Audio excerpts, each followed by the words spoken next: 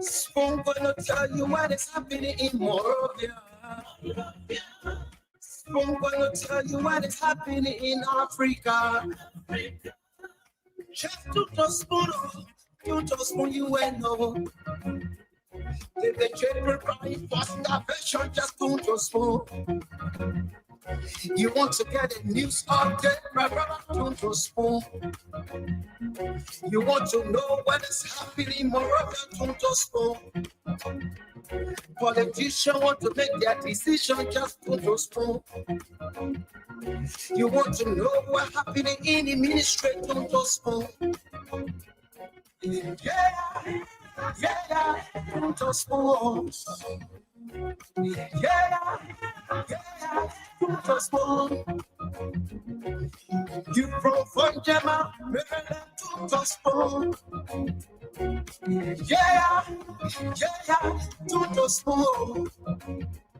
Every Ikepa, Regina, my brother, to spoon.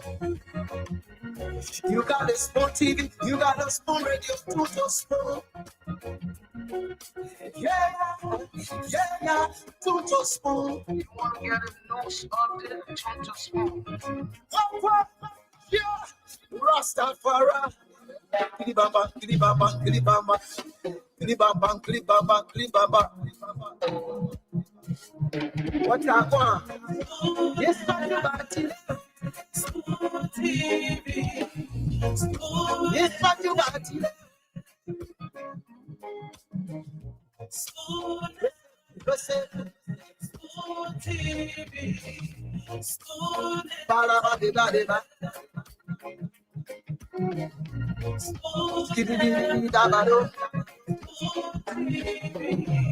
Spoon Entertainment.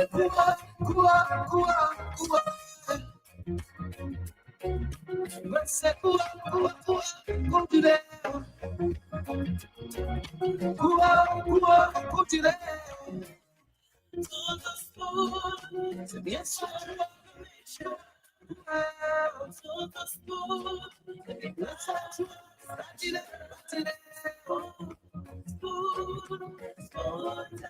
You got to party there.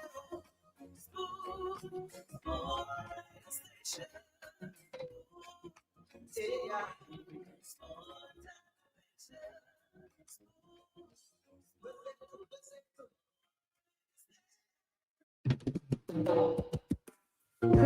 Yes, sir. A special one from the CEO, stand coming with the spoon. And your boy, try to get the South Bend. On the beat. To the Spoon to get your information.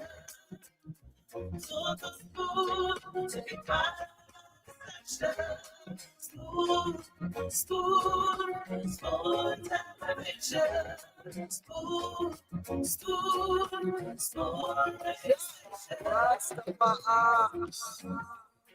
Spoon gonna tell you what is happening in Liberia. Spoon gonna tell you what is happening in Morovia. Spoon gonna tell you what is happening in Africa.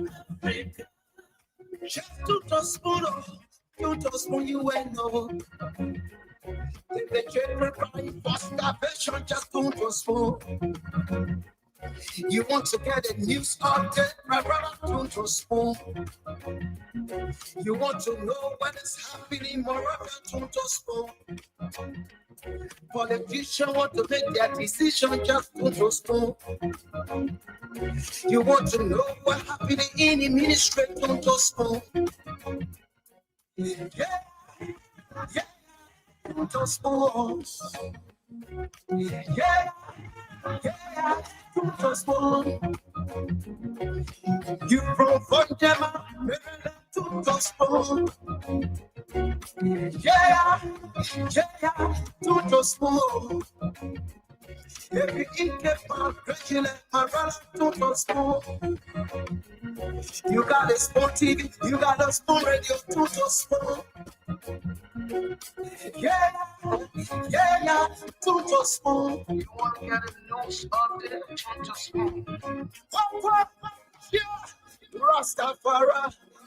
Kilibamba, kilibamba, kilibamba. Klibaba, klibaba, klibaba. What I want? Yes, but you got it. Yes, but you got it.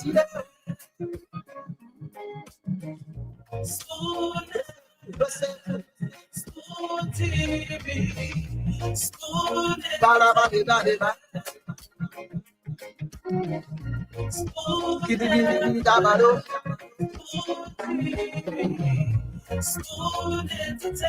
Kua, kua, kua, kua.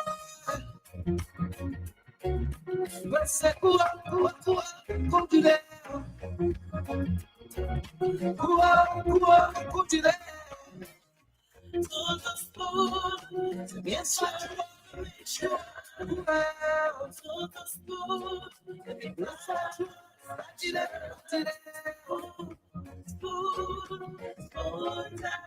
Yes,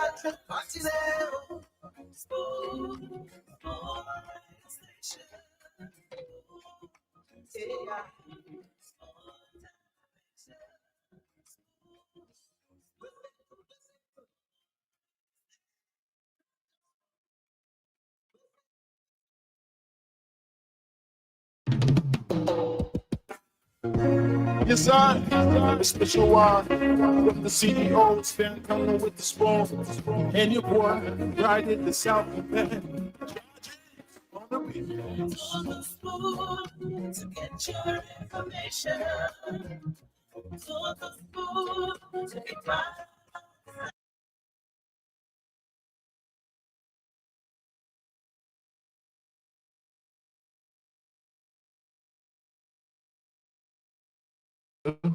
Wherever it is you're watching us from, we'd love to welcome you to tonight's edition of the Spoon Talk. We're live on Spoon 107.5 FM, Fabric 101.1 FM, Voice of Liberia 104.1 FM, and a host of other stations that are relaying us all across the country.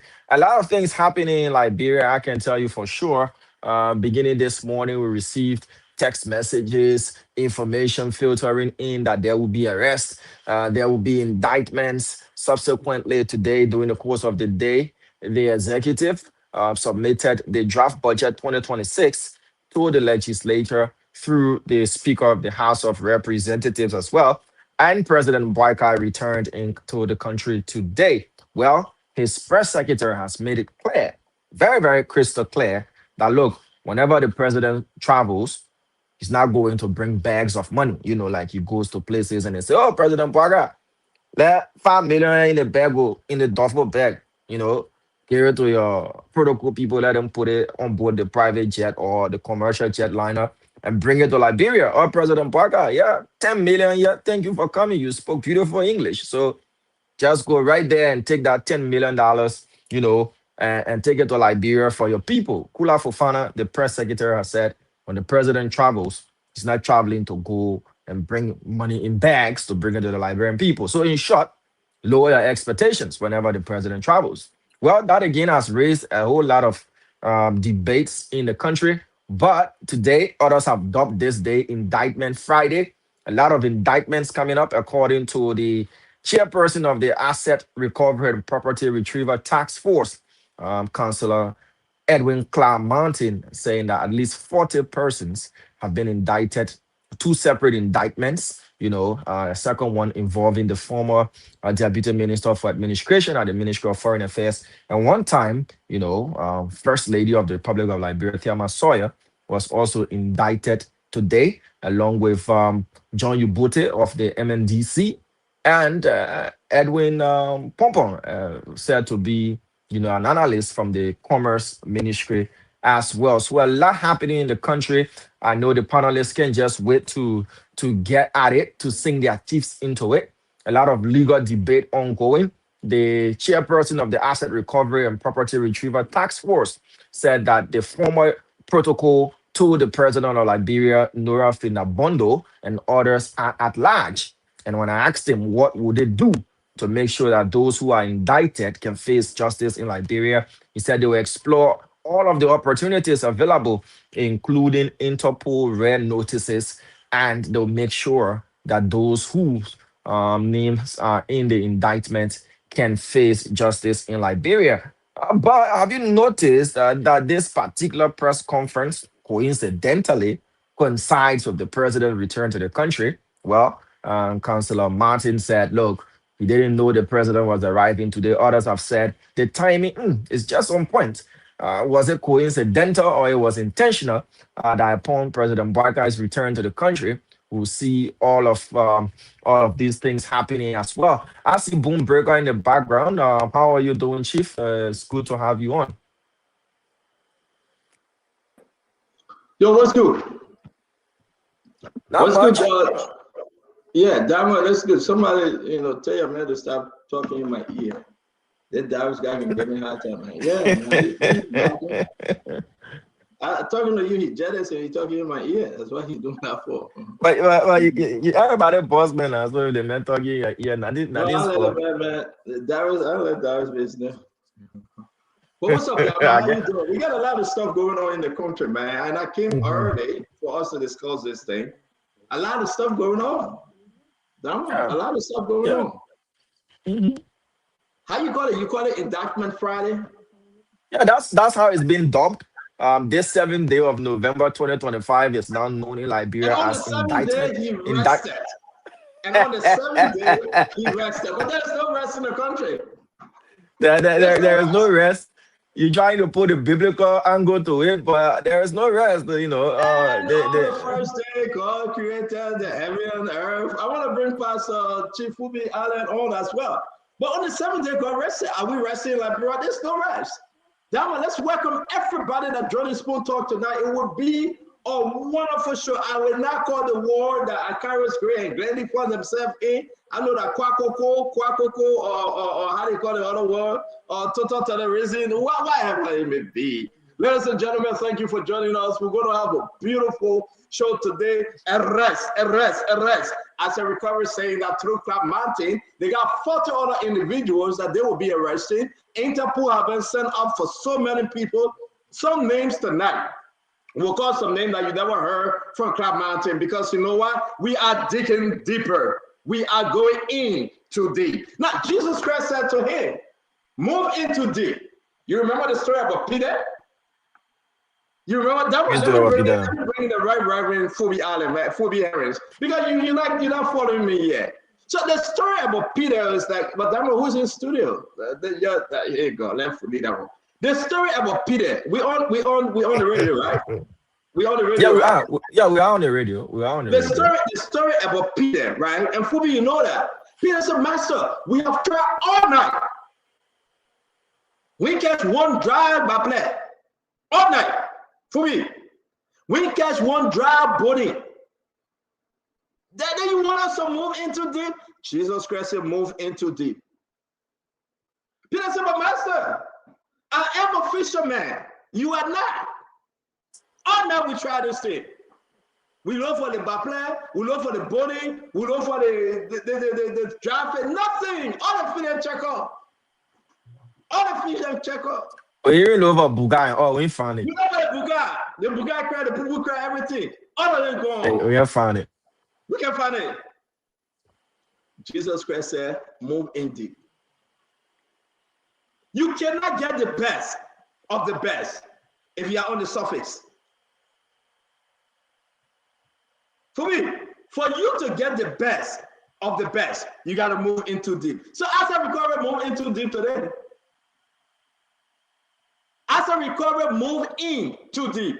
Because you got to get the best. And listen. Ladies and gentlemen, share the show. It's going to be a great show today. I just came eating my nice potato grain, raw potato grain. The small oil was just dripping. It was just dripping. And you got a dry chicken. You know when you put the potato grain, right? You put the oil in it. And the dry chicken skin, leaf from the chicken, that's the best part. That skin, that when I dry the chicken, that's the best part. So I want to say to you, if you want to eat something before coming back, eat something. It's going to be moving in too deep today. You got to move in too deep. Who are the lawmakers then that the asset recovery refused to call their name today? Am I hearing Torofani? Am I hearing Abochie? Who are those lawmakers that on the list that Club Martin refusing to call their name? Am I hearing Emmanuel Nukwe? Am I hearing Nathaniel Fado Miguel? You gotta move in too deep. Chief Fumi, move in too deep. For you to get the best of the best, you gotta move into deep. You know what? Let me be off the show today. Damon, do the show. I'm gonna leave this show today. Isaac, of all shows, not a particular show you leave. Isaac, today I'm leaving this show. Listen, I'm gonna rest my mind, my body, and my soul. My fellow Liberian, it's been a good day talking to you today, intentionally, with everything in me. I will buck up Spoon Talk today. I am. So that the party with you for all the same big, you see you don't go. See you stay. That the party waiting for. If I want for my too soon. No. I get all right to leave. That's my independent United Nations right. My human capacity right to leave. This is not total terrorism. No, I got all right to leave. If you can't stop me right now, I need 10 people to say, CEO, please stay. Maybe 15. Let's go. If I get 15 people that say, CEO, we beg you, that one, you got to highlight it, put it up when they post saying it. I'm going to leave the show today. I'm going to leave the show today. Let me grab the laptop. I'm going to put it to you up. Every time I come on the show, people say, yeah, put it up. Let me ask you, people calling in already. Do you want me to leave or you want me to stay? Yeah. I get one say, I need like 20, maybe 20 people. You got to tell me to stay. The thing I get a small thing, you got to call. That way you got to put a number. People got to beg for my present to stay on the show. Let me put the number. Put the number up. That's the plan. I better take my shit. Put the number up. Don't mess. This just not calling too much. The citizens down the line. Please stay on the show. I'm going to stay. Oh, yes, baby boy. Okay, mama. So we got baby boy. If you want me to stay, you got to speak now or forever hold your peace. What? After recovery said, move in too deep. Jesus Christ told Peter, move in too deep. Let me see who says. Yeah, do you want me to stay or you want me to go? Yeah, what you say? Follow your heart. So I'm going to go, right? I'm going to leave. Because my heart telling me to leave. I'm going to leave? Yeah, follow your heart. Okay, thank you very much. Thank you. Hello, your name? What you say? I'm going to stay or I'm going to go? Okay, so there you go. So the people got to call. Damo, who in studio? The people in Labrador said to call. You're not taking a call, man. Hey, man. Who says, let's see? You want me to stay or you want me to go? Yeah, see you stay. Okay, so let's see. Let's make progress here. Yeah, thank you very much. Listen, I need about 15 more people to call me. I said, though, I know Sedisha will say go. If anybody say go, that will be Sedisha. Seriously. Let's see who says. Your name and where you want me to stay or you want me to go? Hello? You want me to stay? All right, let's see who's the next person. Should I stay or should I go? Please stay. Thank you very much. Let's go ahead. You want me to stay or you want me to go?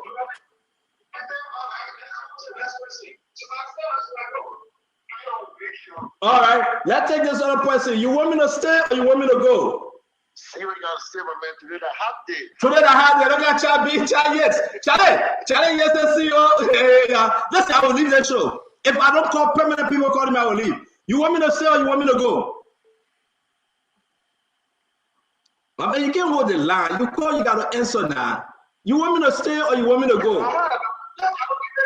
Oh, man, they got holding the line. So let's go, folks. Let's go. Let's make the call. Let's make this thing juicy. Do you want me to stay or you want me to go? I got my right today. I mean, you call, you holding the line. Oh. All right. You want me to stay or you want me to go? You need to stay on the show. This is my move. I'm gonna say, okay. All right. So guys, listen. We need 6 more calls. And more than 6 calls, I say you can call. I say call. If you call, I say and say if you say I'm gonna go, I will leave. That's what the Papa say. Your name. What are you saying? What are you saying, Papa? Yeah, how you doing? Oh, today. Oh, red today. Oh. I'm gonna do what? I'm gonna go to the show. I'm gonna rest. Red today. Go red. So I should go. Okay. Plenty. You can't talk plenty. Oh. All right. Thank you very much. Thank you. Let's see what the person is saying. You want me to? Hey, man. People are calling from all over. Ladies and gentlemen, make yourself known. You want me to stay or you want me to go? I see you in Monaco, Minnesota. I want you to stay. If I don't want me to stay. So there you go. People are calling from Minnesota and all over. Do you want me to stay or you want me to go? Talk to us. The message about Mumwa. I don't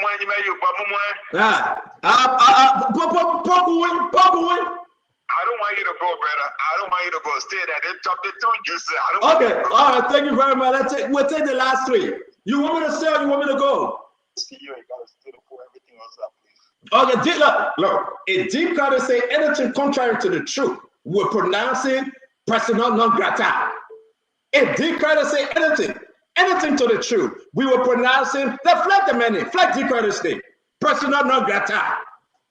We'll put as a Republican or as a Republican. Which one? That will help you with the thing. We'll put a man on that. The man with that car, he will not go with no free everything. Exit Republican. He as a Republican. He will not go, we arrest him. Ladies and gentlemen, let's take this caller. What you say, my friend? Stay or go? Yeah. Mama Johnson, stay, don't go, see you. Okay.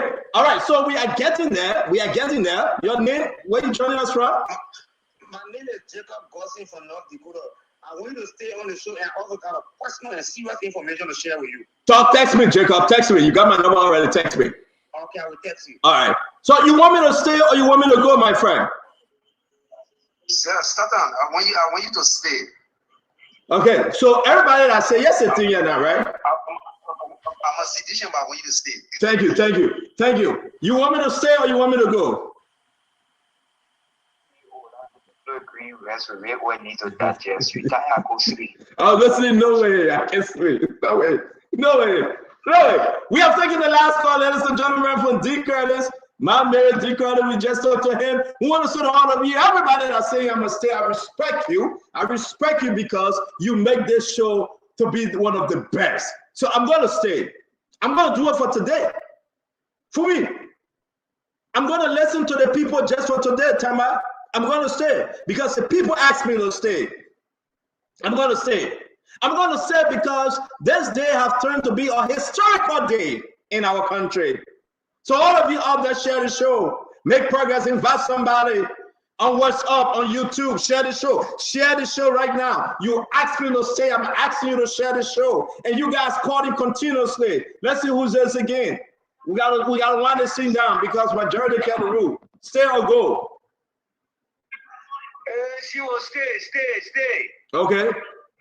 All right. So I'm not taking any more call, but we want to say to you, the man himself, Winfred Russell, is here early. We're going to bring in the Tamba Agaras as always. I said, are you us or you talking on our show, my man? You laugh. I said, you can't be laughing and having conversation on the show. We'll put Asa in the back. We got Wanto T12 is here. The chief himself, the Honorable Chief Zaza. We're good to see you, Chief Fubi Henry Zaza. It's always good to see everybody on. We're going to make progress tonight. We got so many news coming your way. The Finda Bundle, the John Uboti, the Teman Sawyer.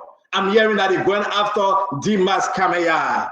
And everything that is happening, my people, what's going on? President Baka is back in the country. Do we know? Has the president returned? Do you know that the president is saying he got a budget for 2026, $1.2 billion? But the question people are asking, did $800 million, did they get that money? A lot of people are asking. The fight against corruption. We are receiving information I can announce on the show. Emma Glasgow has been indicted by LDCC. Emma Glasgow. Finally, LDCC looking for Emma Glasgow. We are receiving information, ladies and gentlemen, boys and girls. The indictment, I say you be on the show talking about, man, we are putting in the bag. You on the system, you're going in the bag, my man. Today will be one of the hottest show ever. We will be disclosing to you the main aim and objective. Who is on the list for asset recovery? And who the government is shading and protecting that they don't want the asset recovery to go after them. Lawmakers, former ministers, current ministers. Welcome to Spoon Talk. We got 3 minutes left. I'm going to go ahead before we get into the juice. Actually, it will be 9 p.m. in Liberia, 4 p.m. here. We see Beatrice Tipla Pupu. Hey, says Beatrice. My Beatrice, it's good to see you. Besa Gamankoli is in the house. Emmanuel Bamodi is here. Oliver Boone, or Bono, that's the name. The name is Francis Valley Roberts is in the house. Wilman Twat is here. Bobby Wazi is in the house. We're going to bring in the man, the counselor, Kanyo Barbara. The man is a counselor. The man is the chief of staff to the office of one of the representatives. The man has so many consultancy in the country. He's one of the top professors at the Lewis After Grand School of Law. This guy, portfolio is so long, we're going to bring in him. They call him the counselor, Kanyo Barbara from Grand Gila, but currently residing in Monrovia, Liberia. We got Chief Fubi Ale. He will be on suspension for time indefinite because ANC is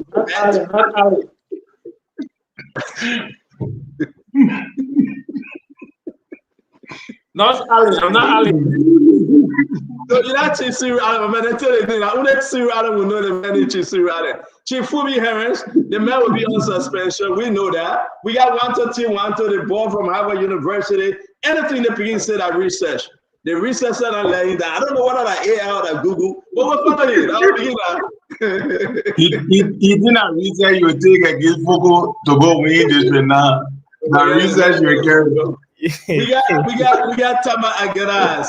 Tama Agaras is here, the only son of Lofa. The man I say is on Lofa Road, but everybody that eat more than one spoon, they must do the hardest work. Can somebody give me that video? It's in our childhood answer to any one of you. Tama say if you eat more, you work hard. We'll play that video today. We got Winfred Russell, the man, actually the councilman, former councilman. This guy will be running for the state Congress here in Minnesota. And again, we want to welcome the former councilman, a very good gentleman, seek Liberia first, work with all government and everyone that represent government. The best thing Winfred Russell will ever do is to support you through intervention from his state, the state of Minnesota. We want to welcome you, our fellow Liberians. Thank you for joining us. Like I said today, first come, first serve. It's going to be a very, very interesting show. We bring all of you on. We want to say, yes, indeed, it's going to be one of the best ever. We have program Royal David. Again, this is my brother Antonin Vampana is here. We're going to bring in Sumo Dewana is here. Guys, a lot of stuff happening today. A lot of stuff is happening. Seriously. Information upon information, indictment upon indictment. But wherever you find yourself, we want to say to you, welcome to the Spoon Talk. We bring it in the good, we bring it in the bad, and we bring it in the ugly. This is where we come to discuss issue of national concern. This is where we gather as Liberians from all over home and abroad to talk to our people in our own colloquial. We will not speak the language that are carried straight, using big words and we cannot pronounce them. We will be very simple, simplicity, and enter into the minds and hearts of our Liberian people.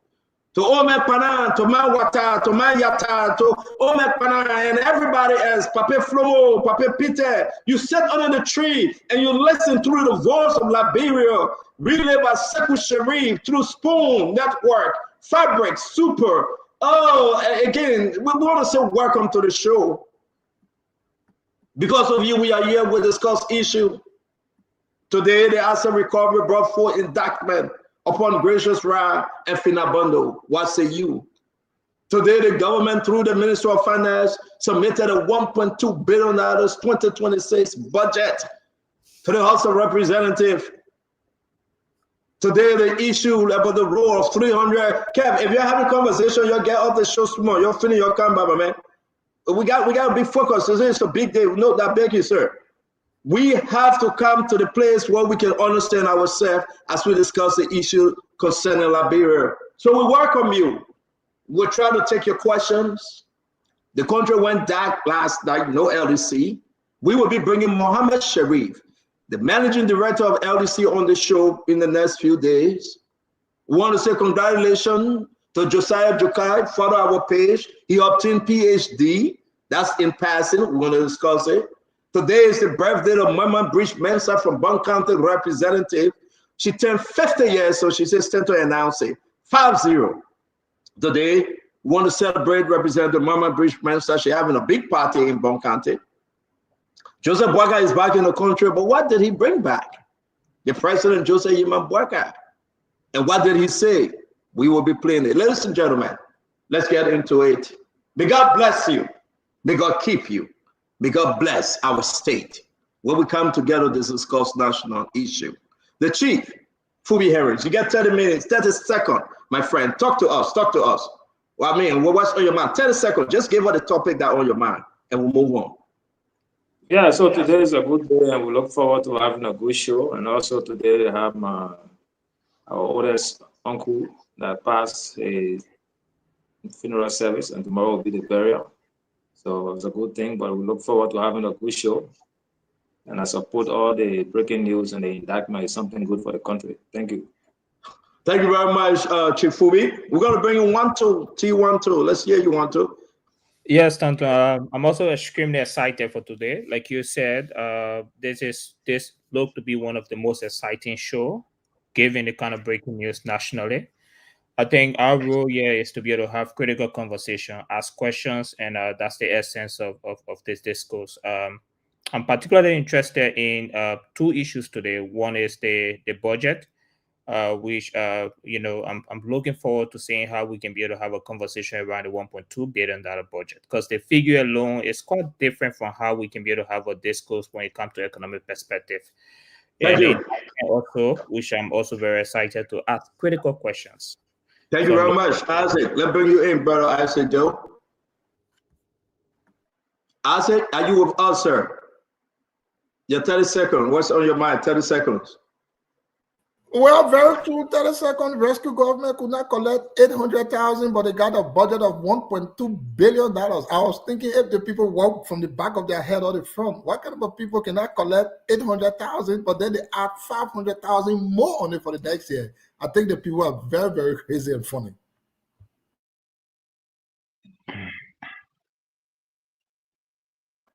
Tama, let's hear you. Tama, let's hear you. Thank you, CEO, and good afternoon, colleagues on the panel, and to our listeners in Radio Land and online. Always a pleasure to be here on this show. When we come here because we love Liberia, because we care about Liberia. And all of the things that are happening across our nation interest us, Stanton.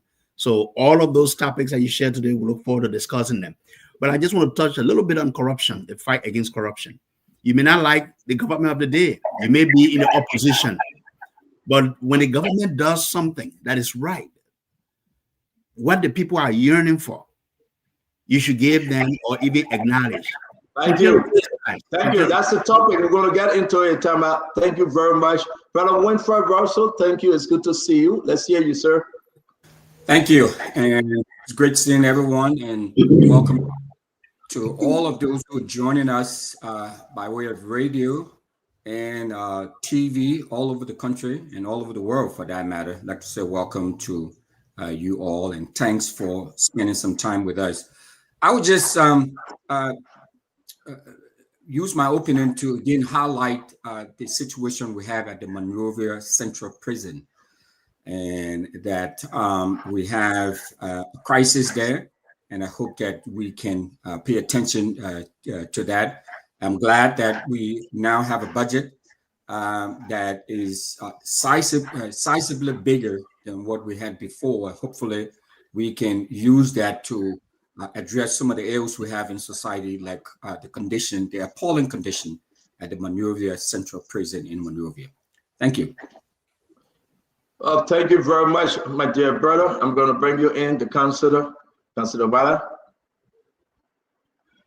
Well, good evening to all of our panelists, rather. Good evening, Stanton.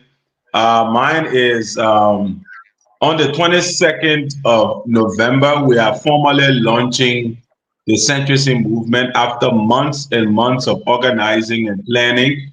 Stanton, we're going to send you a letter invitation. If you're not in Monrovia, please designate a representative to come and follow our launching program, that mass-based program of people who just want the country to do better. So that's what's on my mind. Also, I'd like to welcome President Joseph Yuma Boyka back to Liberia after a very successful visit abroad, where he's made a lot of contacts with business people, 790,000 from the Chamber of Commerce to improve our country. I think that's very good. Also, I'd like to just remind the public about the Putumaini deal. Our eyes are still on it. We're still looking forward to see what is in it for our country. And we very much care about that. Finally, within my 30 minutes, I'd like to say that, look, centrism is about promoting a balanced approach to governance. It's not about bashing or condemning. It's about positive approach to government. And that's what we're trying to do for our country. Thank you. Thank you very much, Kanyo. Thank you, Councillor. Kev, let's hear you. Let me say hi to everybody on the platform. We are witnessing the reverse of what happened in the 80s. Folks that was young, folks that were in the older days, for me, I heard something in my home. My father used to tell me. So that's why on your mind, Kev. Just give us a topic on your mind. We'll get into that's all what I'm things. saying. That's what I'm saying. Yeah. So that's a topic on your mind, right? We are going back to the older days. Let's talk about get that headline. That's it, and we'll move on. Kev. Okay. We got a lot to cover. We are going back to the days of 80s. You got any other thing? That's why I want to elaborate what I mean. No, don't elaborate. Just give us a different topic. You talk about this. What's the next topic for you? The next topic, for me, that we are going back to the dark days. Okay. All right. But thank you very much. I mean to cut you guys off. I'm trying our best that we can lead from here. Why do people get enough from us? And we will lead from here in a way that, yes, indeed, they will go home with something. We get to only 12 a.m., which will be 7 p.m. Eastern Time, USA. We want to welcome all of you. That is to say, we are here for the next 3 hours. We're going to bring in the rest of the guys. We're going to alternate, and we want to say we're going to be the wonderful show. Let me play some of the video, and then we start. The first one that we're going to get into is the case concerning Finabondo. One of the first one, the Finabondo case. Every one of you know the former protocol, the chief of staff of the protocol. I mean, you tell me her position to the former President George Manuel Weah. President Weah trusted and believed in her work. This is Finabondo. Most of you know her. Share the show again. And Finabondo, actually, she's not someone that people don't know. Very, very involved, very active on Daha sedition. But today something happened, and we will go tell the story. This is Finabondo. I'm putting her pictures up. And then we're going to listen to what the chairman of Asset Recovery, Councillor Clark Martin, what he said today. Let's listen. To the Republic of Liberia Asset Recovery, and the grand jury came up with a true bill, holding them culpable for the crimes to include Noah Finabondo, Anita Pamela Jala, CEO of Anita Group of Companies, Francis Blamo, Sal Johnson, and 40 others for the commission of the crime of money laundering, theft of property, misuse of public fund, misuse of public fund, criminal conspiracy, forgery, abuse of public office,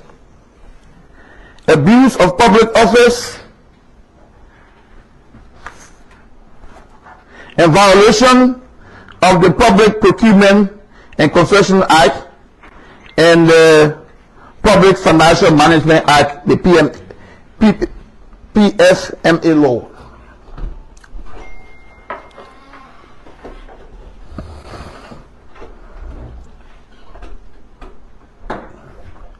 As I speak to you, the indictment was served this morning, and from my intelligence, one of the co-conspirators in this proceeding, Mr. Edward Pompong, who worked at the Ministry of Commerce, has been arrested and now forwarded to the Moria Central Prison.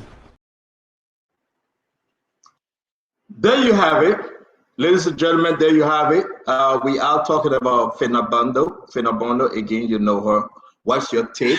It will be so important that if we are not speaking, can we please just mute ourselves? We get to you, you can unmute. But this is a unique one.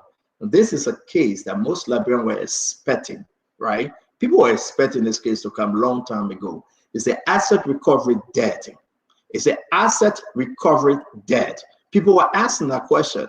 Most recently, Sam Jackson, Uncle Sam asked the question, what become of the asset recovery?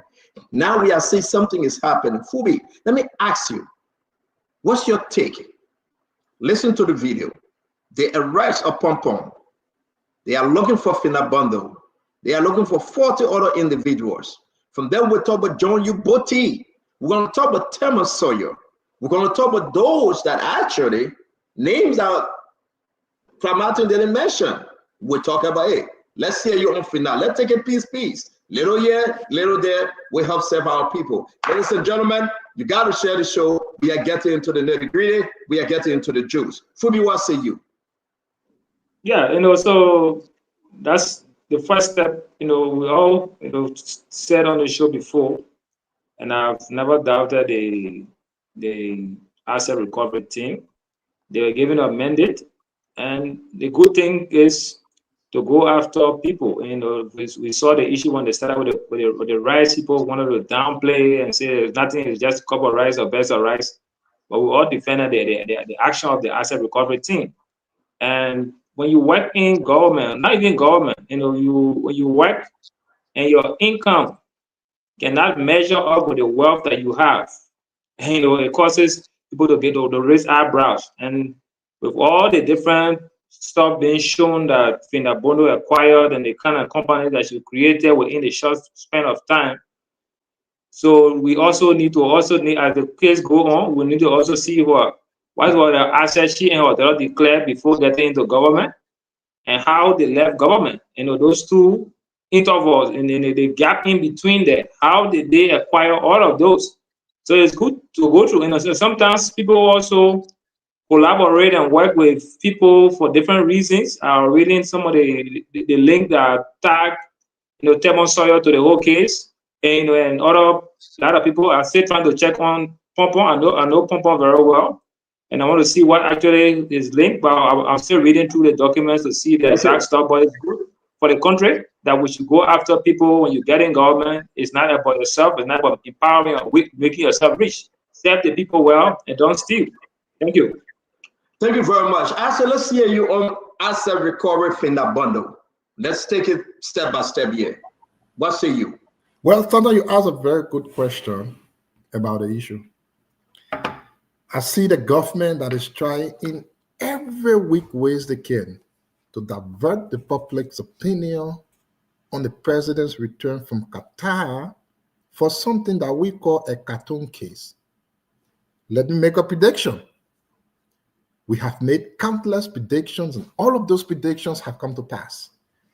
This cartoon case will be thrown out in court because even Clamantin knows it is the craziest thing to call a case. Don't get me wrong. I'm not saying it will be thrown out of court today. The Baka government will do politics. They will trade, they will wait out, they will wait, they will slow, they will make 1 year, 2 years, but it will be thrown out of court. Let's go into the issue. There is no asset recovery. Asset recovery is dead. Asset recovery has transitioned into the FIA now. Asset recovery should have been there to recover assets. But asset recovery is charging people for conspiracy. Asset recovery is charging people for money laundering. Asset recovery is charging people for forgery. Asset recovery is not covering asset. So what is the case, Stanton? I challenge any United Party person to come to the show and argue, put up the case that they talk about. The only thing we saw today from almost how many pages from asset recovery was debit and credit from a bank account. Asset recovery is asking people why did they withdraw and why did they deposit in an account. Everyone here has a bank account. The only thing that happens in a bank account is debit and credit. So how are you asking us, why should someone credit or debit? Tell us the money the person taking, what is the crime? We yet to see it. That's why we can conclude that as we have predicted all of the time, this is another cartoon case that we have up because it got no merit and it is baseless. So guys, this is what we're going to do. You are following us. You got to actually react when the panelist is speaking. Now, not in a rude way, because we want to flag your comment. You listen to sedition, you listen to no sedition. You listen to UPace, you listen to your UPace. We want to hear your own reaction. We'll flag it for you. As I recovery said, this is cartoon case. Phoebe Henry said this is the best thing that ever happened to Liberians. And just take note, we want to flag what you say. With respect, we will flag and recognize your comment. Tamba, let's hear you. As I recovery, Finda Bundle.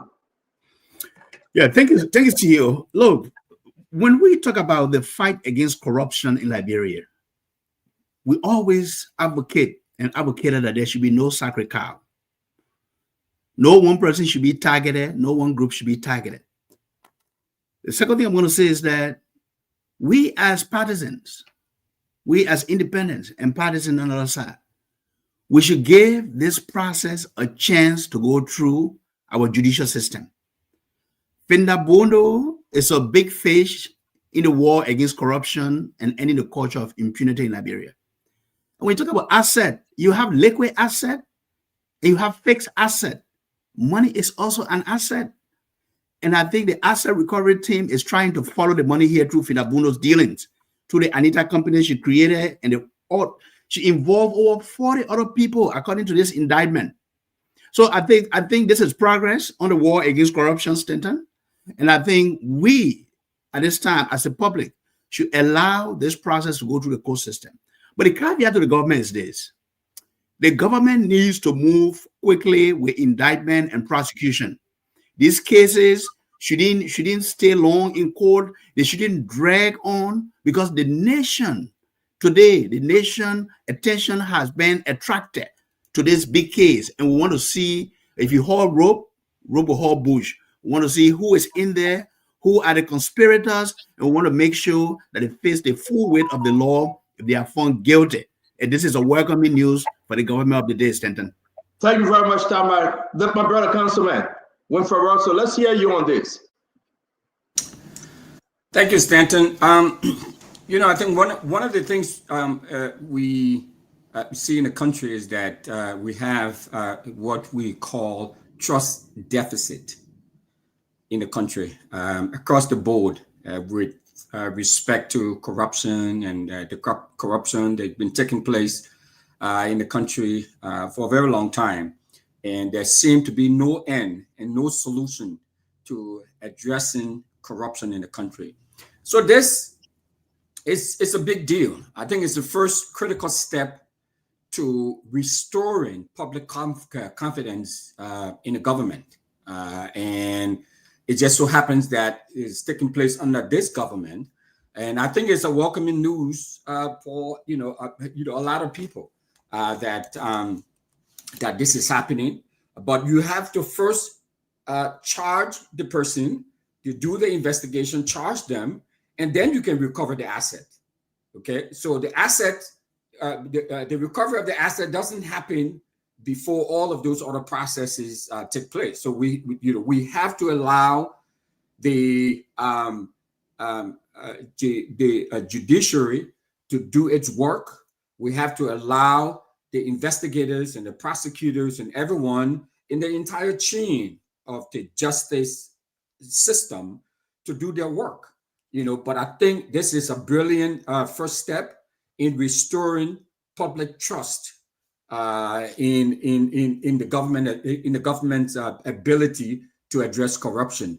This has been a nagging issue in the country for a very long time that has a direct impact. It has a direct impact on the livability and the well-being of the people. You see, the poverty is so pronounced in the country. It's because of all of these corrupt practices that we see happening. And I just hope that it doesn't stop here. That we also look at other former government officials and lawmakers. You know, we need to go there too as well. But this is a welcoming sign, and this is a beautiful thing that is happening. And you know, I applaud the government for taking this bold step, and I hope it doesn't stop here. And it's just keep going and doing its due diligence to ensure that these folks are brought to justice. Thank you very much. Let me bring in Gray. I'm going to bring in Gray. Then we'll come to. Sorry, I'm going to bring in Kanyo Babala. Then we'll go to Gray, Cap Hassan, and 1212. Kanyo, let's hear you on this. Well, thank you, Stanton.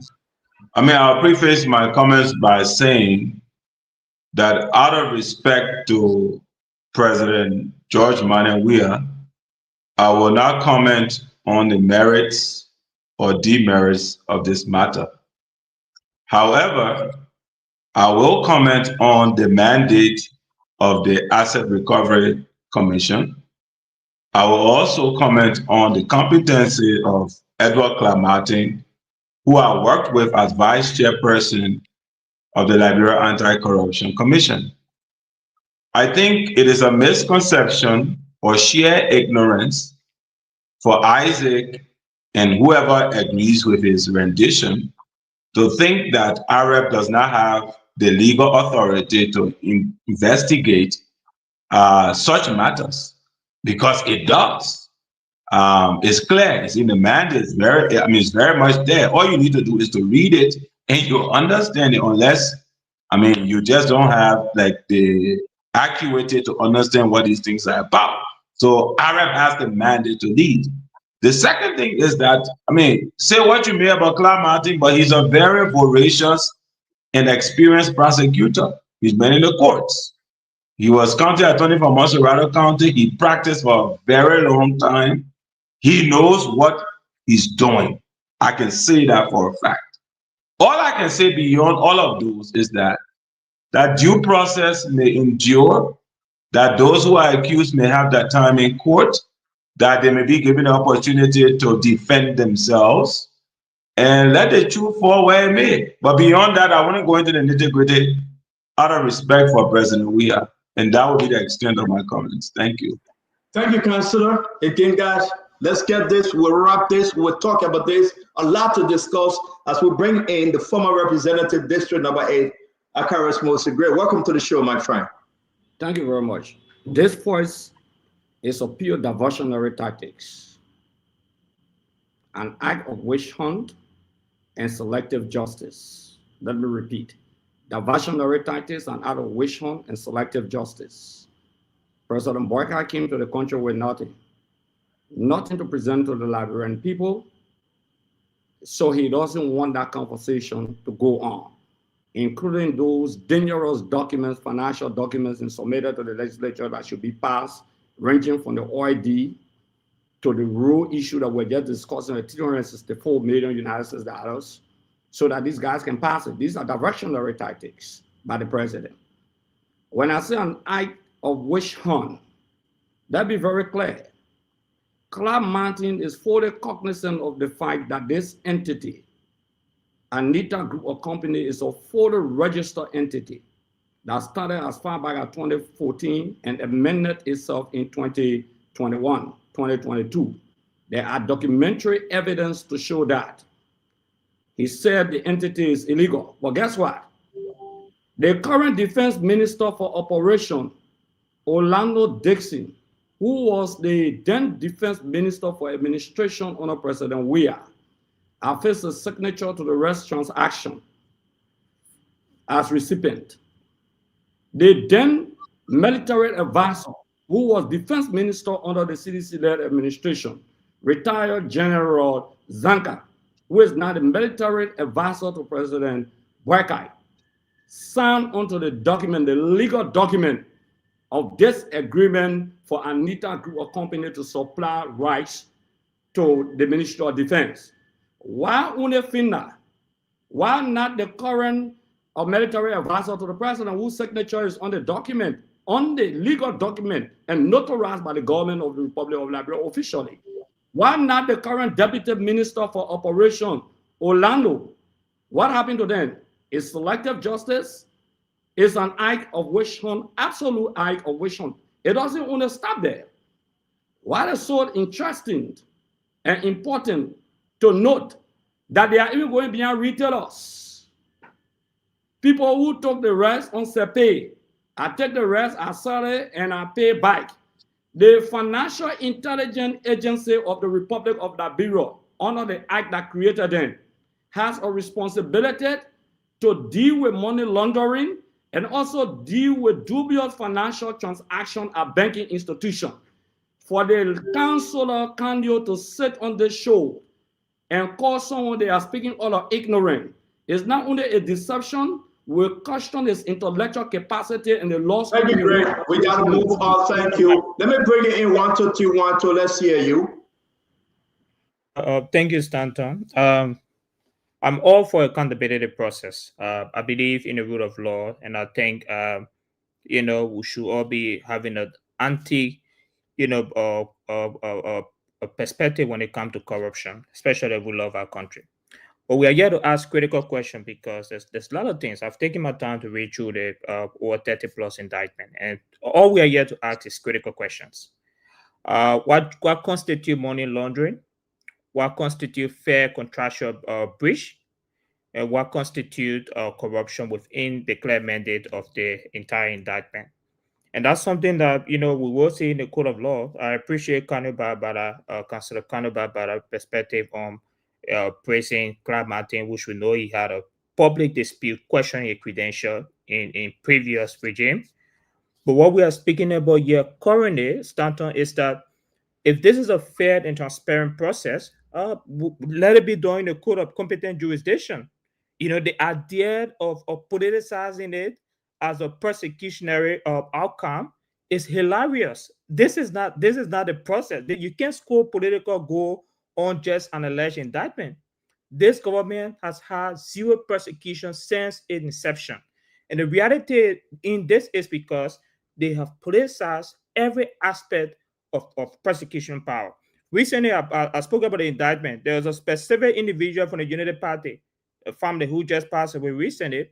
He had more than almost $10 million that were found in the indictment from the current United Party most appreciated and applauded Auditor General. Nobody talking about that in a similar indictment that we have currently. So what we are saying here is that we must have fair conversation about these things. We must be honest about it. Until proven in court of competent jurisdiction, Finabono or daughter, they are alleged.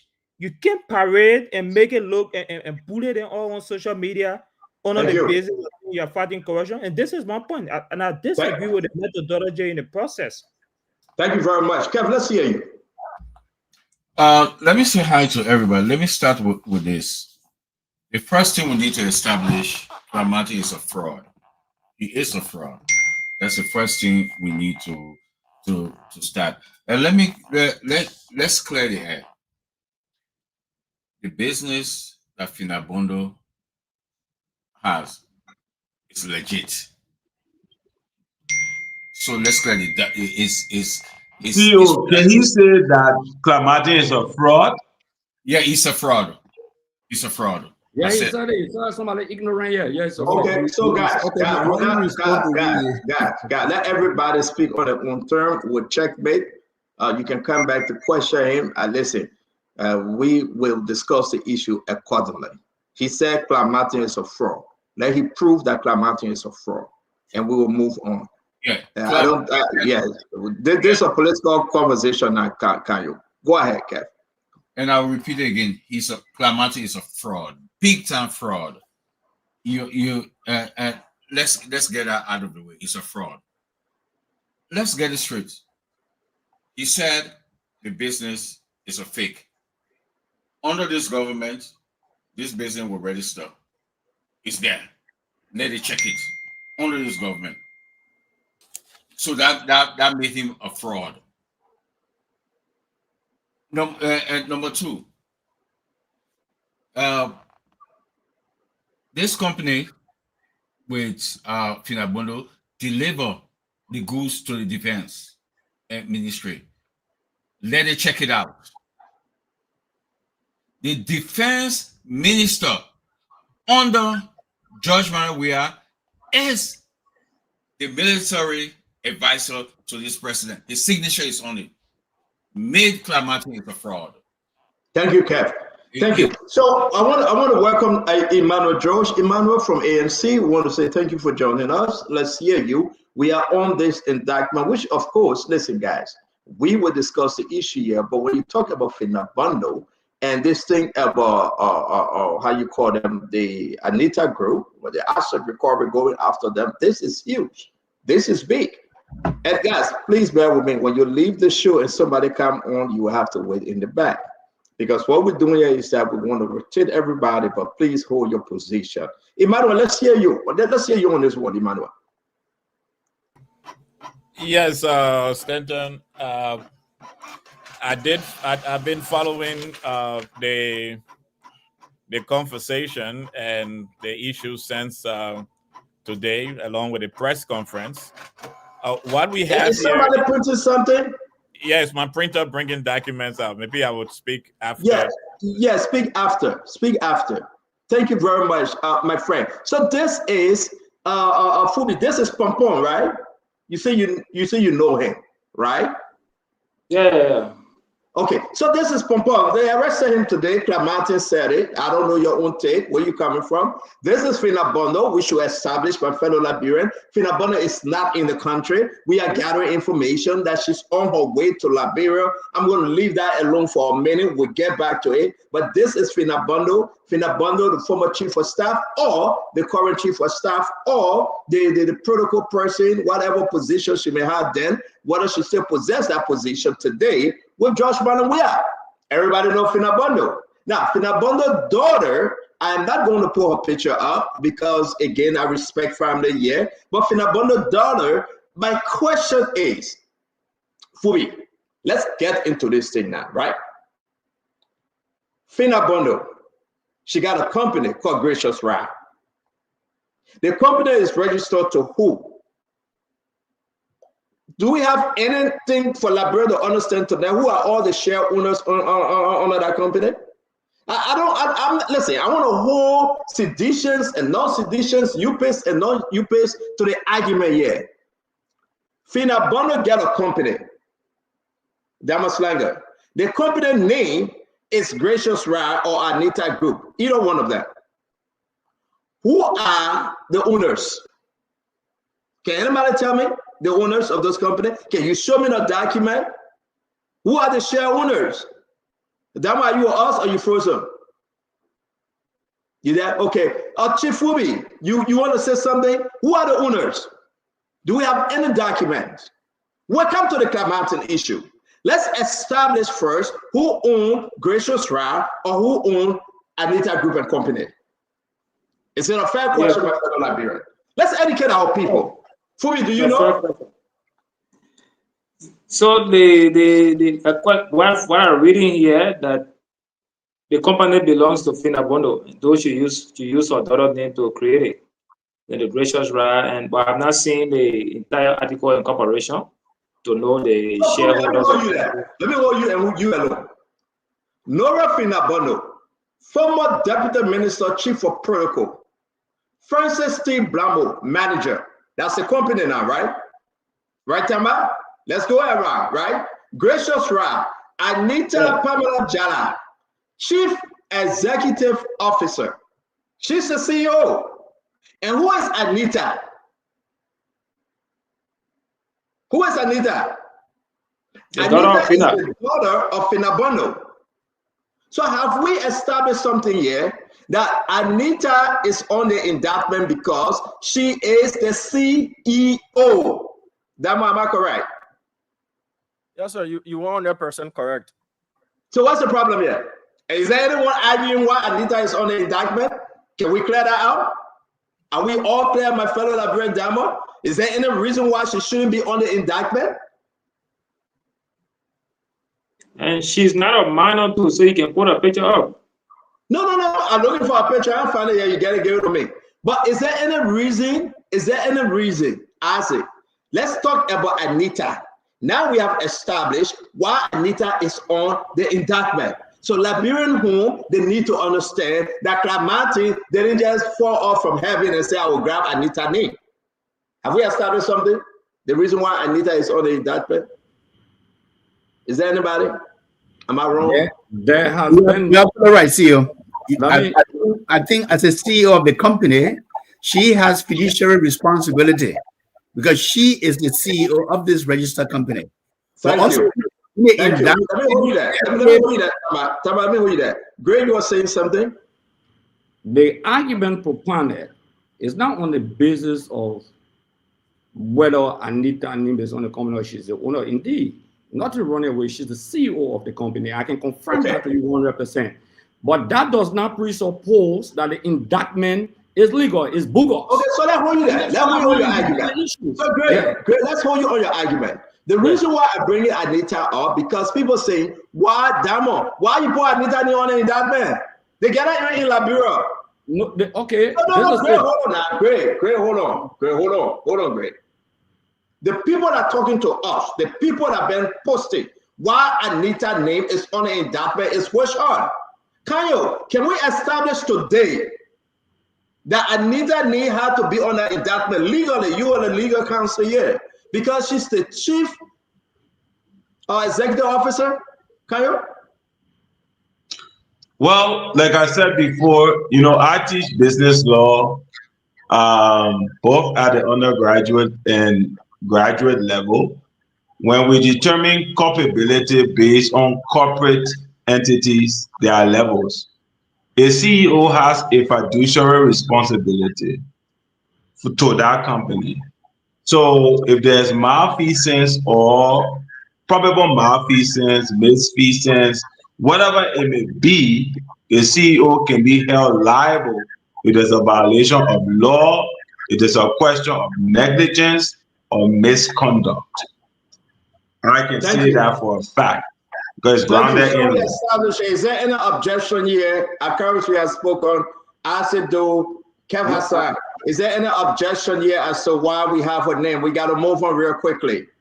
Are you objecting to why her name on the indictment? Asido, say something?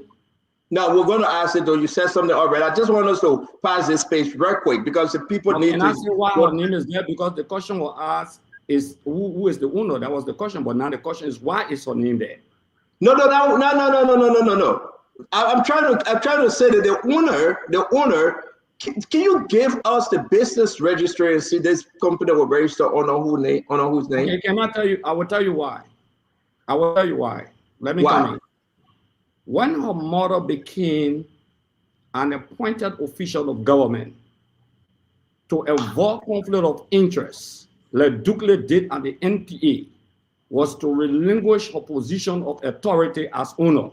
And who came in best was her daughter, not to provide that doctrine of conflict of interest to maintain ownership. That's why. And which is okay. Thank you very much. Okay, Russell. Let me hear you real quick, Russell. Do you have anything to add this because we got to move now to the other part of the story with Finabando. Now we established the daughter Anita. They named the company after her. She's the chief executive officer. Clamati legally. He is right. Am I correct, Russell? Yes, I mean, the investigation continues, and let's ensure that we can hold Clamati and all of the other folks there to be sure that it is thoroughly investigated. Because what it appears is that someone is fronting for someone is proxying for someone, and only a thorough investigation will be able to smoke that out. Thank you. Damon, take us home on this Anita issue. The pictures you guys sent me, they are so blurry. Can we get a clear picture? Can we get a clear picture? The picture you sent me is so blurry. Damon, talk to us. Yeah, CEO. So I listened to former Representative Gray saying to avoid conflict of interest. So the former chief of protocol to the former president, relinquished her shares in the company and then put her daughter on as CEO. But according to the asset recovery team, even though her name is not on any of the incorporating documents, but she's a signatory to all of the accounts. Who is she? So that is what the asset recovery team is alleging, and it's on Nora Finabondo, the former chief of protocol. No, we're not there yet, Dama. We are not on Nora Finabondo. We are talking about the daughter. We are talking about the daughter. To go to conflict of interest as well. Okay, we are talking about the daughter because we're going to talk about Finabondo involvement here. So we established the reason why she's on that because she's the chief executive officer. My fellow Liberians, is the reason why we get a coach sister in the country, and we'll move further with this. Now, let's move up though. I want you to listen to Clamati again, and then we'll make rounds on this one.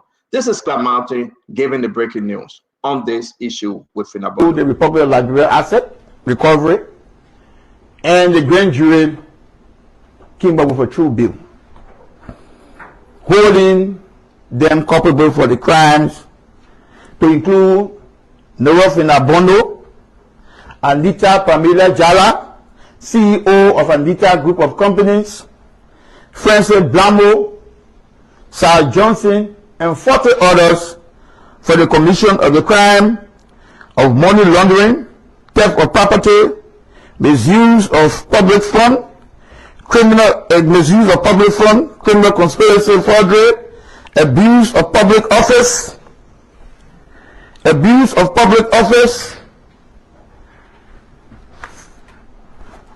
and violation of the Public Procurement and Concession Act and the Public Financial Management Act, the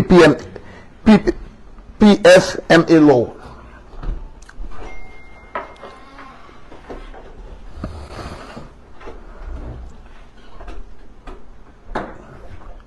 As I speak to you, the indictment was served this morning, and from my intelligence, one of the co-conspirators in this proceeding, Mr. Edward Pompom, who worked at the Ministry of Commerce, has been arrested and now forwarded to the Moria Central Prison. Thank you very much, Mr. Pompom. This is Mr. Pompom, forward to the Moria Central Prison. Again, like you all see, it's very, very clear. It's very, very clear for you to understand that this is a serious case. The case involved what? 6 million United States dollars as alleged, 800 million Liberian dollars as alleged. This is Finabondo daughter. Finabondo daughter in the news. This is Anita Pamela. Seriously, guys, this is some serious issue happening in our country. Give it your best shot. We have done the introduction. We gave reason why this been there. Give us your reason why you think this is a bogus case, or give you a reason why you think the government went into deep and had a case. And if this is a case, then what next? I'm going to start with Emmanuel George. Emmanuel, let's hear you, then we'll go around the block. Yes, Stanton, reading the document, especially when you get to count number 7, the government seems to have reason for which they have indicted, especially the former chief of protocol, Madam Finabondo. And I think it's a legal matter, though we are in a political situation. And if Fina is returning to the country, Madam Bondo is returning to the country, I think she's returning to be able to clear herself of this case. But looking at the document and the specificity of how each thing are itemized, it seems to be a serious case. First, they have the first thing of count 3. They have conflict of interest, or 7 or thereabout. They talk about conflict of interest, which we have she will have to speak to. But again, I think it's an issue of the court, and it's an issue that have been. This is not the first time this is coming up. It's an issue that have to be clear in the code of law.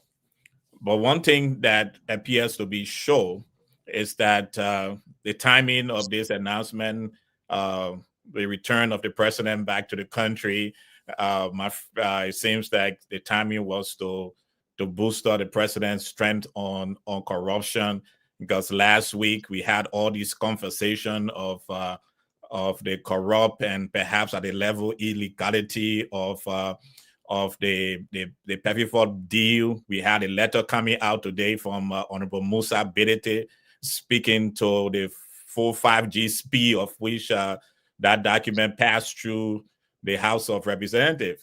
And I think the government needed something to counteract the lot of negative news that they had last week. So they have come up with this.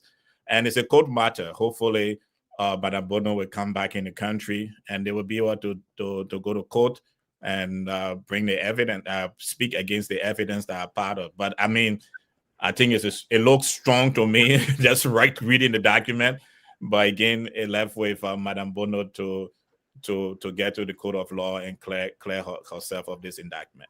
Thank you. Thank you. Asa, what say you? Do you think it looks strong to you? It's a cartoon case. It will be thrown out of court. And in my 2 minutes, let me say this. You know, when we come on the show, every one of us cannot be expert in everything. I can boastfully tell anyone that I'm expert when it comes to that. I'm not just a person who graduated from school. I'm a certified with oversight responsibility to approve anti-money laundering report.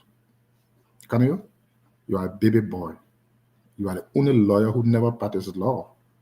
But what I studied is what I'm practicing.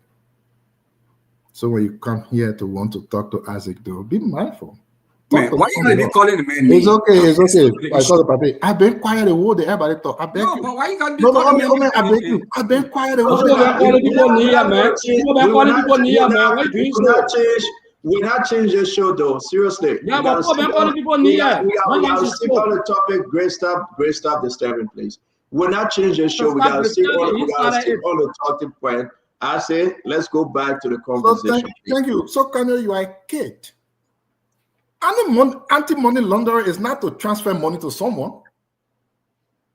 The crux of it is the concealment of illegal money or money gotten illegally to be used into a legal channel. That's the reason why asset recovery should have nothing to do with anti-money laundering. Is a crime. The money is the asset. Asset recovery should be telling us the identified asset that they want to retrieve. FIA should be telling us how they are investigating a crime. Yes, asset recovery should be able to do their investigation. That investigation should be able to lead them to an identified asset that they want to recover. Let me tell you, anti-money laundering is not an asset, it's a crime. Money is the asset. Tell us that the money involved that you want to recover, where has it been identified? Stanford, I'll send you a few screenshots. Please put it up. The only not what is so going on. Yeah, no, I said a lot about it. It's okay, I will talk about it. The only thing you saw in all of the cartoon things that Martin Clark brought was somebody deposited 4 million. Somebody withdrew 2 million. So what? Every bank account has debit and credit transaction. What makes it a crime? If you want to tell me of anti-money laundering, don't tell me the person transferred 50,000 to France. So what? If the original source of the money is what you're trying to conceal, then that's anti-money laundering. So if you don't know things, can learn from. So Asa, let me ask you a question. Allow us to ask you a question. Hold on, Asa. And guys, let's enjoy the round. Liberians, if you have questions, we'll open the phone line. I say I'm confused. If Inabondo have a unique case here, like you say, right, on this money laundering issue, Ase, and you are her financial expert, so to speak, that Clementine, for me, is totally wrong here. Don't you think the best place you can go to clear Phyna Bono is where the code is where Clementine going in the code? That's why we are on the show. Yeah, but let me ask you now.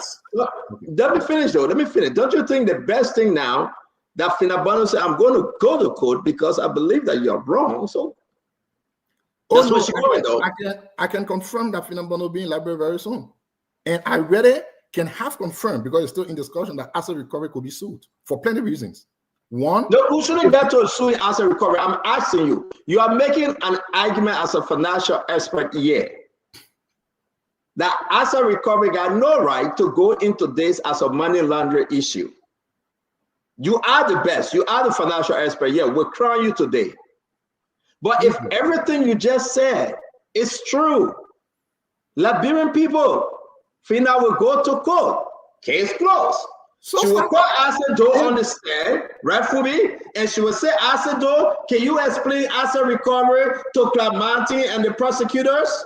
And Asa will leave from America and go to Liberia and go to Sajoni Court and say, this is the issue. My fellow Liberians, Clementine is wrong.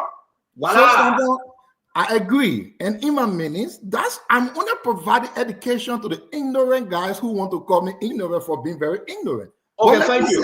Then we leave me alone. No, Stanton, our infly, you called me. I beg you. For 1 minute. So, Stanton, that's why we are on the show making the expert argument for our people following us to understand what is at stake.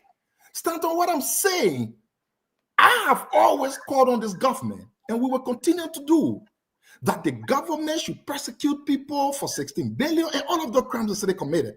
But when you come up to bring on something to very educated people and think that you knew something when you know nothing, we will be here to correct you. My last question to you. Do you have, besides what you just, what we all saying and reading the indictment, do you have any further document on this case concerning from the prosecutor team as to why they're after Anita and Finda and the other 40 members? Have you listened to witness testimony? Do you know whether, let me finish, brother. Do you know whether they spoke to Zianga? Do you know whether they spoke to the then finance minister, Samuel Twe? Do you know whether they spoke to the then chief of staff, who is now the NSA director? Have you gone through the investigative report to know? Or on the surface, we just condemning it and say it's a wish hunt? So, Stanton, this is what exact, please give me 1 minute. This is what I'm saying and the argument I'm making, Stanton. If the business had a legitimate contract with the Ministry of Defense, and the Ministry of Defense paid the business X millions of dollars, that money can never ever be anti-money laundering. What I am saying yet, though, is if the monies we are talking about was concealed from an illegal source, then it is. Unless you want to tell me that the Ministry of Defense is an illegal source. And what I am saying so I said, thank you. Let me write you the guys. Let's look at Fubi. Let's look at the crimes, right? The only thing out of the 6 counts that Asa is talking about is money laundering. No, it's the first one. If you give me it's the first one. That's what you're talking about. And think of we got Casanobala here, who will take away his centuries in hand and put us through high. Let's talk about theft of property, misuse of public money, property or what's that? Or property or records, criminal conspiracy, forgery, and criminal facilitation. So let's talk about that. So let me leave you now. Let me leave you. I said we'll come back to you. Fully. But you always call me. I beg you. We'll come back to you, my brother. I beg you. Fubi, let me bring you in, right? Let everybody have the piece of the pie in this. And my fellow Liberians, let's dig deeper. This is huge. You got 8 different charges. I said holding on to 1, money laundering.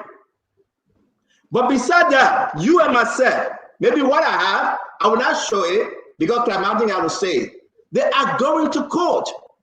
Can anybody tell me on the show whether Clementine asked the then defense minister, Zianga, Can anybody tell me on the show whether they call Samuel Tuah because he was then the finance minister? Can anybody tell me whether they went after Prince St. Johnson?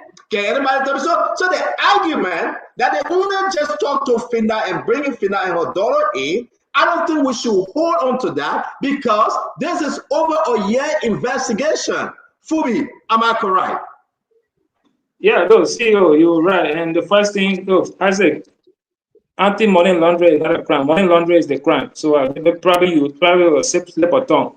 But the issue here, when you talk about money laundering, you also have to trace bank account. Debit and credit that move through bank account can be subjected to money laundering. So you cannot say because that debit and credit, so you cannot attribute it to money laundering. Sorry. Because you can use bank accounts to illegally transfer money and concealing it. If you look at the case with Temon Sawyer, the 50,000 that they holding her on, the money was transferred from Anita group of companies to the Foreign Affairs operational account at Central Bank, and later transferred from that account to Europe or France. So that's what business Anita company had to do with the Foreign Affairs to transfer that money to the Foreign Affairs account, and what business Foreign Affairs had to do to transfer that same amount out of that account. So you probably are considering something. So you cannot already say because that debit and credit, so you can't do that. Sorry, don't try to use your expertise to fool people and think that everybody's stupid.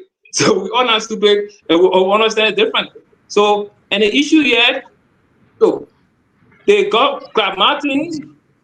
You can say probably Zianga signed on document or transaction that took place with rights distribution, or another guy signed on document that took place with rights distribution. There is no problem with signing on document. It doesn't mean that you definitely are linked to the case.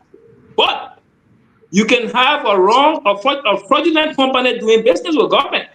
And Finda, to Grace's point where he said Finda relinquished her ownership and turn it over to her daughter, fair. It's a good thing. But also the same daughter was working with government. And also Finda also held a high profile position and used her position to get gracious right all the lucrative deals. That also that makes use of public office. So you cannot come here and make that argument because the company director 2014 she transferred the story to her daughter. Her daughter being the CEO, when you sue a company for fraudulence, the CEO is also held accountable. The CFO, they are both held accountable. The company does not walk to the court to speak. So you hold the head of the companies. They're the one going to speak on behalf of the company because they're going to authorize all those different transactions. So the court, Martin is not wrong for indicting Finda, indicting her daughter, indicting all other people. All we need to do, they got to go and prove that case in court that they did legitimate business and there was no forgery or all those things that tied to them. So we can't make that argument. Sorry. We can know you're not a party issue. Thank you very much. But Martin is on point. Fubi, thank you very much. Let me bring in Tama. Tama, let's hear you 2 minutes, guys. Let's keep this thing. We got a lot to discuss tonight, and we're going to come up with some revelation. There's a snitch somewhere. People are talking. Those that Clark Martin talked to are about to put their names up. Clark Martin spoke to a lot of individuals, and people have given up their ghost. And Liberians, you need to hear this. I can say this. Clark Martin investigation went far and wide. He spoke to people in government and fast governmental officials. This is just not overnight thing. Clark Martin went deeper. Clark Martin spoke to former ministers, former director, people close to George Manawia. And I can say to you, some people have given up their ghost. Tama, let's hear you. Yeah, thank you, CEO. Look, if you read through this indictment and you look at the 6 counts, it shows that this asset recovery team have taken its time to really get to the bottom of these issues. Look, you can come with a partisan hat and try to say the cartoon case is going to be thrown out, but I disagree. And here's why. The money laundering, theft of property, criminal conspiracy, forgery, and criminal facilitation. If even government can prove 2 of those 6 counts, they will be able to prove, because what they are trying to do here, basically, they are following the money. And they have seen that money have exchanged hands, which bring in the money laundering charge, of course, right? Indictment. Because money was being funneled through the companies and being paid to people and being taken out of government accounts and into individual accounts. And that's the money trail they follow.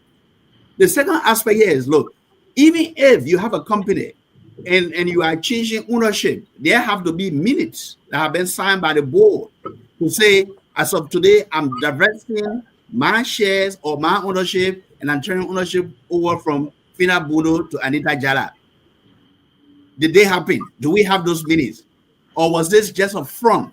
You know, in a criminal war, this is what we call share companies or front, wherein you set up a company, the powerful people who own it, who control it are in government, they are decision makers, they are influencers, and they are channeling their ill-gotten wealth through the company. And that's what happened in this case. I think this asset recovery team has enough evidence, and I'm asking my fellow brothers across the aisle and the CDC side, let Fina Bono come to Liberia, tell her to return, let her submit herself to the court process, and let her go and clear her name. In the Liberian law, you are proven. I mean, you are innocent until proven guilty, even though they have been indicted.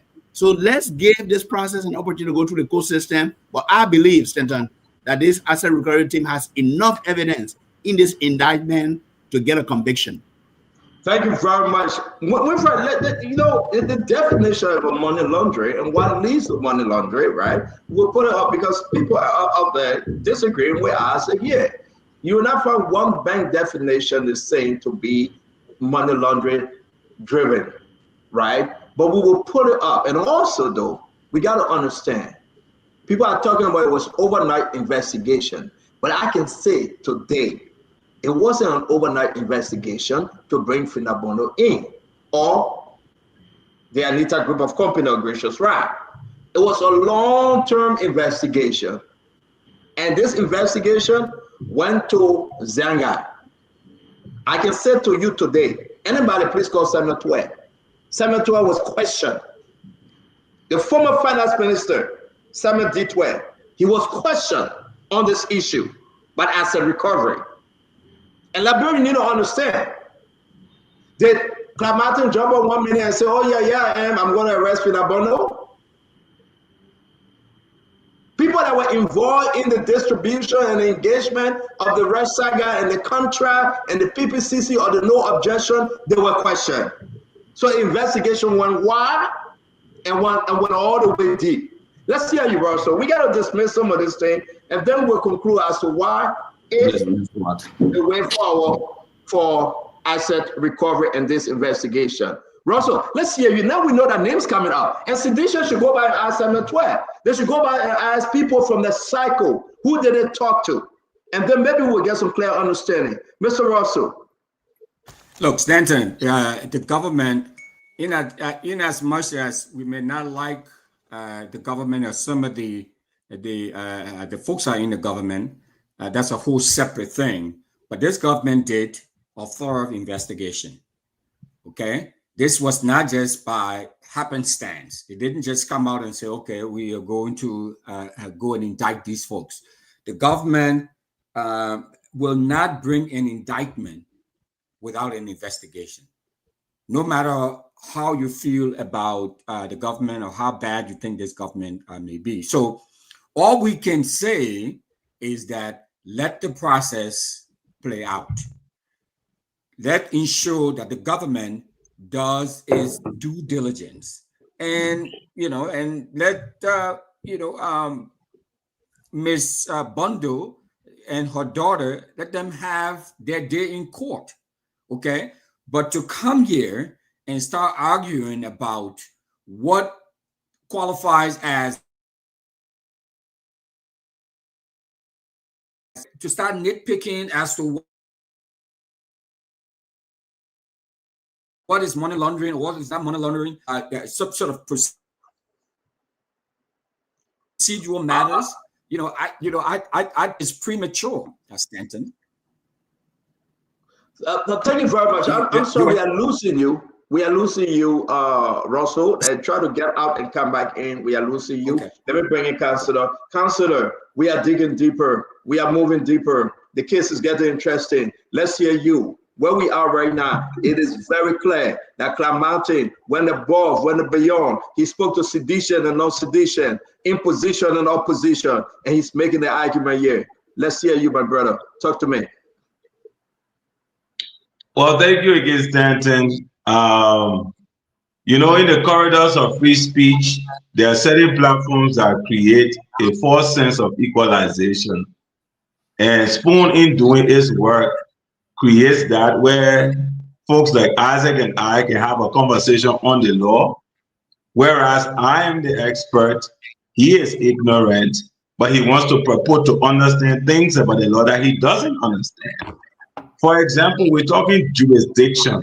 This is something I teach in the first year in law school. CEO, may Isaac now interrupt me, please?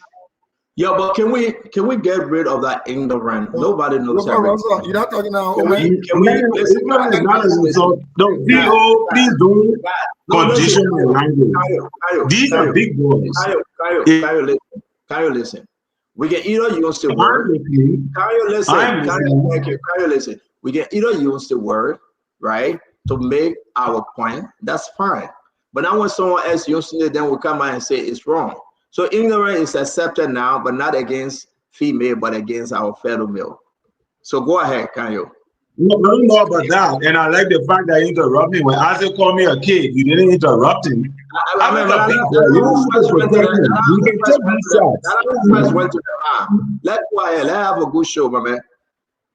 Talk to us. We're gonna have a good show, but don't try to doctor my conversations to Isaac when you refer to me as a kid and you never want to do question. So let me go ahead. I think he's very ignorant. You know, when an expert on the law like myself, somebody who has consulted for international organizations, I teach jurisdiction at law school. I've taught so for many years. Isaac comes here in his ignorance and he wants to dictate what is jurisdiction of a statutory established body, the asset recovery. He knows nothing about this. Absolutely nothing. The only equalization here is because of Spoon. Now, let me tell you something about jurisdiction. Asset says money laundering, so therefore it's different from asset. What is money laundering?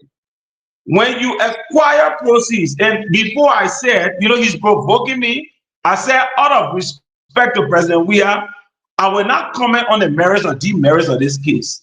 But provocation born out of ignorance that Isaac is what can make us to say things that we're not supposed to say out of respect to important people, because he's ignorant. Money laundering is simply any proceeds that go into a legitimate enterprise that you cannot identify where it came from as tied to that enterprise. That is money laundering.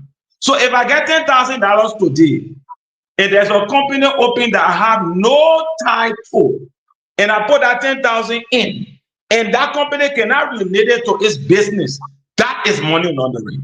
Is it an asset? It's an asset. And if we cannot tie it, recovery is important because I am a public official. Isaac, you are not helping Finda. You are ignorant. People like you should shut up and allow due process to take its course. You understand? That's what's important. The law and the mandate of the Arab Commission is very clear. Investigate, recover proceeds or assets that are due to the government. When you investigate, how do you recover? You go through a process. When a grand jury indicts, a grand jury means that they have found certain level of probable cause. Maybe they say you're guilty, but based on what we have seen, it looks like you did it. So let's go to court. So ignoramuses that Isaac should stop doing this to the Liberian people. This boy knows nothing about jurisdiction. But can you? We got as I conclude, you know, it's important for us to say this. Every day, he and the other, you know, a gaggle of uninformed flock, they come here, they say, Kanye has not practiced. I don't respond to those things because for me, I call them pedestrian. I don't even like responding to them because part of what they're doing is a distraction for me. I support President Boga. I'm not going to be distracted. But what really is practice? I go to court. I file applications. I stand before all of the major courts in the country. I'm accredited to the Supreme Court. Then the little boys come here and say, I'm not practiced. I have not practiced. That's the thing I'll be responding to. Thank you But very much, again, Daniel. CEO, on the platform, right? As I conclude, you can protect Isaac. I know that you're picking. You want to speak. But if you want to make this, you finish talking. If you want to make this a conversation, I can make a conversation for him. Thank you very much. But let me bring Emmanuel Josh. Emmanuel, let's say you, my friend. Now we know that we have set up. Emmanuel spoke you. That's why. But you have to interaction with Isaac. Now you cutting me off. But you finished talking. I said thank you, Kayo. That's all. Emmanuel spoke Going around. Yeah, hold on. No, but Akara is interrupting me. At the same time, you can see I never interrupted Isaac when he spoke. Kayo, listen, Kayo. Kayo, listen. Kayo, listen, man. Stop crying, my man. Stop. Listen. You spoke for over 2 minutes. We got to go. Okay? Please. You used your time. You spoke. Let's move on. And I will bring Emmanuel George. Guys, everybody will speak. Kev, you will come in. Let's allow the people to hear from us, please. Emmanuel, let's hear you. The argument on the table, we established some things here. The investigation went over 1 year or so. We are where we are today. What say you now, moving forward with what Clemente and his team have in the arsenal? Can they deliver a verdict with everything they have? What can you tell the Liberian people? How strong is Clemente's argument here? Or how strong is Phyna Bono argument? Well, we have not listened to Madame Bono's side of the story, but just from the document here, because they are indicting her for conflict of interest, and especially that is, I'm not a lawyer, nor we are claimed to be an economist or know about money laundering, but I will go back to point 7 and point 6 because it's point 6 that Anita names come permanently, point 16 rather, that her name comes permanently in the conversation. So point 6 says that. Can you please send it on me? I'm trying to find it to put it up. Okay. While you're speaking, can you send it? See, I can call it to say that I'm not that good with computer to do that. Thank you. But when you look at point 7, it talks about a Phyna name not being on any of the documents of incorporation, that she was not part of this process. She was not part of the company. So it speaks to that. But when you get to point 16, it talks about this. It brings in Anita into the conversation that there were accounts that Phyna has signatory to and Anita has signatory to. Now, I would just, as someone who is not a lawyer and someone who has no idea, great idea about money laundering and financial intelligence cases, I would just think that Phyna should actually lawyer up, get a good lawyer to go to court. But because from the documents that is presenting, from the issue that they are going after her, not only from even the money laundering, they are going after her for conflict of interest, and the issue that she was signatory to some of these accounts may later in court turn from the issue of money laundering to the fact that as they continuously say in the document that she was a political exposed person. That means she was very close to power. And these trans. So it's possible that in the code of law, we may move from money laundering to some of these issue of conflict of interest and the issue of her being signatory to some of these accounts when she had no major role to play in this company. And especially looking at the time frame from 2018 to 2024, conflict of interest may play a critical role in this case. So again, I will advise Phyna to lawyer up. And no Liberian like to read stories like this with issue of our finances being used by someone. But our law say everyone is presumed innocent until a court of competent jurisdiction deem that they are guilty. They are guilty. So again, I will encourage her to lawyer up. because there are many ways this case can turn based on the various writings I see in most of these counts, especially looking at 7, where she is not a part of this company. 2 says conflict of interest. 7 says she is not a member of this company. 16 bring Anita into the story to bank accounts that she and her mother seems to have been signatory to. So now we are going away from this money laundering issue. We are getting deeper into the conversation here. Kev, let's hear you, and we'll bring in our Carlos Gray. My brother Emmanuel, yeah, disappointed me. The reason I say you disappointed me, Emmanuel, you're a doctor. You're a smart man. You are looking at the indictment. We are looking at the document. I can provide you with the document. If you are said what I'm reading versus what I will see, what Finabondo will produce, I will make my judgment. I will respect you. But you stated previously, what I'm reading, the case is strong against Finabondo. I said this to Mr. Cummings before, and I will say this again.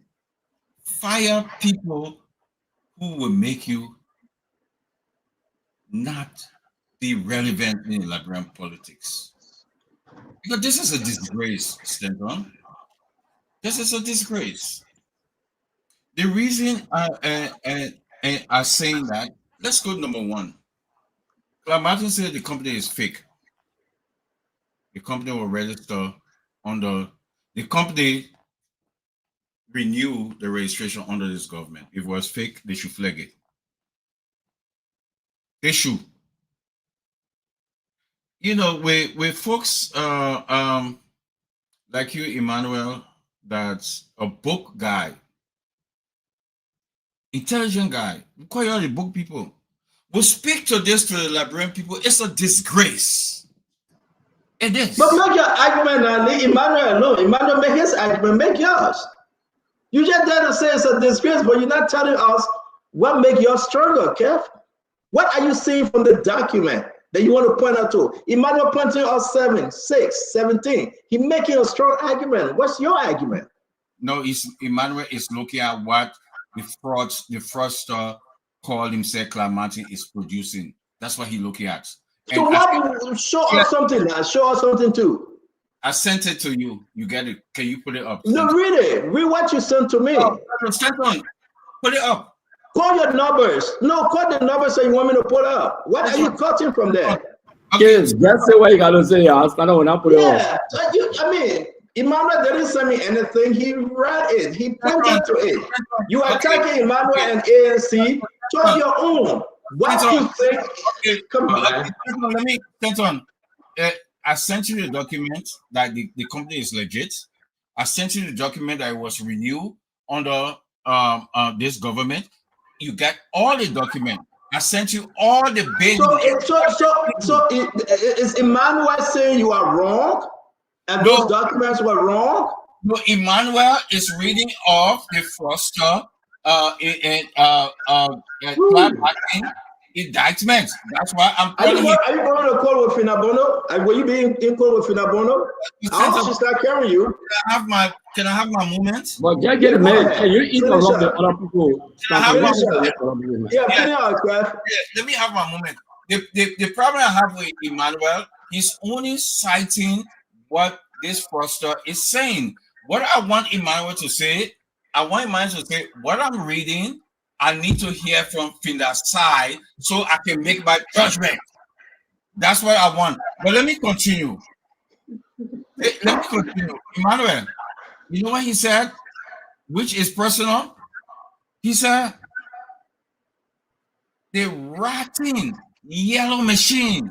Yellow taxi. He used the word ratting yellow taxi. Let me ask you, Emmanuel, if this man is saying ratting yellow taxi, shows that he's biased and he know what he's saying to go after Finabondo. So what I will say to you, my brother, I want you to look at the both sides.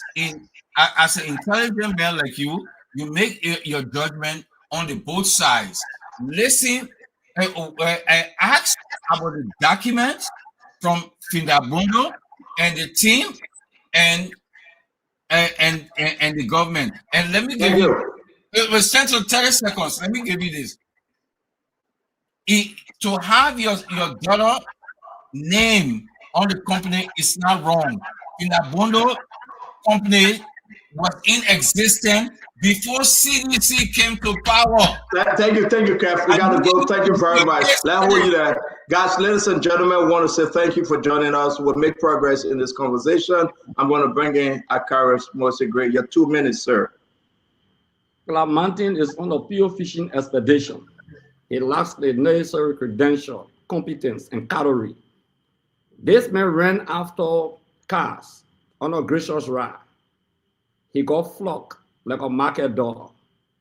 He comes back today to say that I ratting car there, you knew a ratting, you ran after it. That is contradiction of your credibility and integrity. That's what we're talking about. We say this guy has no spine. He has no ability or agility, no competence. Just fishing expedition. He comes back today in a press briefing. He says people transfer the money into farms. He on public record for that. But Jeremiah couldn't get farm. Prince Moy got farm. Joseph Boyka get farm. Oh, $10 million play laid down on explain. Right in for you that asset recovery looking for property, the property there. $10 million. The executive mansion running away from you, other people. You run behind someone, you bring down the account. Look at the indictment. They brought her account, her salary account. Say all the money she been making outside is the money. They put out one that are part of the indictment. Read the indictment. The salary you're working for in acknowledge it. You bring that one, you put it there. Look, he said something essential. He said the company is fake. If the company is fake, and people of the Ministry of Defense, let me repeat, who are today appointed by President Boyka, work in accordance to a way and pleasure. If that company is fake, and money was being paid to that company, agreement was signed, the same company supplied the AFL, the Army Rest, in 4 quarters. The Deputy Defense Minister for Administration then, Dixon Orlando, a friend to this government, wrote for it and received it. We got the documents in our possession. We go to court. Fina will fly back to the country religiously. She will be escorted to the court and she will defeat the government. This government has been chasing people from the CDC-led administration and they have won no case. President Boyka came with an empty hand to the country. Nothing to present to the people of Liberia. He presented a dangerous Sierra Leonean Bukos concession road agreement to the legislature. They want to divert the attention of the Liberian people from there. They presented 8 oil black, they're presenting another 7 again. They want to divert the attention of the Liberian people. Those are diversionary tactics. Let me tell you what one lawyer told me. A company can serve as a poison. The company can be sued and the company can sue. In some instances, the CEO is not the one, but it's the company that you can sue. So they will go to court to argue that. Interesting it. If you saw the body language of Club Mountain when you were reading that document, you were shivering. Look at it, they didn't even know what you were reading. Sure, pull a tape on. My friend said they spoke to Samuel twice. I just spoke to Samuel twice. He said no asset recovery team spoke to him. It's a lie. My concern here is this, under the doctrine of Wishon.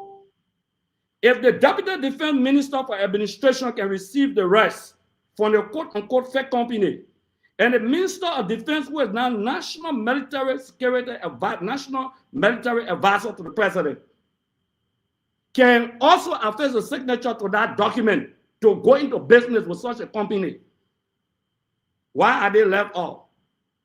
Assuming, even if they were serving a court witnesses who have been indicted today, that's what happens. Then they will serve as state witnesses. You will know the lawyer on the show. The argument on the show to argue that somebody is senior and somebody junior, they should not be arguing like I was because my level in government are senior level. But we didn't care to argue that. As a deputy minister of government, served as deputy minister of government, Kanye was a subordinate in the government. When you put two of them on the pedestal of governmental experience, Kanye is a junior. Thank you very much, Chris. We gotta move on. We gotta move on. Ladies and gentlemen, we want to say to all of you, thank you for joining us. We're gonna go to the joint and we're gonna go to the other issues. But let me say this quickly. No, I say everybody have spoken. Let me say something. I beg you. Let me say this. You see, this thing is just not right, folks. There's an issue here, my fellow Liberians, and we'll open the phone line to hear you. And I want you to hear me and hear me well. Let's see what Fina. I do believe the law should always be the law. All this Facebook yama, who gets seniority, who get degree, forget it. These are all distraction. Some people get degree, they get money. Some people get money, they get degree. Some people can speak BB word, they can't pronounce it well. Some people can pronounce it, they can speak it well. Whatever you find yourself. Let me say this. Finabano and the government of Liberia, they have issues. They are taking Finabano and her daughter to court. It's implementing legally right. The girl, Finabano's daughter, Anita, she's Chief Executive Officer, CEO, big tattoo. This is a company that we're talking about over $10 million involvement, $800 million Liberian dollars, and guess what? $6 million US dollars. That's more money. If and only if Finabano said the government is lying on me and my daughter and my company, Finabano should go to court.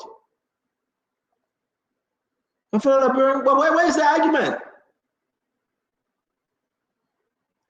If and only if Samuel D. Jr. from Ministry of Finance, that they never talked to him, they never spoke to him. He gave a written statement and go ahead and say Clamati and he still never spoken to me. Then we'll prove him wrong. If and only if, guys, you gotta listen to this.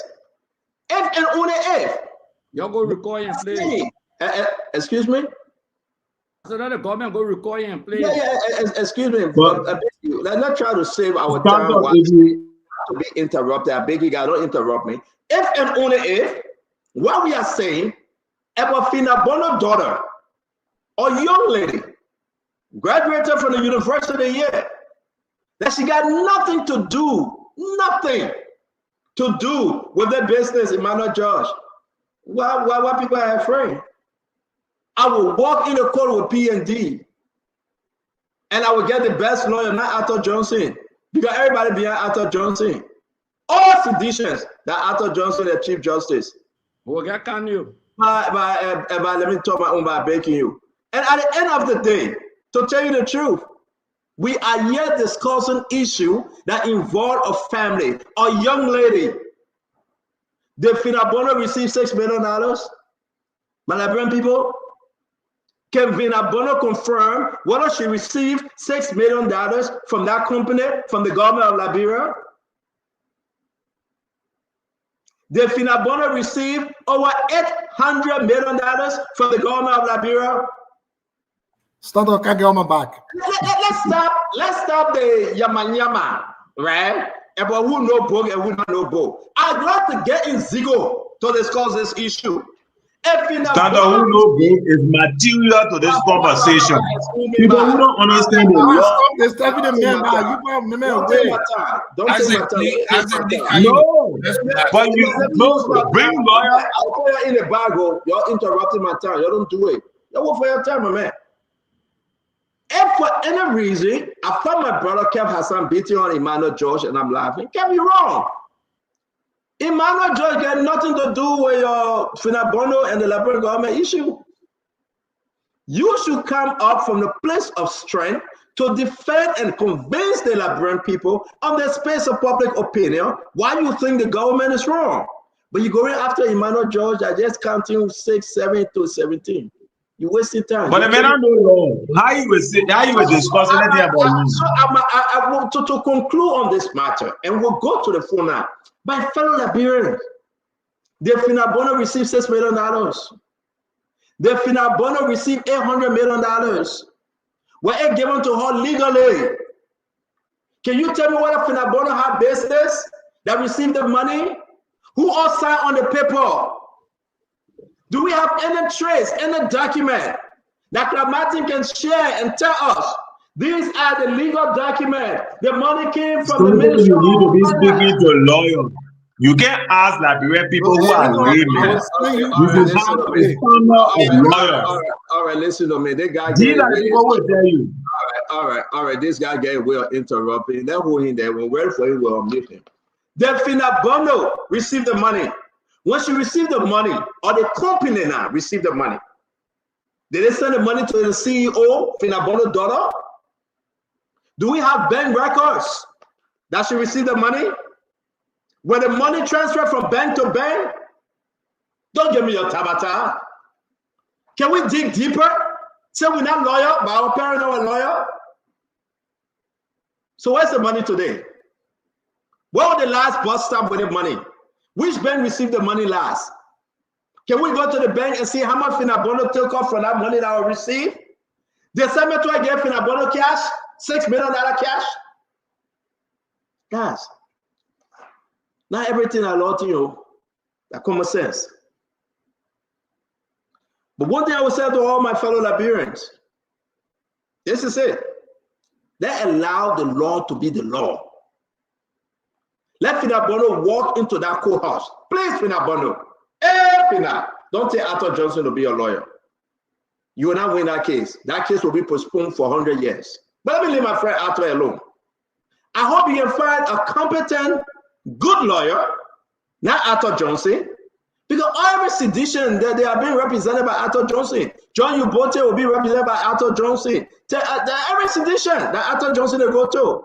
Arthur Johnson is eating the money. But Arthur Johnson business, I say my own. So let's come back to the fact. At the end of the day, let's just agree that this is a unique case. Asset recovery is dead. Asset recovery is dead. Asset recovery is dead. Now asset recovery woke up. They give them the chance. I can also announce Fina is on her way to Liberia. Fina will surrender. She will turn herself in with a lawyer. They will go to court. But let me say this. I hope it will not be like D2 case. That every day they go to court, the government postpone. Every day they go to court, the government postpone. I hope the government is ready to hear this case. Emmanuel. D2 came, Simon Twain came into the country. And we are still waiting to go in court to hear the ruling on Simon Twain. And I hope this one, as much as it is, we can find the end. If Finabono is guilty, it should be by the law. If Finabono says, I am not guilty, let's say this, and I will end on this.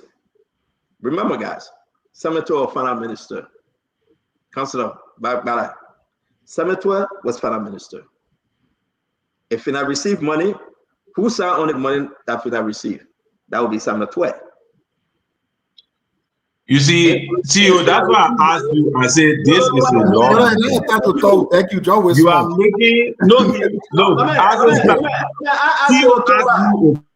asked you to talk. I'm making my point to you. Sorry to call your name. I will not call your name again because they call your name mean that you got to talk. So I'm calling your name. But you asked me a question. I asked you a question, man. I'm just passing by you. So let's move on. Let's get to the other story. You can use this story to talk about the finance story on your time. That's fine. Russell, I want to come to you. John Uboti, right? I think this is him. This is him, right? You gotta know, he looks like a Ghana guy. He got a wild forehead. This is John Uboti. Ghana put all together wild forehead. So I think he's from Ghana too. This is John Uboti. John Uboti is in jail, I believe, or maybe a lawyer have, Then released. Then when you release it. Thank you. Now, who a lawyer went there? The Arthur Johnson again? Okay, so thank God Arthur Johnson not on this one. So John Uboti. No, thank God Arthur Johnson not on the one, man. Arthur Johnson must say that friend. They might eat all CDC money and he can now conclude any of the cases. They may not eat all the money from sedition. Every day Arthur Johnson. Now Arthur Johnson is a single lawyer in the country to eat your money. You get some money to all the sedition too. Like Kayo said, now you're getting some money too, you will represent you. Not every day Arthur Johnson, Kayo like sedition.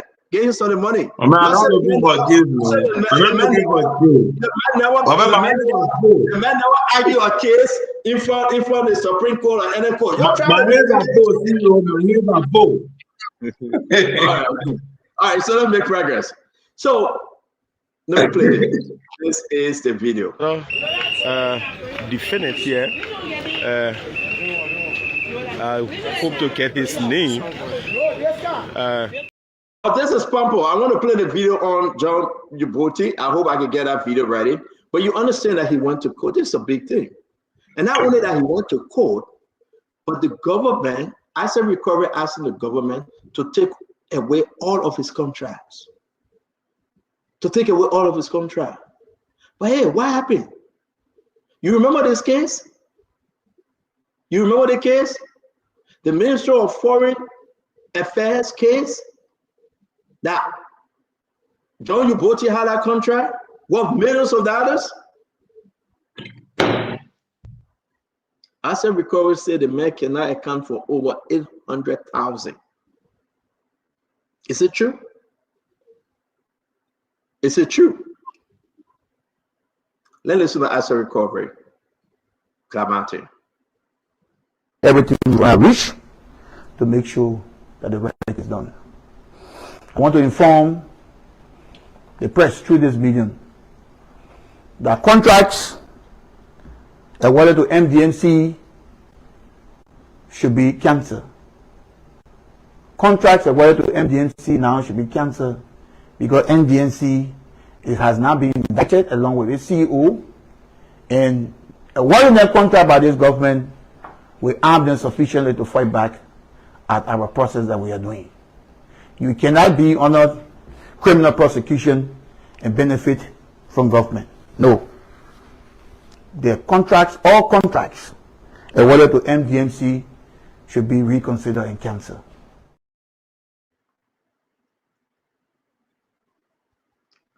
Let me just underscore here.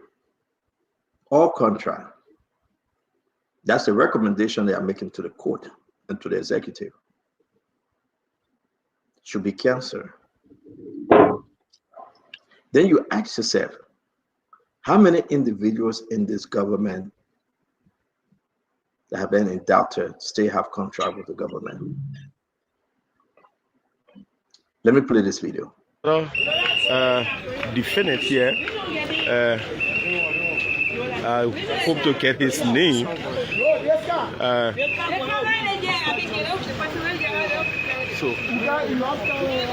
So this is one of the defendants. We will get his name and have you updated on that. So we are waiting the others defendant. So you still have Madam Sawyer and Mr. Uboti in the sheriff office. They are arraigning them. Their commitment is already been signed by the presiding judge here, Judge Osman F. Fekar. Okay, here's another defendant. So this number 2 defendant. He's also being taken to this other vehicle. So we have Madam Sawyer. She's being escorted along with lawyer. I can see her look shivery.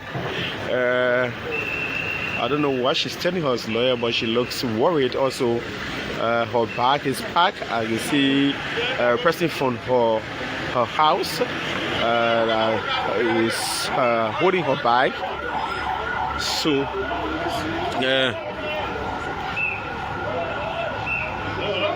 This is it, folks. This is the former Deputy Minister for Administrations at the Ministry of Foreign Affairs, Madam Temang Soyo, who is on trial here at the Sing Court for theft and alleged theft. You can recall we reported in recent time where the prosecution had a motion to have her bond set aside, and that motion was heard, and the judge ruled. Though the judge did not set the bond aside, but he requested her passport be turned over to the court, and also she be made herself available to report every Wednesday at the court, and that was done. So now you have her be indicted for another crime. This the bag, this her bag. So this one is on the financial aspect, the use of public money. And so here we are, right? Let's just take round. So we're talking about your Boti, Temang Soyo, and all of them. Let's get to some understanding here, because this is seriously concerning the wealth of the former interim president, Emma Soyo, John Yoboti, the treasurer or former treasurer to CDC, the man he was awarded so many contracts. And I'm hearing the name again, Mary Bro speaking. Trust me, they are investigating. We are hearing that Dimas Kamea will probably, the former foreign affairs minister, be arrested again. This is a big thing. The outline of all these individuals must be going to court. Let's hear you. Winfred Russell, let me start with you on this one. What was your take now? No stone will be left unturned. Talk to me. I hope so, Stanton. And this would be huge. I mean, there's a huge precedence here. And this government was brought into power to rescue this country, among other things, from corruption. So if they can see this through and can have some people prosecuted, go through the justice system, and with this indictment, and have them fully prosecuted, and put in jail or whatever the penalties are, and the property and the assets recovered, I think that would send a huge message. That'll be a huge message, because like I said earlier, I think one of the things that we've had in this country for a very long time is a trust deficit. And this is an opportunity now for the government to restore confidence in the minds of the people. And so if they have, and I imagine that the government is not going to go through this. It's not going to have these folks indicted and paraded in front of the cameras and all of that if they don't have that solid case. Like we know in this country, in the U.S., if the government comes after you, it's like 98% of the time, they're going to win. I mean, for you to win the government, in the courts here, is almost impossible. It happens, but it's very, very, very difficult, because the government ensures that it's not going to bring a case if it doesn't have all of the evidence, against you to ensure that you're prosecuted, fully. I mean, if they feel that they are not going to, they were not going to have a conviction or so, they're going to pull back and say, okay, you know what, let's have, let's do a plea bargain or something. But if the government's going to move forward with the case, you can rest assured that they have all of the ducks in a row. They have all of the T's crossed and I's dotted. So I hope that's the case here, Stanton. I hope that's the case. I mean, we've heard the name Yoboti in so many different deals and so many different things that he's been involved with. A lot of contracts, a lot of road contracts, a lot of other contracts all over the place. And so this would be an opportunity for the government to prove its case in court. Thank you very much. Agaris, before we go up to the other guy, let me hear you on, forget about Finad briefly now. The John Upoti, he served as your treasurer. You know him very well. The Emma Sawyer Webb, Timon Sawyer, former deputy minister at Karas. We are talking about the rest of the guys in the movement. Say, hey, listen, we're hearing the name of Dimas Kamaya, but who's talking? Who on the government side? Mary Broy is talking. Mary Broy is she was stopped to be government witness in this case. That's a big, like, how do you call this? It's a big cartel operation, if you may put it that way, that involves some big dogs. Akaris, what do you think? The government is chopping in, the government is creeping in, the government is making their argument. We got them. We have delivered them. Let's begin. Akaris. Good, Slana, you asked a question. Be specific on Ubodi. Okay. Look at the issue of Mr. Ubodi and look at the December 24th, 2024 Justice Minister recommendation to the Ministry of Foreign Affairs. They were owing Mr. Ubodi $487,000 plus United States dollars. Sewell Breslow wrote the Ministry of Justice for some intervention. The Minister of Justice, Oswald Tway, December 24th, 2024, said clearly pay him the $487,000 plus United States dollars because he did the work at the Ministry of Foreign Affairs. Under this government, he was paid. A public record. Recommendation 2 on the same day, because Mr. Ubodi said there was change of order for you, no construction, like you're doing the construction work, and then they realize at a point in time there are additional areas they want to increase or improve on. So the government goes into agreement. That means the BOQ, they bring a new BOQ, they call it change of order in construction. Mr. Ubodi said, but then they owe me another 580 something, 500 and some more thousand United States dollars on the basis of the change of order agreed by the Ministry of Foreign Affairs then. The government of Liberia, to us, on that recommendation, he said, we need to know whether the change of order is right, whether you did the work or whether you didn't do the work. But the way to do it for us to pay you, he called on the Minister of Foreign Affairs, Cyril Breslow. He said, Cyril Breslow, let's with the Ministry of Foreign Affairs, let's with the GSA, let's with the Ministry of Public Works, and MDMC has said the company that is owned by Mr. Ubodi, and any other institution that is relevant in a limited time period. You're trying to resolve the thing here, and if the man did the work, pay him. Mr. Ubodi been beyond Cyril Breslow and the rest of the people to go into this matter. It's been since December 2024, 11 months now, the government refused to go into the matter. The recommendation by the Minister of Justice, I guess Stanton got that document in your possession. Mr. Ubodi was just illegally picked up today because he has presented all the documents to the Ministry of Foreign Affairs, every piece of information, even the parking lot that you go to the Ministry of Foreign Affairs, that extended parking lot that is fixed, that under the change of order. But because they don't want to pay in the money, they jump behind him. Soon they announced Mr. Ubodi on the committee for CDC construction. Mr. Ubodi said, no, I'm not treasurer of CDC again. My people, I don't want to be in trouble. They started running behind Jada Musa Belete. Today was so embarrassing when the lawyers went. Nibani Wana and the other people that had it going up. It's extremely embarrassing. That's a pure act of witch hunt. Then they may come here, they're reckless arrest, or asset recovery, very reckless men that are no personality. Say, take all the contract from the men. Tell you how they can take contract from people. Good that we get lawyer here. You said take all the contract, but their government extended Mr. Ubodi contract. They wrote to Freeport there. They endorsed it.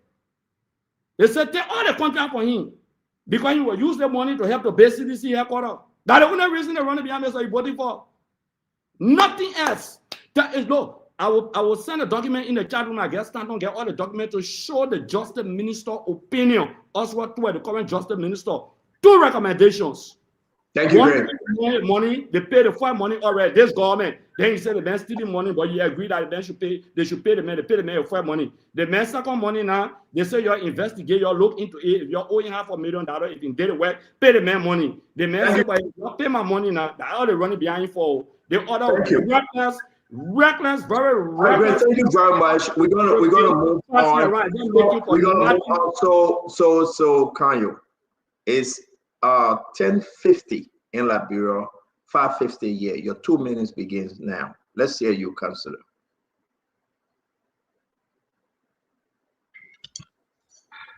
Well, I mean, consistent with what I've said before, and I will emphasize again, I think this is it's a very important conversation that we're having, Stanton.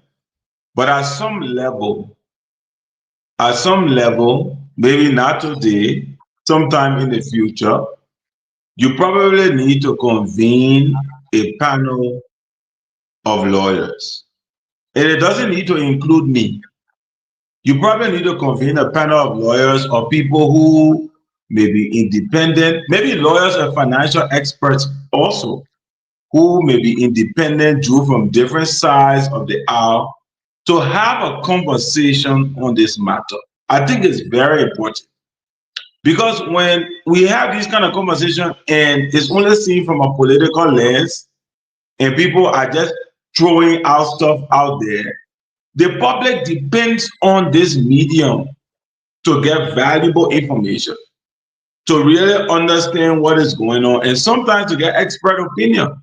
But if we just throwing it from a political lens and not necessarily in terms of interpretation, that is problematic. So while we do this, I will urge you, maybe this week or next, convene a panel. Like I said, not me, other people, find people who are prepared to speak about these things, of lawyers and financial actors, and let them really speak at an expert level about some of these things in a way that people can understand.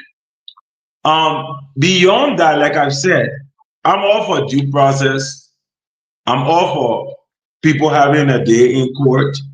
I'm all for a process wherein it's free, open, and people can be represented. If there's an indictment, what it means is that a grand jury listen to evidence, whether from AREPT or any other entity, they listen to evidence. And a grand jury is not comprised of lawyers. It's comprised of everyday people who will listen to a particular issue and make a determination. Do you think this person did it or they didn't do it? Not as to their guiltiness, but as to whether you think they did it or not. And if an indictment, they come back with an indictment, it means that you go to court. It doesn't mean you're guilty, but it means they believe there are grounds worthy of investigation. So everyone involved, let's go to court. Let's go find out what's happening.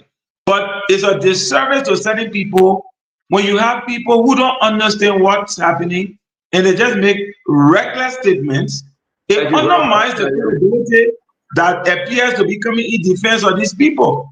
So people need to be mindful about who they think defending them, because that defense is just undermining them by ignorance. Thank you, Kari. Tama, let's hear you. Kari, thank you very much. Tama, let's hear you. Yes, CEO. Thank you so much. Look, if we could just take off our partisan hats for a moment and read through the merits of the case, then we can contribute, right? Because, and add a little bit of objectivity to this conversation.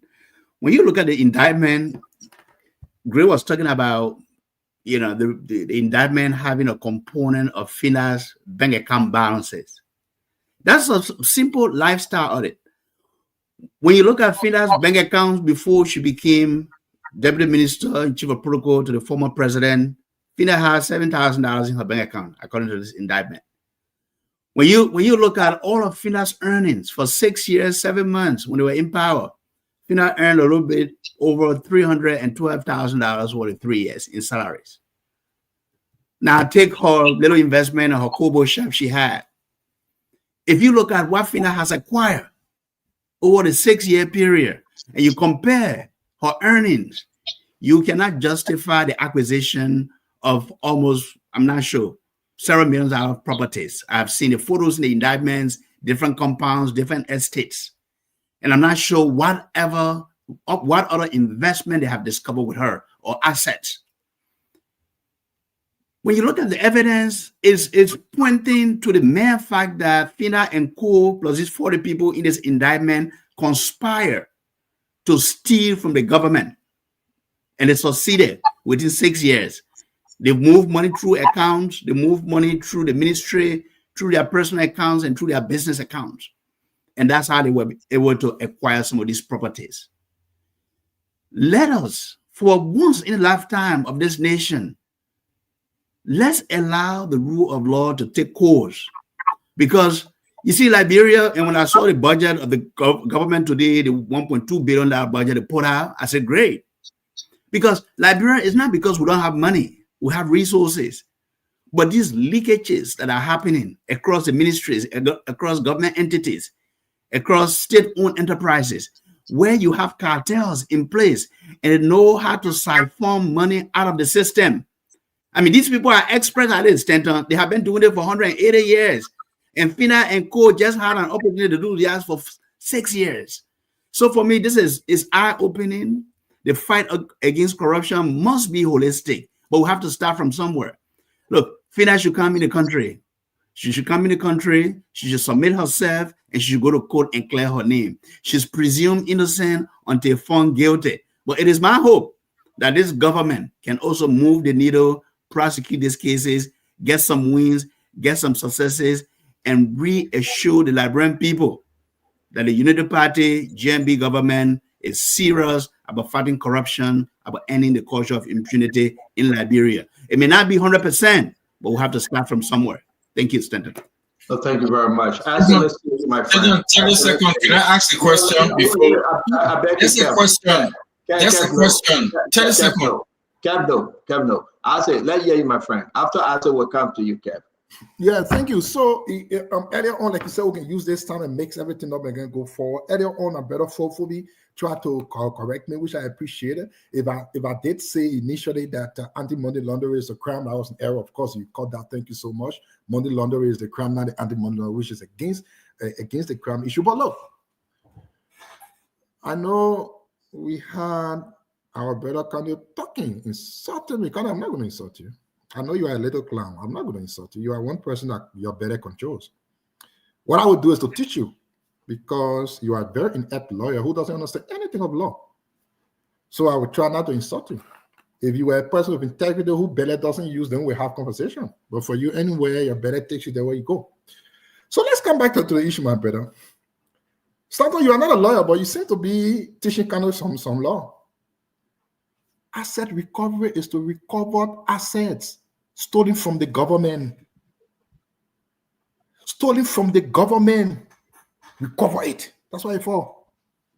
Stanton, I know you're interrupting Isaac, so I take it as fair game that we can say whatever we want to say. I've been here for 1 hour and talk. You see what you can do? So, Stanton, you ask the important question.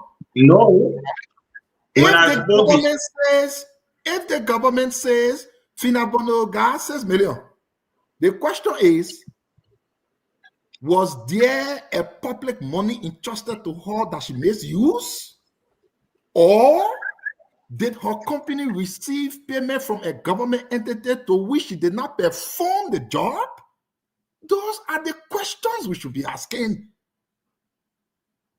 So if Fina Bono did a work with USAID and USAID pay her 10 million, why you gotta do it as a recovery? Why they got to do it as a recovery? The people, like I was saying, Stanton, the only thing the people said was deposit, withdrawal, deposit, withdrawal. What deposit and withdrawal got to do with you?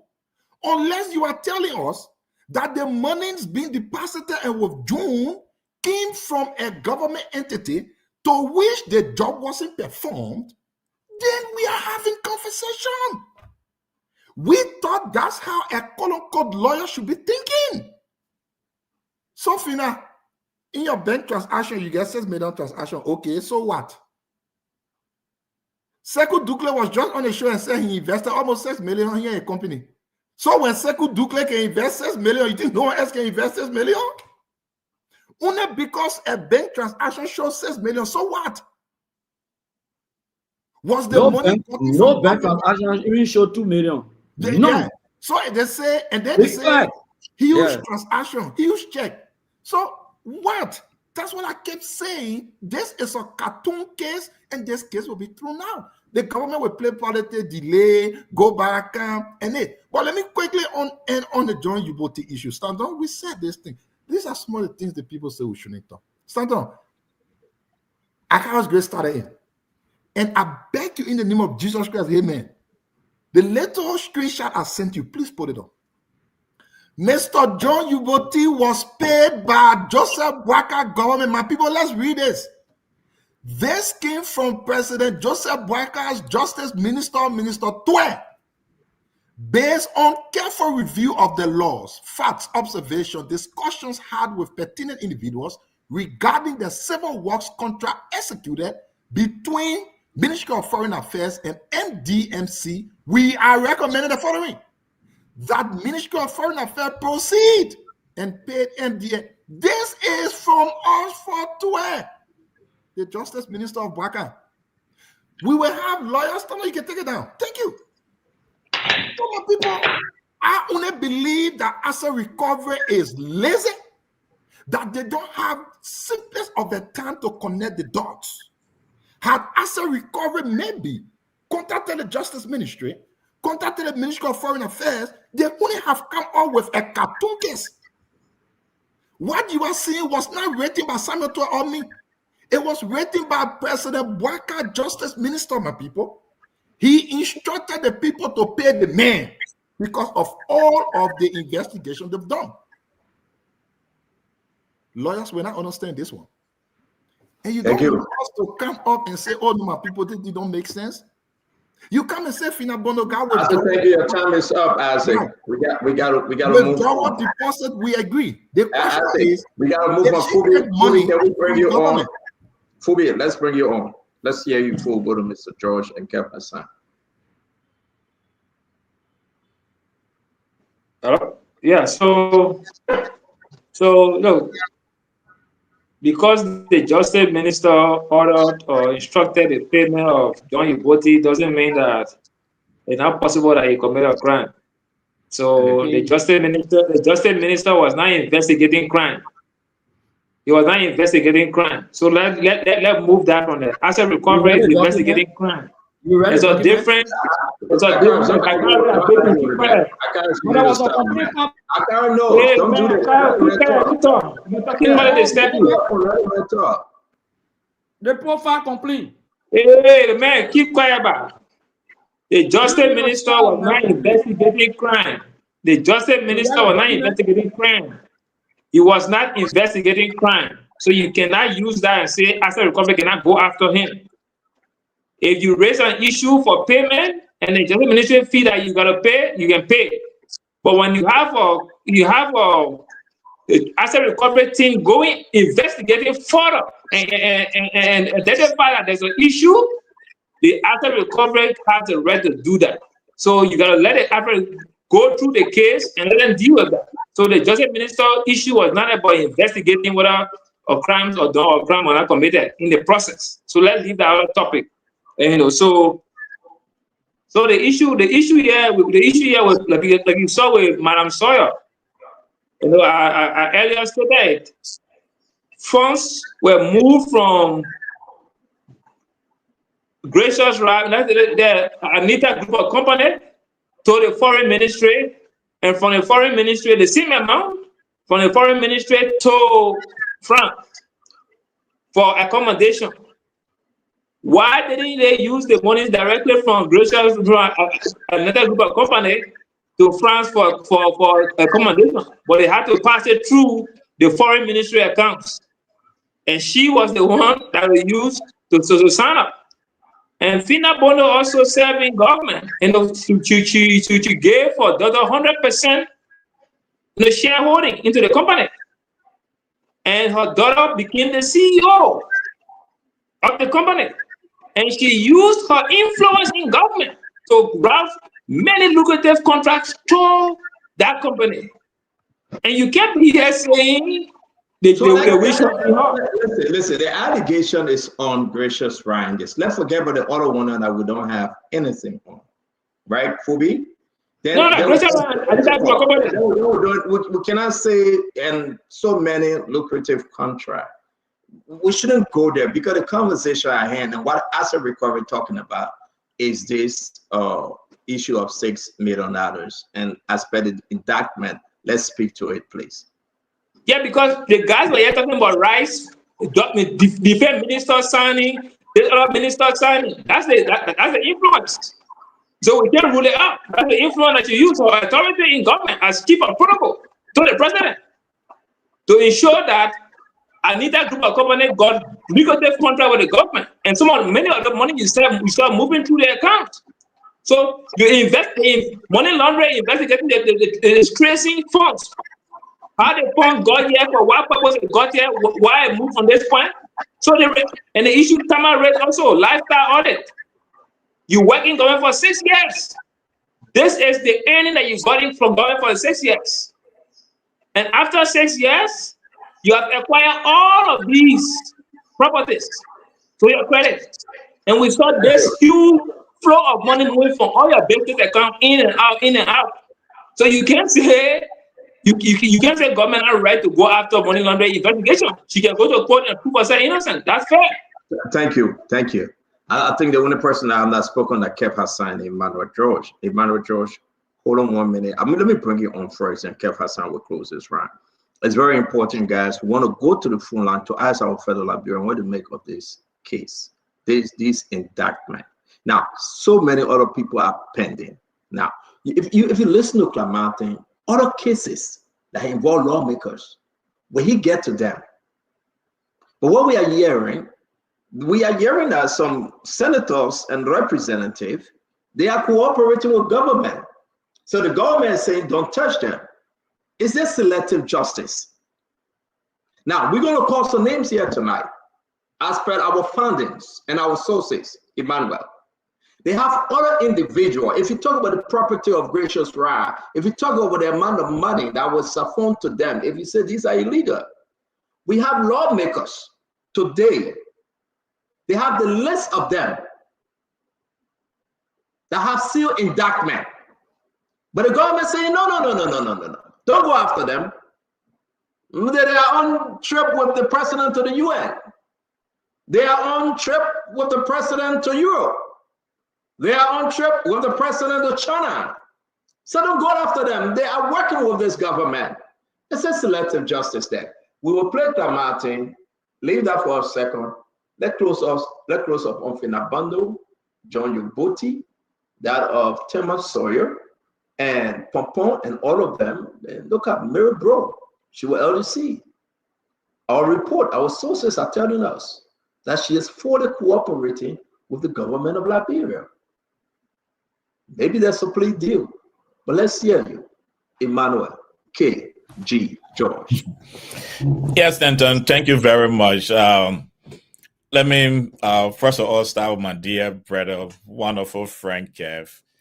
Kev, I said reading the document, it appears. I was very particular that it appears strong, and I also laid the premise that I'm not a lawyer, nor am I a financial expert, but it appears strong, and I encourage Madam Finabano to lawyer up because it appears strong.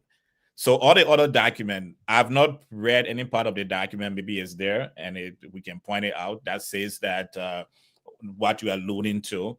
But it says this company, the Anita Group of Company, was incorporated, and Madam Bono was not. Her name is not on the registration document anywhere in that document of this company. So I see that it's a legal company. It's a legitimate company doing legitimate work in Liberia. So be that as it may, those of us who hold this government feet to the fire, when one of us have been named, it's our duty to encourage them to go through the process, because going through the process will help us to clear our names, and we'll continue to hold the government feet to fire, even if it's a political wish hunt. So that's why I'm encouraged by the message from Akaras and Isaac that Madam Bono is coming back in the country so that she can clear her name. That would be very great, because we'll also want this asset recovery team to investigate a $10 million house that we have in Foya, or another team to investigate that. We'll want them to investigate the 3G speed with which the Pifferport agreement went through the House of Representatives. We want them to investigate all these allegations that you alluded to, Stanton, because we have to be strong and make sure that our own is able to stand up to the test of time. So again, when it comes to Mr. Uboti, I see it $850 indictment to him. I Mr. Uboti, for full disclosure, both of them, Mr. Uboti, when I returned to Liberia after a while to work in a particular sector, he was very supportive of me. He helped me to find my feet in Liberia, and he has Dr. George, did you say $850? Is it? No, 850,000. Sorry, 850,000. Thank you. So it is again. He has been doing business in Liberia for a very long time. And if a case is have been called against him, I sure Mr. Uboti will get good lawyers. He will go to court, and the court will make the final decision. But again, those of us who find ourselves in this position, once it comes against my political leader was indicted, he was on a criminal bench until the government withdrew the case, and that's what we should do. We should fight this thing both in the court of law and also on a political level if we are being witch hunted. If we want to say that we want to, whenever one of us is indicted, want to come up against it and shout against it with all encouraging ourselves to go to the court of law, then at a level we won't have the moral grounds to speak against most of the corruption that takes place in government. So again, I will encourage my dear friend Fina Bono to lawyer up. And again, there are cases that starts with a big fruit, the money laundering and other things, but it's the simple things. And when they get in the court of law, it's the simple things that a lawyer will use. And that's why I pointed to the conflict of interest as something that you should hardly consider. Because at the end of the day, they may not find anything in money laundering, but the government wants to win case. They may come down to the simple issue of conflict of interest. And there where I believe that she would like to consider highly while going through this case. And again, Emmanuel, listen. Again, guys, let's be serious here, though. This is a case. Nothing wrong when the government charges somebody, right? And Liberians not just facing it. The person needs to go to court with the lawyer and prove themselves innocent. What's the big deal here? I will finish up with Kanye, but let's go to Kev for a second. I want every Liberian to understand you will go to court when you are charged. Somebody, your neighbor can sue you. Going to court is not a crime. It's not a bad thing. But you should go there with the best lawyer. You should go there with the fact that you are innocent. You should prove yourself. And if you can only do those things, don't consider it as a witch hunt. I mean, we can talk on the other side, but let's listen to Kev. Kev, your 2 minutes, sir. Stanton, let me say this. I'm going to go back to what Akaras Grace said. John Uboti was targeted because of his affiliation towards the construction of the CDC headquarters. Period. We're not going to miss our word. We'll use Akaras Grace word. He was targeted because of that, you know. But let's go to Martin. You know, this is the head of the asset recovery. His own members, his own people. We talk about Martin Colley. He's a rescue Rambo, right? Emmanuel Gongwa. They left the asset recovery. What was the reason they left asset recovery? Corruption. They stated that Clark Martin is corrupt. He used $900,000 for billboard. That's what they said. They blasted at Joseph Yuma Bokai because of that. This is a man that came on Spoon and said Judge Manawia did not declare his assets. James Verdier came here and debunked that. And he said, Clark Martin lied. What that shows? Lack of integrity, lack of truth. He's not to be trusted. is a fraud. Period. So it's not something that we should debate on. It's not something that is record. It's in the archive of Spoon. We can bring it out. James Verdier say he lied. He was on the show. So when somebody lied, you obviously will know that he lied on that. But the question I want to ask everybody, and I will go to my brother Winfred Russell. You know, Winfred Russell had a good day 2 days ago. The Democrat, he's celebrating. I can see him. He had a good day. Well, Winfred Russell, let me ask you this. And I respect you a lot, even though I sometimes I attack you, but I respect you. Can we show? Can you ask the question? Can we show if Phina Bono had access to any government fund that she controlled without doing business? Any access? If she was part of the government, taking care of government funds and other things, because it's a business. Can anybody on the show can answer me the question? Stanton, I don't want to pass on it. I don't want to pass. We have to pass on it. When we get to them, if they want answer, they should answer. We have to pass on it, Ken. We are moving with time seriously. It's very important. But while we in the midst of saying this thing, I really want to recognize somebody so big, so important. My dear sister, Mama Bridge Mensah. She's celebrating her birthday today. Happy birthday to you, sis, Representative Mama Bridge Mensah. While we're in the middle of this conversation, let me just send this to her.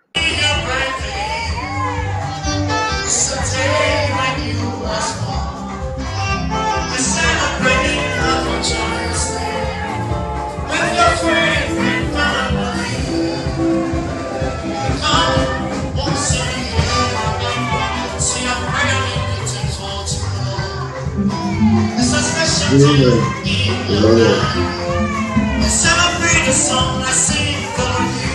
Come on. I know they're coming back to Happy birthday to you. Happy birthday to you. All right, we have no copyright to that song. We want to celebrate Mama Bridge Mensah. Happy birthday to you. We love you, and we hope and we know you are enjoying your wonderful day. Thank you very much and happy birthday. Everyone that knows Mama Bridge Mensah, please reach out to her. We still got time. We're still in the day, the 17th. I want to say happy birthday to Representative Mama Bridge Mensah. All right, guys, let's get back to the conversation. It's always good having us, always good making this discussion. But also, something Clamati said, we have others on the list. But they go after those others. He didn't name them. Let's listen to him. Our case docket. The last time I met the press and I spoke at the Ministry of Information, we had 20 cases on our docket. Now it has increased to 40. 40 cases on our docket. There are properties that you see here every day, placed in the name of companies. Those are fake companies. Those are fake companies. And we know the owners who have those companies and place the properties in the company name. For the last 10 years, I have been working.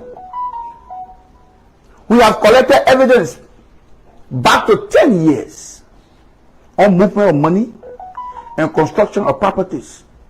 Now what they have cleverly done, excuse me,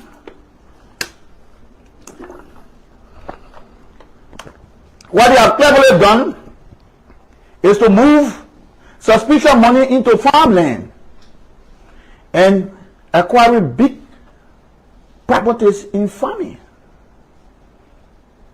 We know all those farmland, we know where they are, we know the source of the money, and definitely they will be exposed to the Liberian people. We have our evidence already. So, are you concerned, Russell? They have over 49 on the docket. Gracious Right is the first one they're removing. You talk about Dimas Kamaya on the list. You talk about Yoboti, Timon Sawyer. Now they are first getting rid of them. Now we are talking about senators and representatives on that list. Current sitting senators and representatives. Seditions and no seditions. Do you think we'll get to them, Mr. Russell? Well, I only hope we get to them. I mean, if we're really serious about minimizing corruption in the country, and I think everyone is on board with that. So we only be fair, and I think the right thing to do is to go after them and go after them judiciously, and ensure that folks see their day in court. It should not just stop here, Stanton. It is not, because then it gives the appearance of a witch hunt. It should go all the way back to the Ellen Johnson Sirleaf administration, all of those ministers and lawmakers who acquire wealth during that time, who have big farms all over the country. We know them.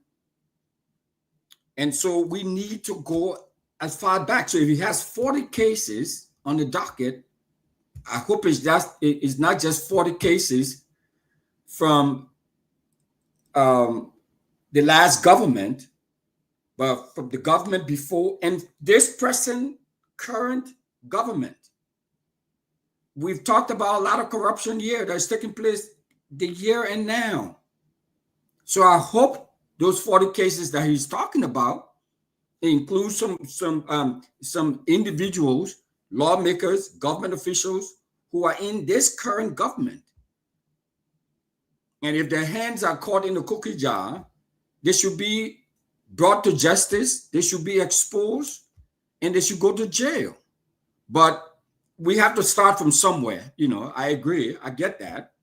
And this is where they're starting from. We cannot tell the government where to start or who to prosecute or what to prosecute and all of that. Can you answer my question too? So what now? Can you answer the question I asked you? Yeah. Let the man talk about it. Let the man flow. My man, please. Russell, go ahead. Yeah. So going back, it's a good thing, Stanton. Going back to the Ellen Johnson Sirleaf administration, for example. I mean, there were a lot of resources that came through. The UN was there. There were a lot of funding that came through during Ebola. I was there. There were a lot of funding that came through. So there should be no stone left unturned. We should investigate. They should investigate from there to now to the current administration. All of those big farms that folks have, I mean, huge acres of farmland that they have, where did they get the resources from to purchase those farms? So I'm thanking very much. Let me spoil this thing for a bit, Emmanuel Akaros, my dear counselor. Let me spoil this thing. How you want us to believe that this government is serious and this government will go above and beyond, right? Every Liberian should understand that. This is the same calamity. This is the very same calamity. Remember, under President George Manawia, that came up with an indictment. An indictment on some of these people that President Biden hanging on with today. Let's set the record straight. He got over 40 on his docket. I want to let us sit back and really address this issue. This is the same Councilor Clamati, and I respect him, that was removed, like we all argue during the election time. Bakayo Barbara, Asendo, Akaris Gray, Kev Hassan, George Manawia government. They removed him. They revised the law. Asendo defended him. say it was done illegally. Kyle was in Grand Judah defending him, that it was done illegally. Akaris Gray was on the floor of the house defending him. They defended the reason why they was removing Crab Mountain. And they fought us. Guess what happened? Crab Mountain took the bundles of evidence, so many names, ministries, people that he indicted, National Election Commissioner, Agriculture Ministry. Today, where is Jenny Cooper? Russell, if we so respect the law, and today we are celebrating Clamati, she is on record for misappropriation. She was condemned and indicted, Jenny Cooper. President Boyga knew it then, and he knows it now. But what happened? President Boyga says she's qualified to serve as carbon advisor or commissioner or director. Can you imagine? How can we trust that this is not witch hunt? Let's get out of the feelings of party. Let's put on our hat. Tamba, what can you say? No, but see, I thought it was, I was in line to speak, man. I just calling people name. I beg you, sir, please. We're going in line. Just hold on 1 minute. If we should say, I'm happy that Clemente is, after Finambono, asset recovery, doing that thing, they will go to court and they can argue the case. I want to enjoy the story. You know I love story. I hope the judge can allow our reporter in the courtroom. But under the same token, can President Boyga distance himself from Jenny Cooper and ask Club Mountain? The document is in from President Boyga. The LSCC document is in from President Boyga that she also should go to court. Number one. Number two, Tama, can President Boyga distance himself? The report that we have gathered on Thomas Farah, our sources informing us that against the rise, the 54th, that against the rise, the 53rd, can President Boyga distance himself from him as well and call for full investigation? Who on the list? Thomas Farah, Aboche, Emmanuel Nukwe, Nathaniel Mageo, Betrawe. Let's name them. Who on the list? I mean, are we just going to celebrate because of Finambono? Well, it's fine. But can we go above and beyond? Have you asked yourself, where is Samara Golokoli?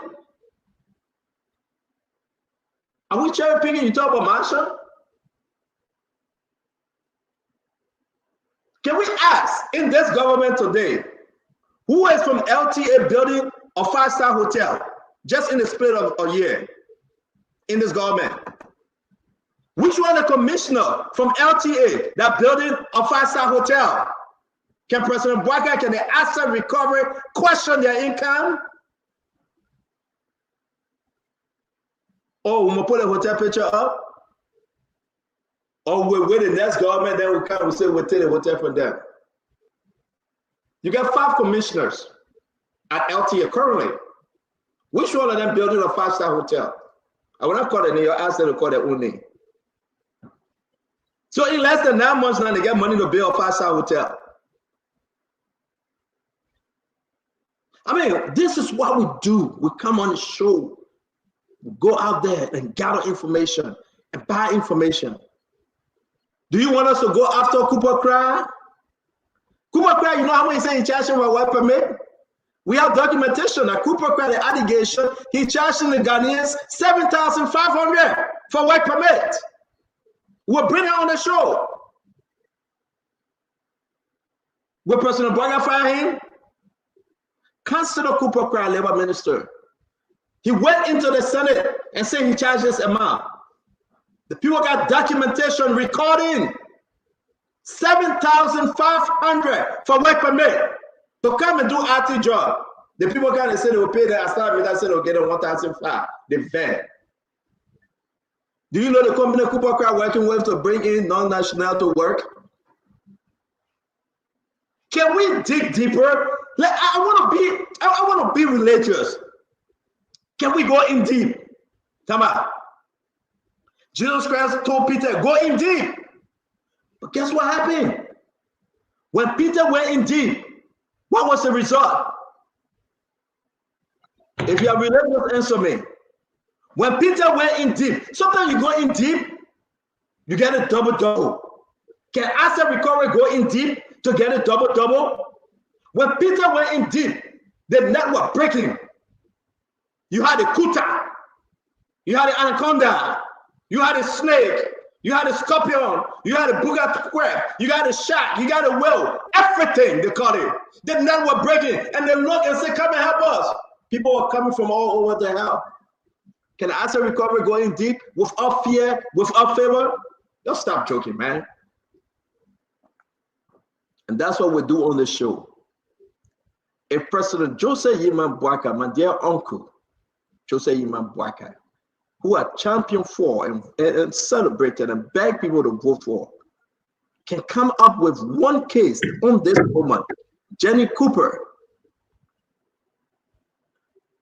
and give her a job, knowing very well she has been indicted by the same Clamati. And the case is of today, LDCC. Let's have our rounds. We got about 28 minutes left. Make it good. We got to go to the phone line.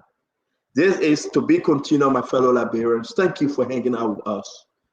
But ask yourself, 2 years going in this government, with this president, make us proud and not be selective. 2 years going in the government. Asado, Kanyobala, Tamba, let's roll. Asado. But CEO, no. How can I speak again after he spoke first and I didn't speak?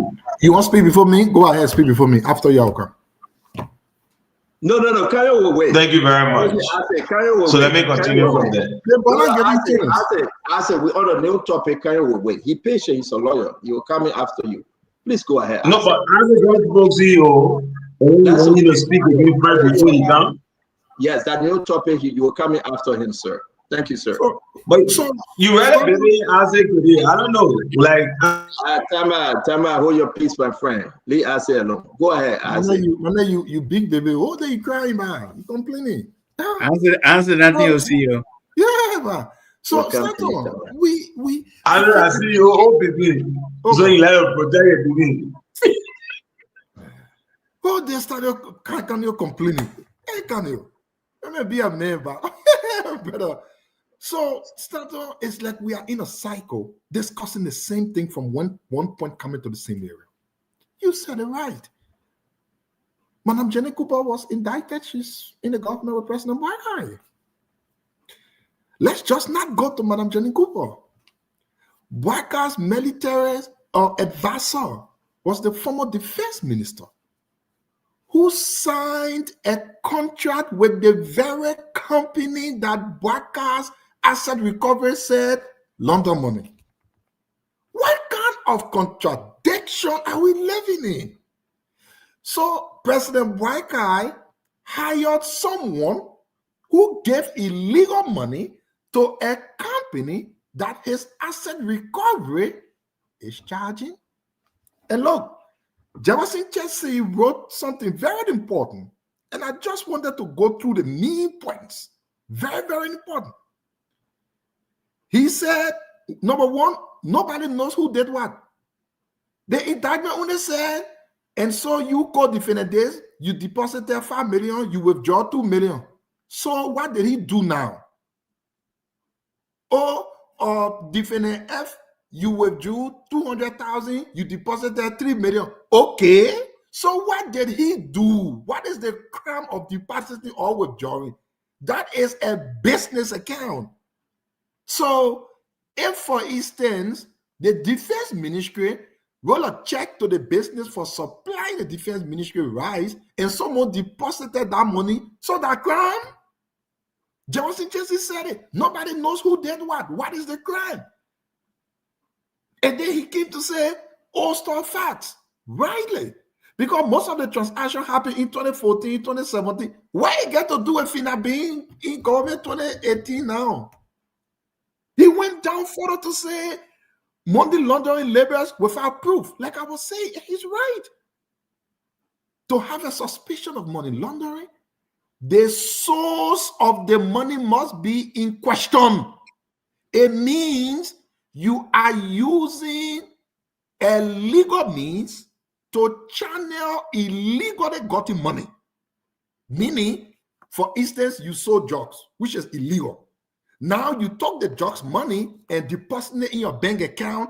That is money laundering. The source of the money has to be illegal. But you cannot say you got money from Ministry of Defense and then you got in the money laundering. Ministry of Defense is a legal entity operating under the laws of our country. And I'll just go ahead on this very important thing. They talk about forgery. Forgery mean, and you know what forgery mean, right? You forge something, like I go sign for Thomas, I forge a signature. But the document didn't tell which document was forged, whose signature someone changed. But people, are we making sense out of this? Theft of property. He said it right. Thank you, Kev. Let me answer. Thank you. Let me end this. If there is a theft, it means you must have stolen someone's property. Whose property was stolen? Who stole whose property? My people, this thing is a Bukos cartoon case that will be thrown out. We're wasting our time because Martin got nothing to do, so he just wasting our time. Thank you. Thank you. Mr. Councilor Wala, let's hear you, my friend.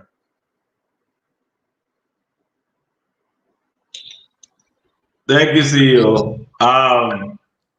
First correction to be made is that you bundled me and Isaac and other people as those who are campaigning for the removal or justifying the removal of Edwin Clamartin.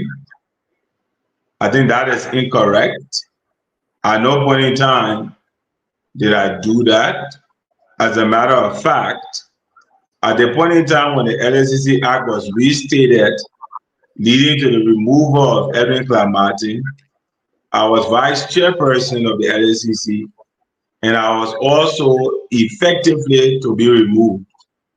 It so happened that I resigned in June of 2023 before that removal became effective, and I pursued other things. So let the record reflect that I resigned from the LSCC before that act that sought to remove commissioners of the LSCC came into effect, and I at no point in time campaigned nor supported Clamartin's removal. It's important for us to point that out. That said, I continue to say, and I like, you're a big brother, but don't sacrifice your reputation for Isaac, because when you protect people like this, it undermines your reputation, Stanton. If you go in the comment section now, a lot of people are saying, like, why are you protecting Isaac? Why are you protecting? If he wants to put on his big boy pants and have a conversation, let him come and have a conversation. And let's go back and forth. But he can't come to this platform, make spurious allegations, and then when it's time to be engaged, then you protect him from such. The fact remains that AREP has a legal mandate. And like I said in the beginning, there is a reason why I will not comment on a merit or demerit, because I respect President Weah.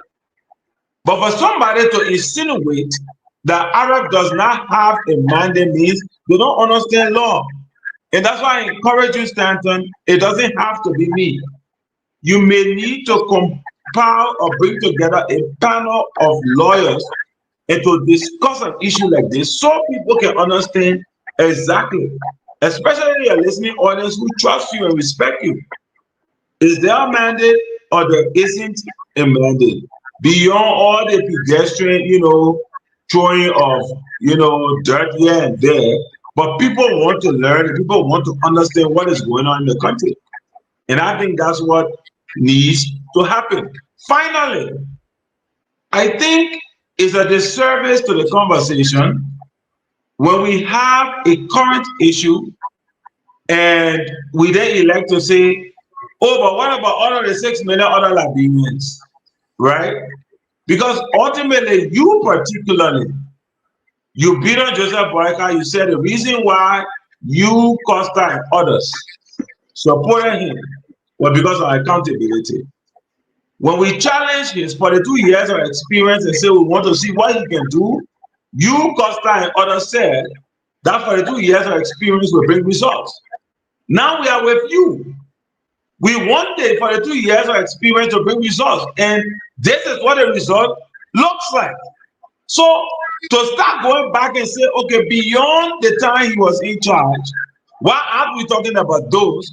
For me, it's a disservice to the president. Let the president lead now. You gave him a mandate. We have come onto the street to ensure that he implements the mandate that you gave him, Stanton. So let him do what is right.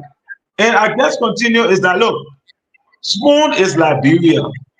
And Stanton, you may not know, but you are growing massively. So you are bringing on an added responsibility of those who listen to you and look up to you to do more. Isaac can handle himself. Isaac is the chairman of the We Are Intellectual Movement.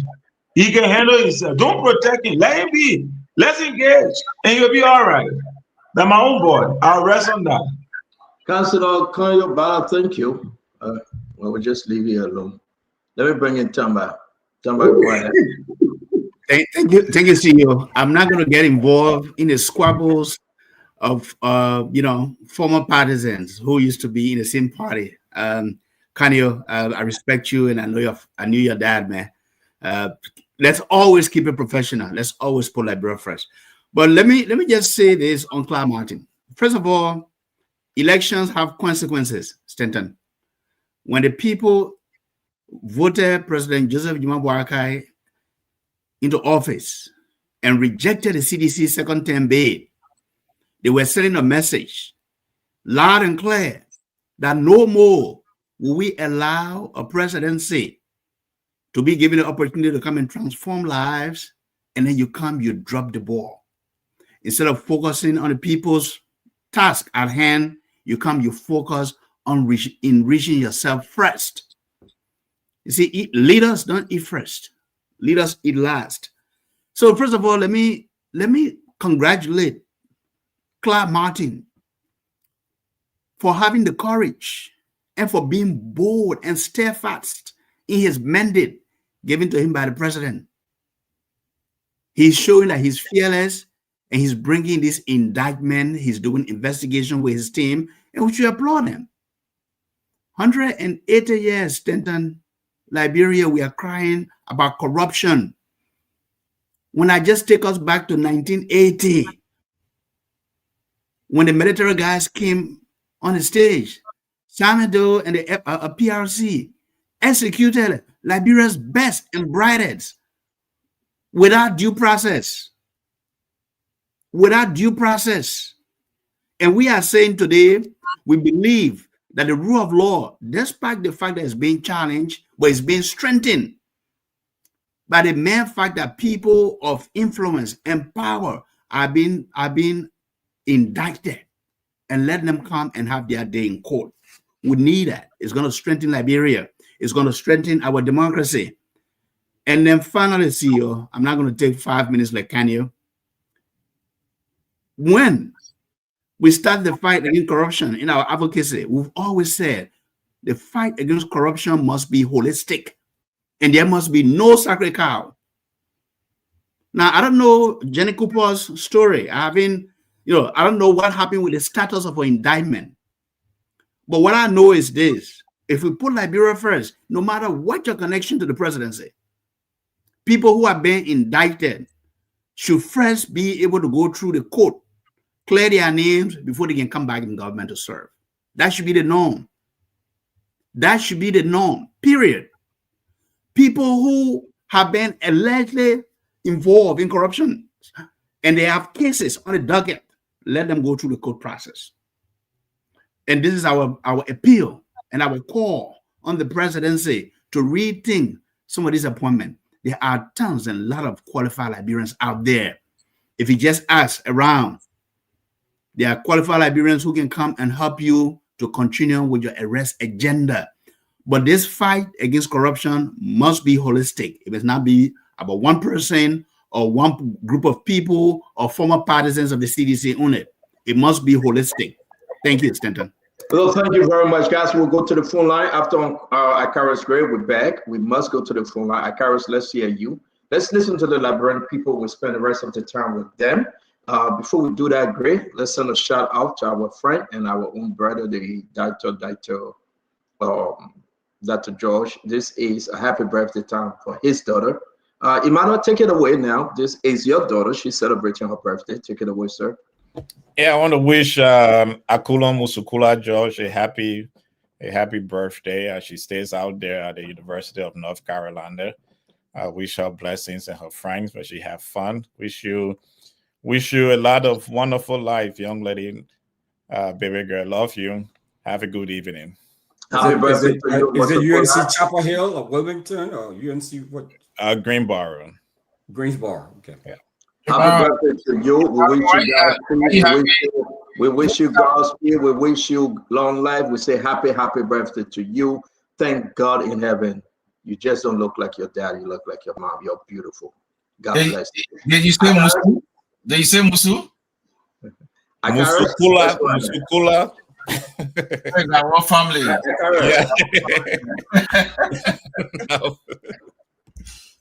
Akaris, we're not hearing you, sir. Why? Is it from my end? All right, go ahead, sir. Go ahead. You getting me now? Yeah. You know what you did behind the scene? It's usual. I said it for you and Kanye. Kanye is not my political peer, man. Forget about that. Look at that. He's smart, man. Yeah, but a public record. We're not guessing yet. Okay. But let me say emphatically that our Akaris Moses Talakatomeka Gray we consistently condemn and speak against this government for its selective justice, an act of witch hunt, and being a totalitarian administration. All of the traces of being a totalitarian are being manifested and justified by this government. Make no mistake, I've never cared for how other people feel. I've cared to do the right thing. And the right thing is to ensure that we'll speak out and we're not shy away from defending our own. Because I'm convinced that Fina Bono never took NSS million and there's no documentation, even in the indictment, to show that NSS $1 million from all mathematical calculations. This is a public relations stunt on the part of this administration to defame the reputation of people who don't have what they claim that they have. That's why this government has not been able to succeed in any case against members of the past administration. Pure fishing expedition. And we're now run away from that. We'll stand with our people. We'll go to court with them. We'll fight the necessary bond. They will not escape this country. We'll remain in Liberia. We'll defend our integrity at every level. If the assets recovery team is serious, there is a $10 million home in Foya, in the home of President Boyka. Let them go after it if they are serious under the doctrine of impartial justice and not selective justice. You spoke about Jenny, the agriculture minister.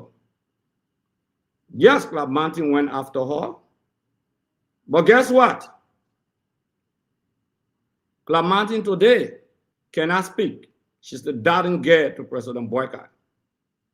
Yes, the defense minister under the CDC-led administration, who is the senior military advisor to the president, is on documentation for approval with Anita Group of Company. Yes, the deputy defense minister on our administration, on our government for administration, his name is there. Who instructed the payment? Who did the payment? Finaya Jumbo and the payoff for her service to national government and other institutions and entities. Mr. Yuboti, it's so disgusting for people to claim that the Ministry of Justice did no investigation into a subject matter. There was a complaint filed by Minister Beslow from the Ministry of Foreign Affairs. And the Justice Minister provided his opinion, the current Justice Minister. Yet, you are witch hunting our people running after the Clamantin come with a flimsy press statement talking about 10 years we've been looking back. Thank you. I defy him. Jeremiah Kun, I will close on this note. Came to government with little. 90% of the properties you own and the farms you own had to do with a period in government. If you serious, go after Jeremiah Kun. I know 34 multi-million-dollar homes that he built. Thank you, Honorable Gray. We got to go to the phone line. And you Honorable want Gray, to go people? we want to say to all of you, come back here tomorrow. Fubi, I beg you, we'll keep that for our closing. We got to go to the phone line, my brother Fubi, please. I want to give the Liberian people a chance to contribute. I beg you, sir. To all of you, 609-929-4938, 609-649-9690, 609-649-4206. You got 3 numbers, active numbers. These are international numbers where you can call. Find us on Facebook and call. We want to say to all of you, this is your time to call. The Asset Recovery did something today. The rest of the story, we'll talk about it tomorrow. You understand that the finance ministry presented their $1.2 billion budget. Can they raise this money?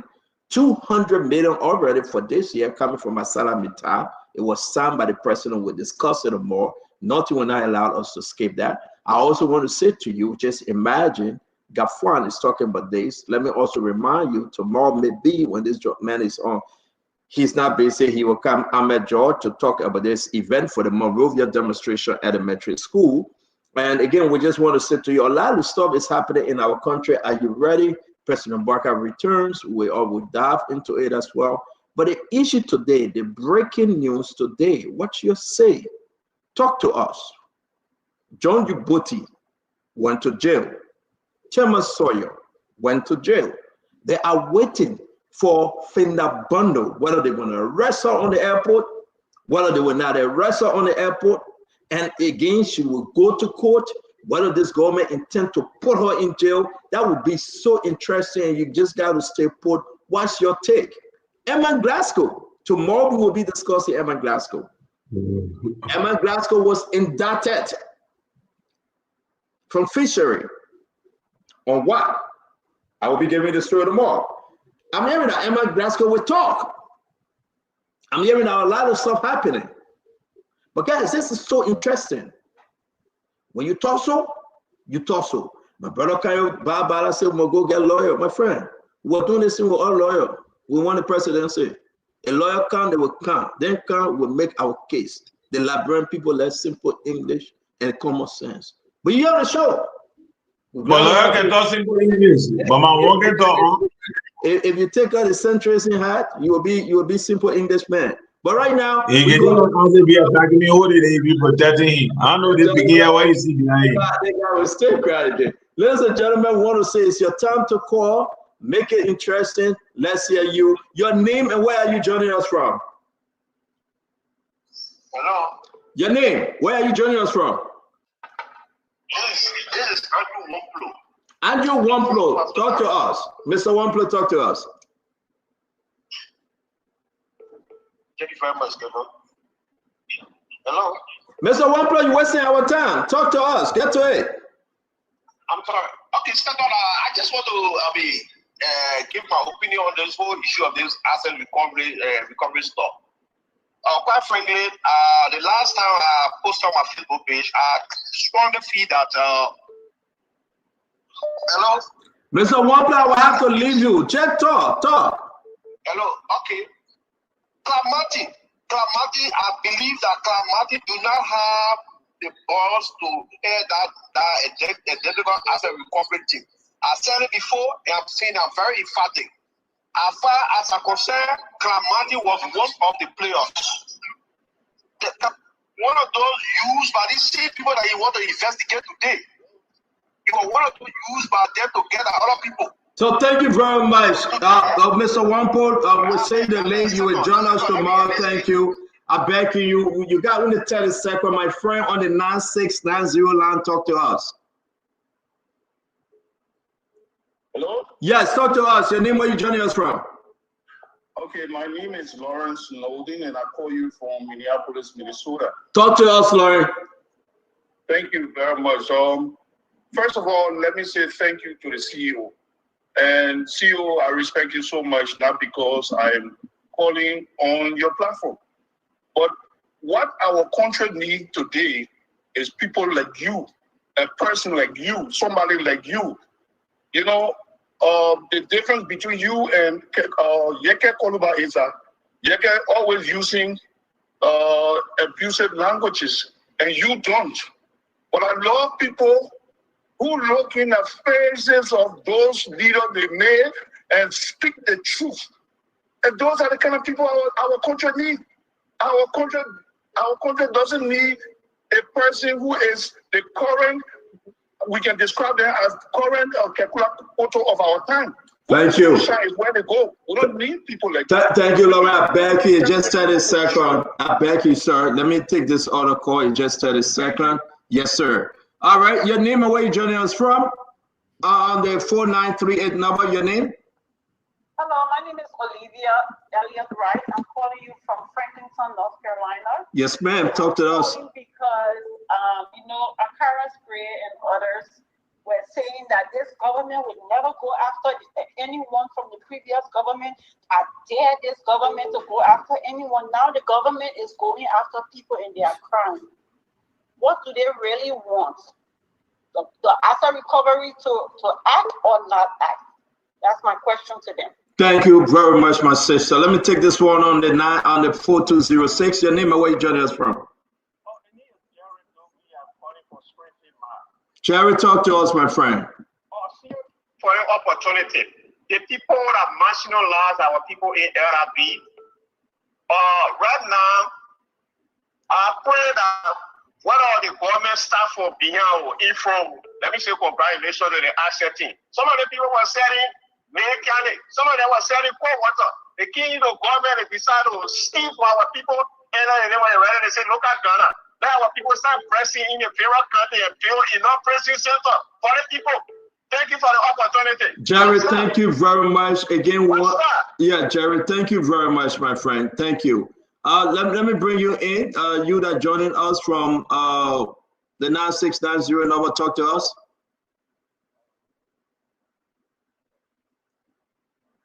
Go ahead, my friend. Talk to us. Yeah, CEO, this is Jacob Gossi I called previously. Jacob, talk to us. I just want to say this, CEO. You know the reason why former President Weah would not easily have a space in the Liberian political game anymore? It is people within the CDC that reasons. I one man who I called the radio today, thousands of people proof. I know President Weah from back to front. And I can be willing to come sponsor to say it.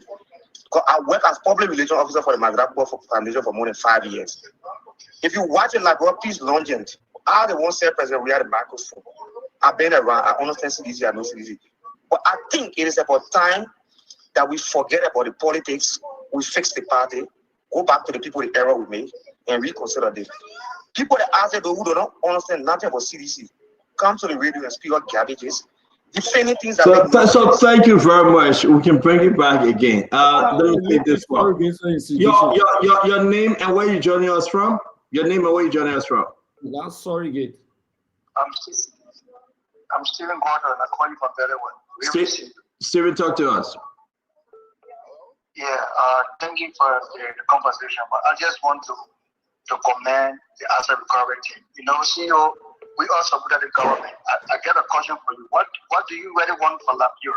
Because if you support the government, and we all yesterday said that those who cover the reasons are going to be prosecuted. After the recovery team have been silent, now they are coming with some indictment. Why can't we all embrace that? People look at Finabono. Keep on selling gold. Look at the project that they have. Thank you. That's a political game you are using to Thank keep out the essays. We react yourself and let Thank you. Your name and where you joining us from? Yeah, this is Joseph Colley calling from New York. Yes, sir. Hey, my brothers, the thing starts from the boss himself. The man is the leader. He's the president of the nation. This man was broke. When he got that $50,000 fund that he paid down there, all those things should be investigated. This man saying he was living on loan. How you living $5 million? $10 million house in Lofa County. Then he tell us when it should start from him. And then the next thing is he himself, he's a leader and telling people go ski where you should invest in the nation. This is a man that say he's serious to say, hey, bringing assets recovery to it. No, Finabono, the lady her doing her business before got into government. You never did no business before getting into government. Only government that you live on throughout your life. You are being a liability to the Liberian people. They rescue you, now you're coming after other people who are doing serious business in the nation. This is a joke, man. We need to stop. Thank you for calling in. Your name and where you joining us from? Are you talking to me, Senator? Yes, your name. Where you joining us from? My name is Marvin. I come from Minnesota. Marvin, talk to us, please. Senator, you said a lot of stuff tonight. One of the things I always want to agree with you on would be the issue you said about Jenny Cooper. I agree. Like anybody who is indicted should go to court, clear the name before they can come back to government. That 100%. Now, the issue with Martin indictment today or whatever he did at press conference, I hear all of you or some people on the show, Martin didn't say this. Oh, where are the people? Oh, where the bank? I mean, if Martin comes out today and explain all of it, why do we have to go to court again? Thank you. That is not the courtroom. All of the details, the merit of the case will be discussed in the court. Correct. Should he come up today to explain these things, in the press conference indictment? I agree with you. Thank you very much. Thank you. On the how you call it? Talk to us, my friend. On the 4938 number, please. Yes, Senator, my name is Edward. I'm calling from Massachusetts. Senator Waterspoon, the Liberian government official will continue to steal because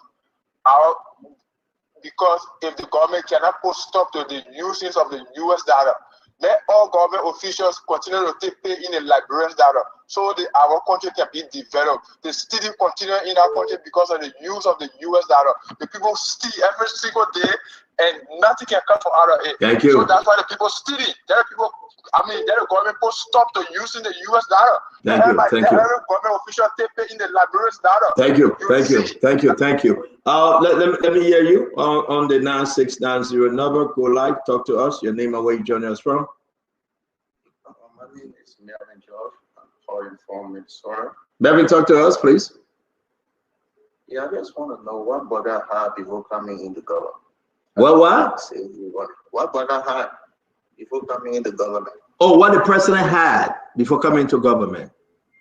Yep. Okay. Before today, we say that he wanted after Finabono who been doing a business for more than 40 years. Okay. Thank you. Oh, thank you too for calling. Your name on the 4206 number. Your name, please. Hello, my name is Harry Estomo. I call from North Dakota. Yes, sir. Yes, sir. The issue of Cloud Mountain indictment is flaw upon the robber. How so? Let's look at on day one when President Bouaka did not assume office, he was president-elect. He went to NASCO, the 500,000. We want to know where did that bring people money go. Let's look at the road fund from Guinea, the public works minister. Embezzled the road fund. He said sorry. Clamadi should go to Guinea, let Guinea bring the Liberian people money back. Let's look at the issue of. My man, bye. See you later. Man, why you call him now? No. You are fair today. No. What? No. We gotta go. We gave you only 15 seconds. Finish up. I love you. Thank you very much. To beg you. Thank you. We have to take 3 more calls because we have to go. It's after 12 a.m. It's been a beautiful show. Let's take the best 3 calls. If you are sedition, please don't call. Please, if you are sedition, don't call. You're not sedition. You're calling. Are you opening Hello, your name and where you joining us from? Hey, it's Dr. guys. This is Dr. Leo Montgomery calling from North Carolina. Dr. Montgomery. Thank you, sir. Look, let me say something. To be able to give punch, you must be able to take punch. And like what the United Party is doing, but they should know that to give punch, you should get ready to take punch. Thank you. What I mean? Wow, the battle has begun. Okay, your name and where you joining us from? Give punch, you must take punch. Your name and where you joining us from?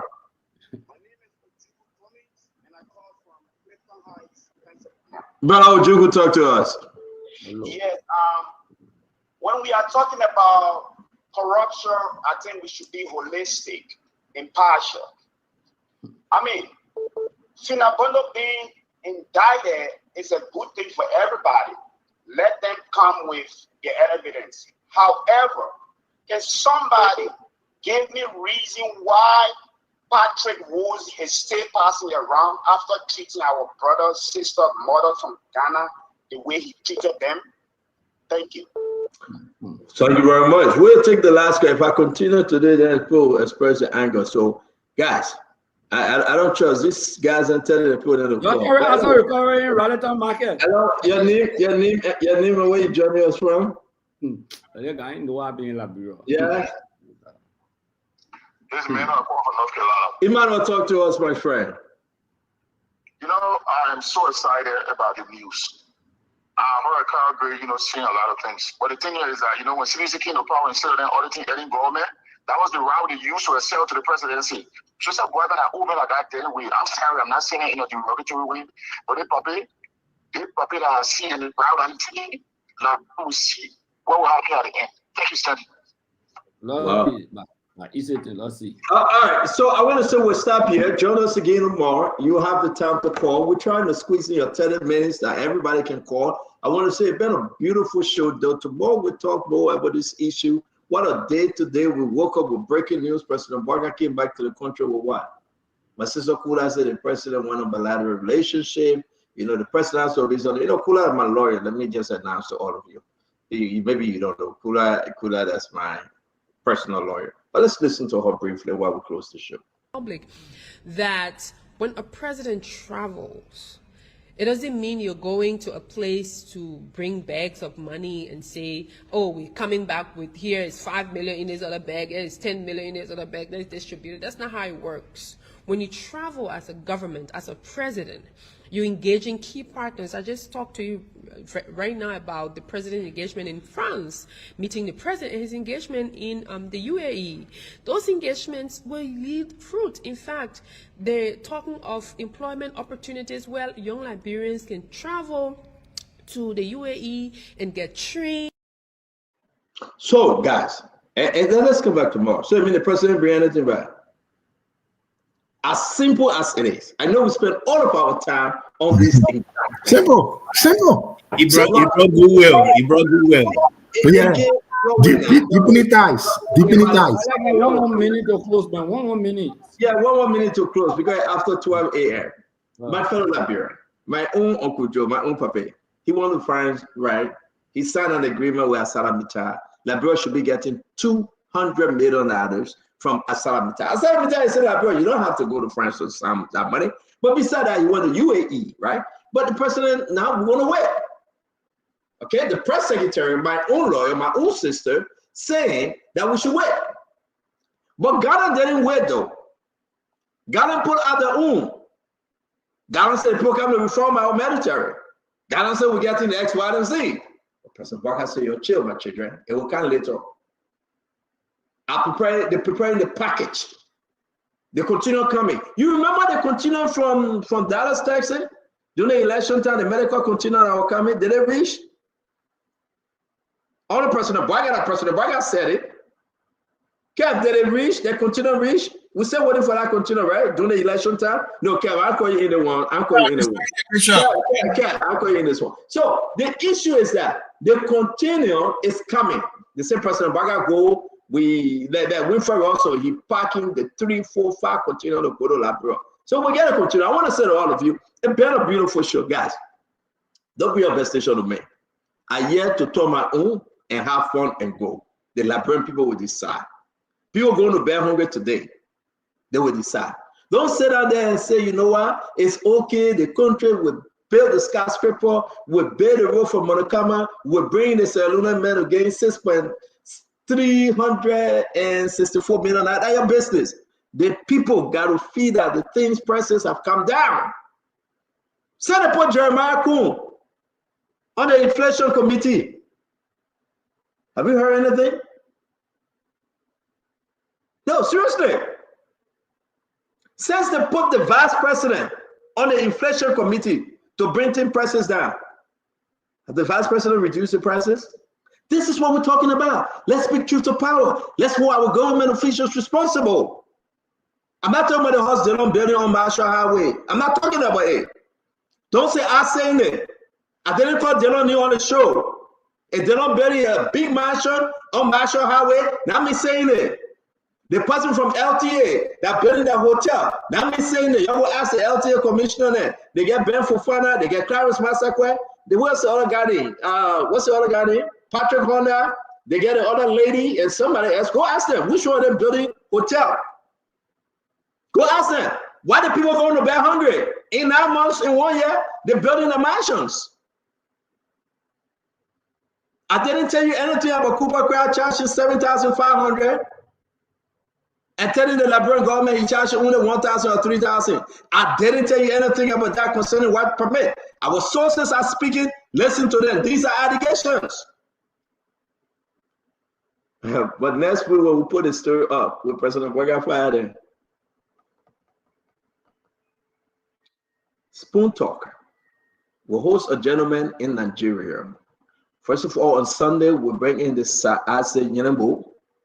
On Saturday, tomorrow, we'll bring in Sano Dazo Johnson on the show.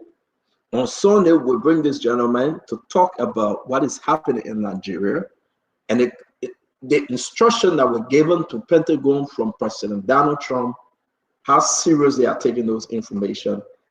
Let me bring in Russell to talk to us about the gentleman who is closer from the Akara screen. Russell? Yes, so on Sunday, we expected to have an international security expert, Dr. Kabir Adamu, will be with us, hopefully, and we'll have a barrister from the southern part of Nigeria too as well, who may be joining us. And so one will come from the northern Nigerian perspective, and the other will come from the southern Nigerian perspective, talking about the allegations that President Trump has been making that there's a Christian genocide in Nigeria. So there's just be a healthy conversation about the different security situations in Nigeria, all these different groups that are there, especially in the northern part of Nigeria and the middle belt part of Nigeria that are fighting over land, that are targeting certain groups and all of that. So looking at the entire security architecture of Nigeria and that whole West African region and the potential or the possibility of it spilling over further towards Ivory Coast, Guinea, Liberia, around that area. So the conversation is going to focus around that. So that will be on Sunday. So don't forget, join us on Sunday. We talk to two Nigerian security and legal professionals so that we can unpack the situation that's going on in Nigeria. Thank you, Stanton. I'll take it. Did you use that for your closing? I know you're giving an announcement because we got to go to Greg. So is that part of your closing, right? Go ahead. But go ahead, do your closing. I want you to do your closing. Yeah. All right. So in short, I'd just like to say thanks to all of you who decided to stay up this evening to listen to us, to hear us out as we opine about this big breaking news that took place today in our country. I think it's a beautiful thing, really. I think it's a beautiful thing. But I just warn that it's not selective. We're not looking at a selective justice situation. I know, Stanton, you talked about some sealed indictments that they have. We have about 40, you said, cases that are on the docket. Actually, I listened to Mr. Martin talked about that.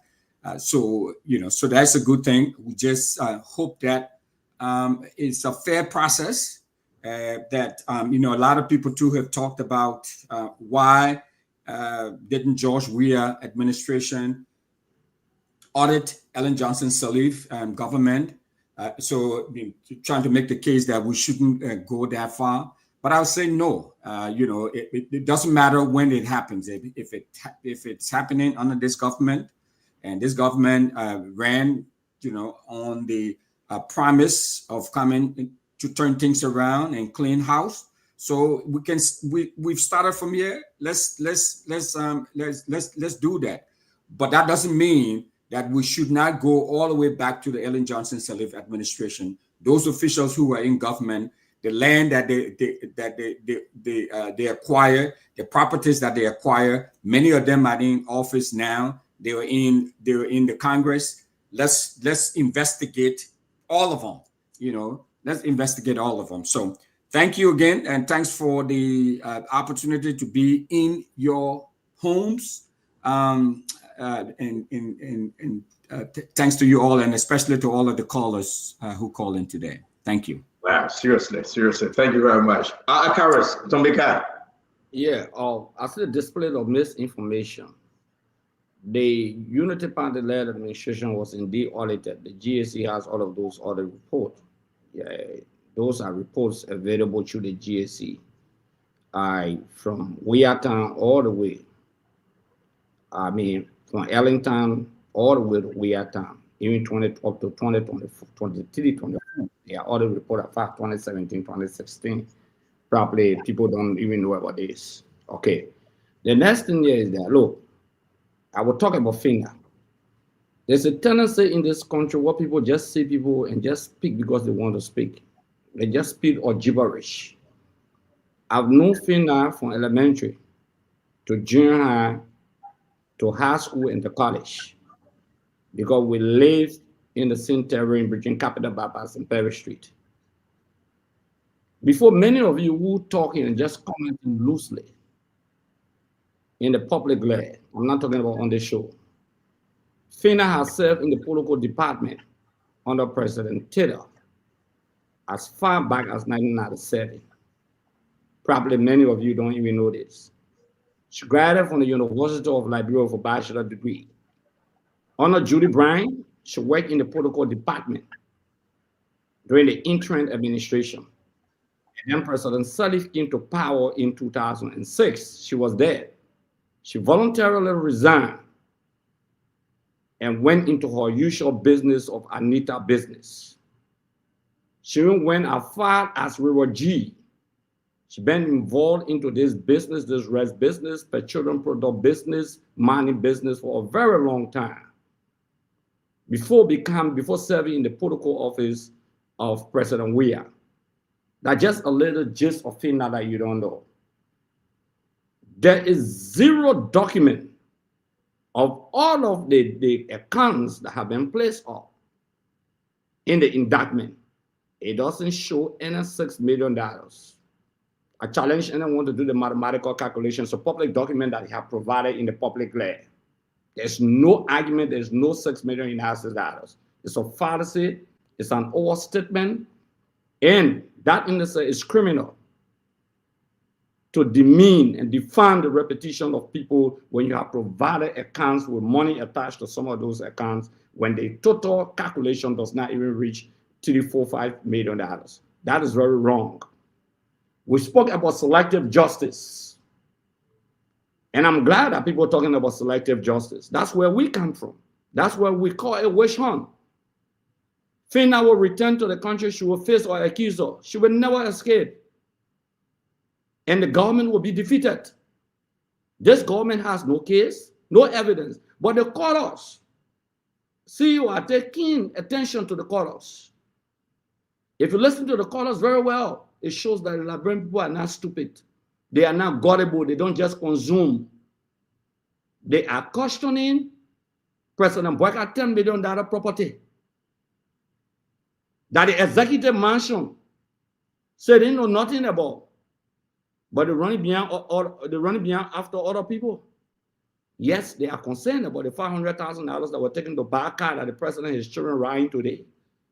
Yes, they are concerned about that. They are concerned about the expansion of his home. Instead, he was living on loan. But today, he has expanded his farm. He got fish pool, everything there. Yes, people are not stupid. Gone are the days where you will chase one group of people in the country and protect another group of people. What is now unfolding in this country is the biggest Pandora box that has been opened. An extreme Pandora box, make no mistake, for you to go after retailers. And I saw 3% new on our listing, the selling rest in Raleigh market. They take rest from Anita, they credit, they sell, they deposit into their account, they pay the money. You're going after them, the fishing expedition. The guy you saw in the jeans trouser, putting in a maroon Jeep, that one Sir Johnson used to be a supporter of the Unity Party. You know that Clark Martin went to him and told him to serve as state witness. The CDC bought 2 containers of keke and motorbike for him. The T5 motorbike, no motorbikes. That guy, they call Sir Johnson, they release him. In whom now, as I speak to you. But he has been a supporter of President Boyka. They asked him to serve as state witness. He said, no, I can't lie. Thank you, Greg. I can guarantee you, I can assure you that there's an act of witch hunt, this fishing expedition. Clark Martin is not credible. 2 years now. The asset recovery team has not been audited. No financial report. That's why, in fact, they're not even in the budget. This is a POP error to put them in the budget to say, that scam man that I work with, I know him very well. I know him very well, that scam man, that show man. No, Thank you very much. For them, no audit. They stole money. Accusation. Honorable Greg, thank you very much. Let's make progress. Running behind people here will run away from the country. Never in the history of this country will fight this government, will diminish the capacity of the government, will expose the government, and they will be defeated 2029. Clear cut, no debate. Thank you, Greg. Let me come to you, Tamba. Tamba, I was asking a question, and our people listen to us whenever we ask question, right? And this is important. I was just joking, but people ask it. Am I making a mistake here? Did we receive the continuum that President Boyka said were coming? During the election time with drugs and supplies? I don't know, Stanton. I can't answer that question with a yes and no. I'll have to research that. Anybody on the show know whether we received those continuum that were coming? No, we never received them, no. I know they're not working. They lie. Yeah, I mean, Russell, you always follow these things, brother Russell. Russell, what say you? Did we receive them, Russell? Winfred Russell, you acting like you can yell now? Winfred Russell. Hello? Winfred Russell, you can hear us? Are you on for that? You said because you know what? Again, we should go and question Liberia Cargo Continuum Medical Supplies. This was it then, right? This was President Boyka's statement, right? As I wound down my visit to the US, I'm delighted to announce that a huge shipment, very huge shipment coming. It's that. All these things, they put in the control. Where did it go? Because President Boyka at the time, Kennedy Boyka visited the people You know, they told us they were on the way. Look, it's box. Emmanuel, don't be afraid. It's box. They took President Bouaga picture. Liberia cargo continued emergencies, emergency relief beds. That beds and medical supplies, everything. Where did it go? Did it reach Liberia? That's 2021 that though, right? Yeah, 2021. He was not president at the time. My man, we know that. We know that you don't have to remind us, but we are asking for the supplies. Where did the supply go? What you know about it? Saying you say we were not president. Maybe we didn't know that. Maybe we don't know. We just came to this game. So tell us now, did it left on sea? Did we ride it to Foya? Where did it go? No, Russell, we gotta go. It was on the UPS. It was on the UPS plane. It was on the UPS plane that had the accident. Just take my minute and be close. Mr. Russell, you always objected. You send things to Liberia. Let's show to the Liberia. Listen, this thing just come to my mind every day, right?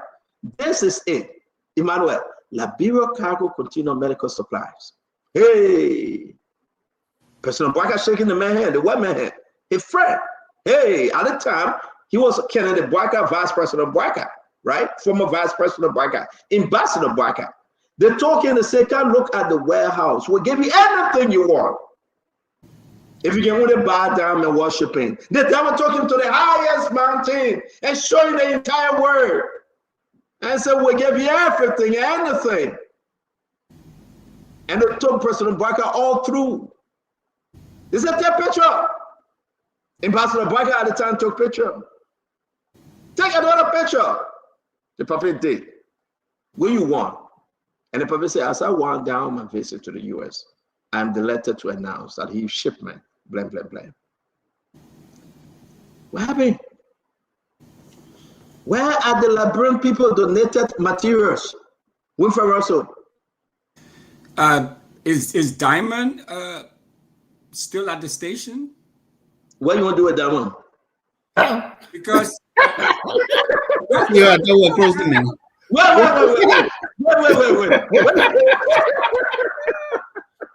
What you want to do with that one?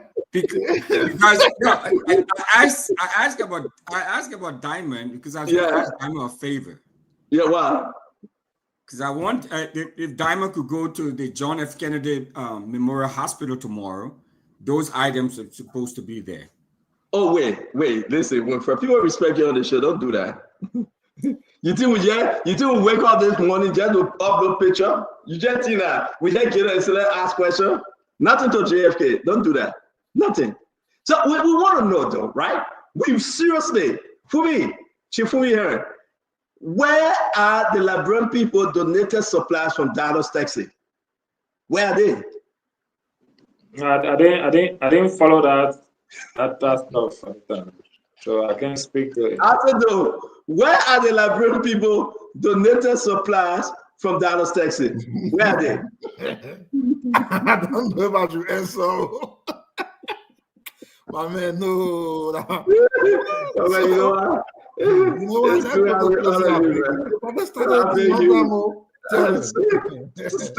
Fumi, can you close that door? I'm just asking, right? I'm gonna dig deeper, but we can ask everybody. It's a fair question. Can you imagine? You look at the beautiful picture, right? They took the old man all through the warehouse, Fumi area. They're showing the bed, they're showing the medical supply, they're showing everything. They say, yeah, Mr. Ambassador, you'll be the next president, but anything you want, take anything you want. Public post it. Take anything. Liberia cargo. Relief bags. The puppy and his best friend taking picture. But the question remains, did the people give it? I mean, the president got to tell us.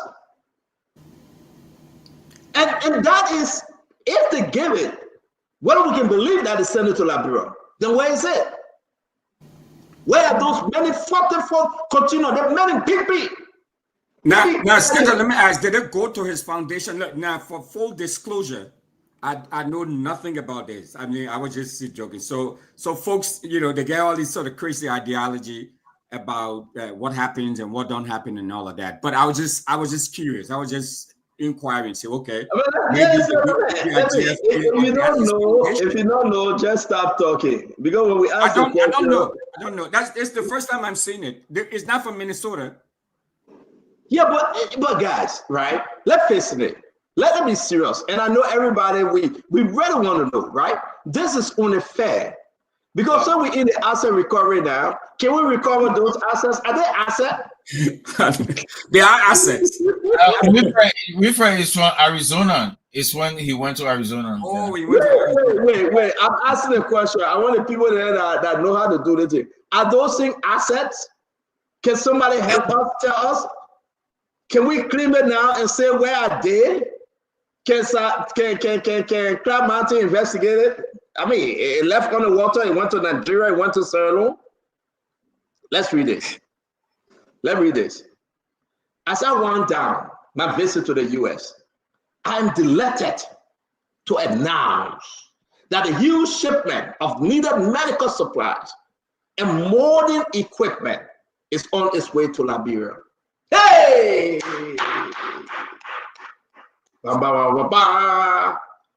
I was particularly pleased to have inspected the shipment. True, it did. You saw the picture. That is now set for departure. I want to thank the president and CEO of Project Q, the Dr. Douglas Jackson, along with his executive director, Ms. Ruth G. Sanchez, and colleague Mrs. Vicky Wilson for the donation to the Joseph Boyka Foundation. That answers your question.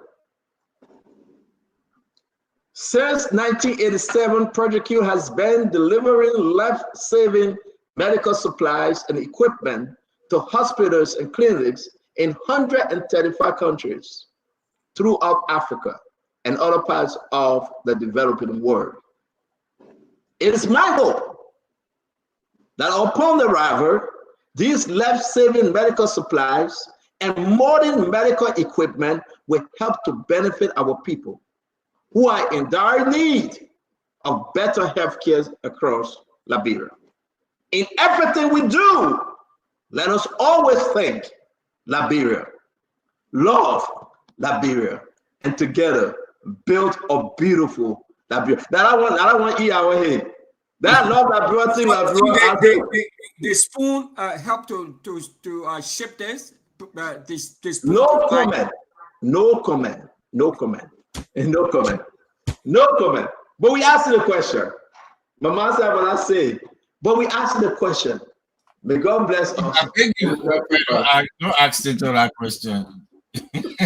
Don't make us talk. I beg you.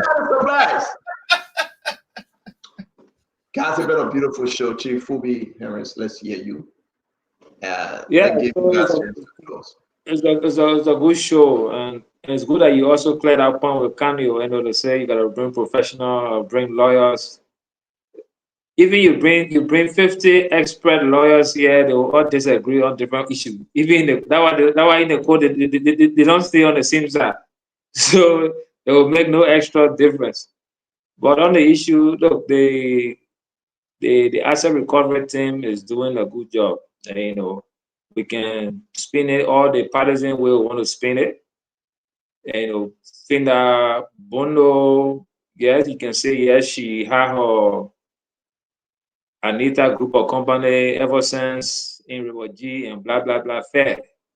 Now going to court will be the good thing. Let her go to court and show her income statement, her asset, her balance sheet from all those years. It will help to clear her name that yes, this was lucrative. This business was doing lucrative, transactions, and we have the records. So there's nothing wrong with that. So it's fair to go to court and show that yes, this is our company, and from 2014 2014 to now, you see, we made this, we made this, we made this, we made this. So with this kind of history, you clear your name without issues.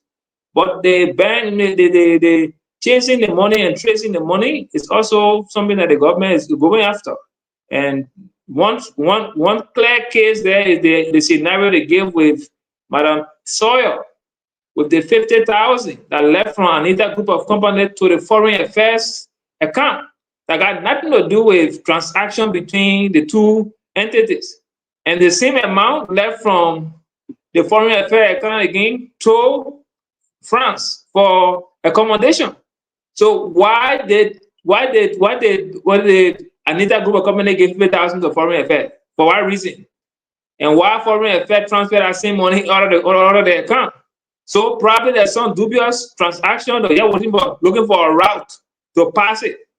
And those are some of the things that you will have to deal with.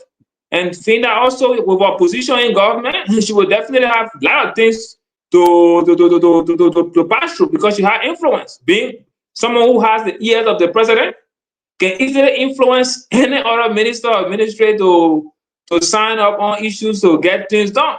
So having those kind of lucrative deals to say, oh, the defense minister signed. The defense minister was not very investigating her business account. We don't know whether it's a legitimate deal or not. Once that government transaction, they say, look, we got to work with this. The honor obligation, the method policy, they're doing that work. All the other thing there was government supply.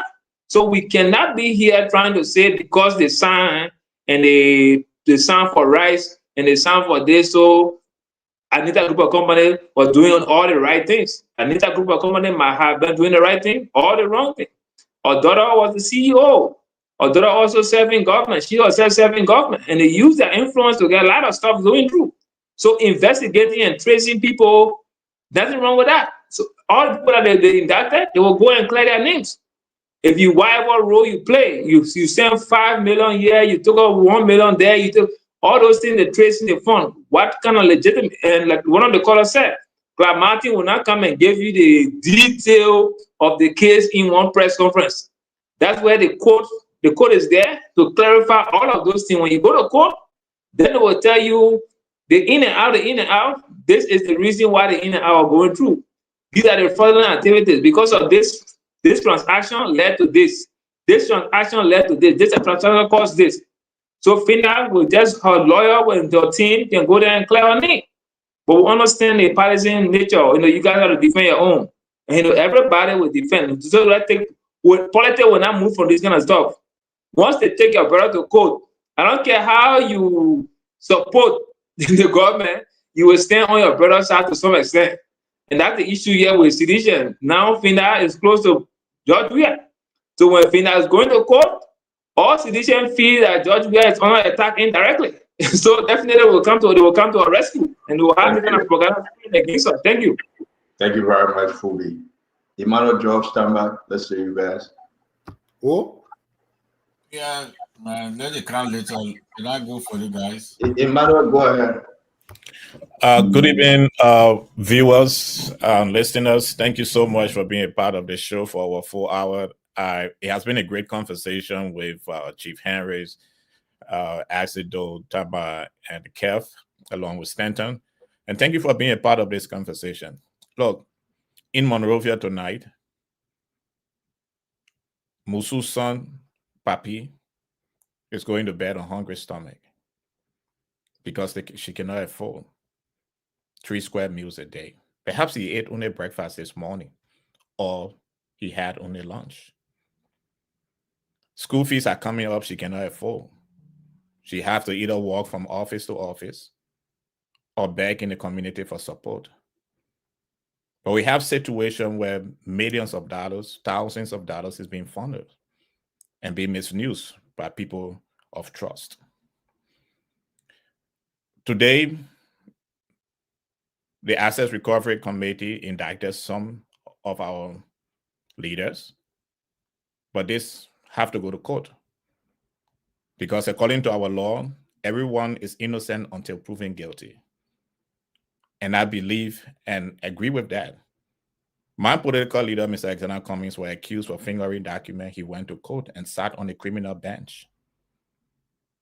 He was proven innocent. The case was dropped by the government because he did nothing, because he's a great, wonderful person.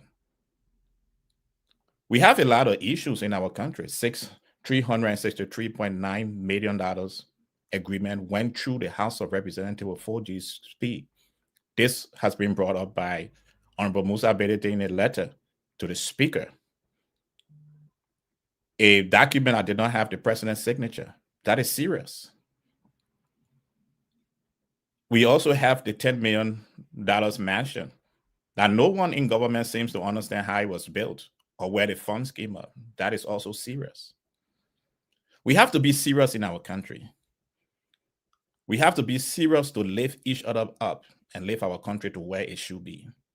And that's why I strongly believe that your support for Mr. Alexander Cummings and understanding what he have to help lift each and every one of us is extremely important. So please have a wonderful night. I look forward to the conversation tomorrow, and I look forward to being in your living rooms and on your television set. Good night. Thank you very much, Emmanuel. Thank you for joining us. Fama? Thank you, Emmanuel. Thank you, CEO. It's always a pleasure to come on here. We are having a conversation in the homes of Liberians, both at home and in the diaspora. I remember the Ome who works for me, like a father figure, Ome Tamba, coming from West Point, telling me, "Oh, Tamba, we hear you guys on the radio." And there's an older man who doesn't even have a television, but in the evening they will sit around, they will put their radios on after their evening meals, and they will listen to Spoon throughout the night. When I was in Foya and I saw people who had just come from Vanjama, they're like, "Oh, I just come from Vanjama. I've been seeing you guys on the Spoon on Facebook." I'm like, great. So Spoon is making inroads, and Spoon is making a difference by informing people, by educating people, and even empowering them.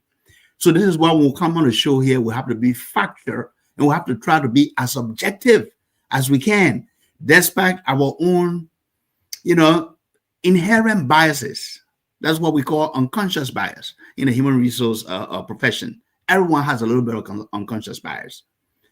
When I see former officials come on here, Conor Gray, welcome.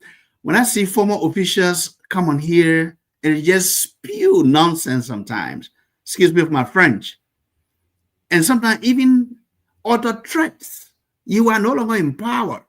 Who are you to threaten another person or a government? You don't even have the authority. Are we where we want to be as a country? No, we're not. But are we still hopeful that this government is trying to take some decision to get us in the direction? We have seen signs, fighting corruption, terminating people from the job, firing them. The issue of Finabuno, and I'm not going to spend too much time there, under our rule of law, there's the presumption of innocence.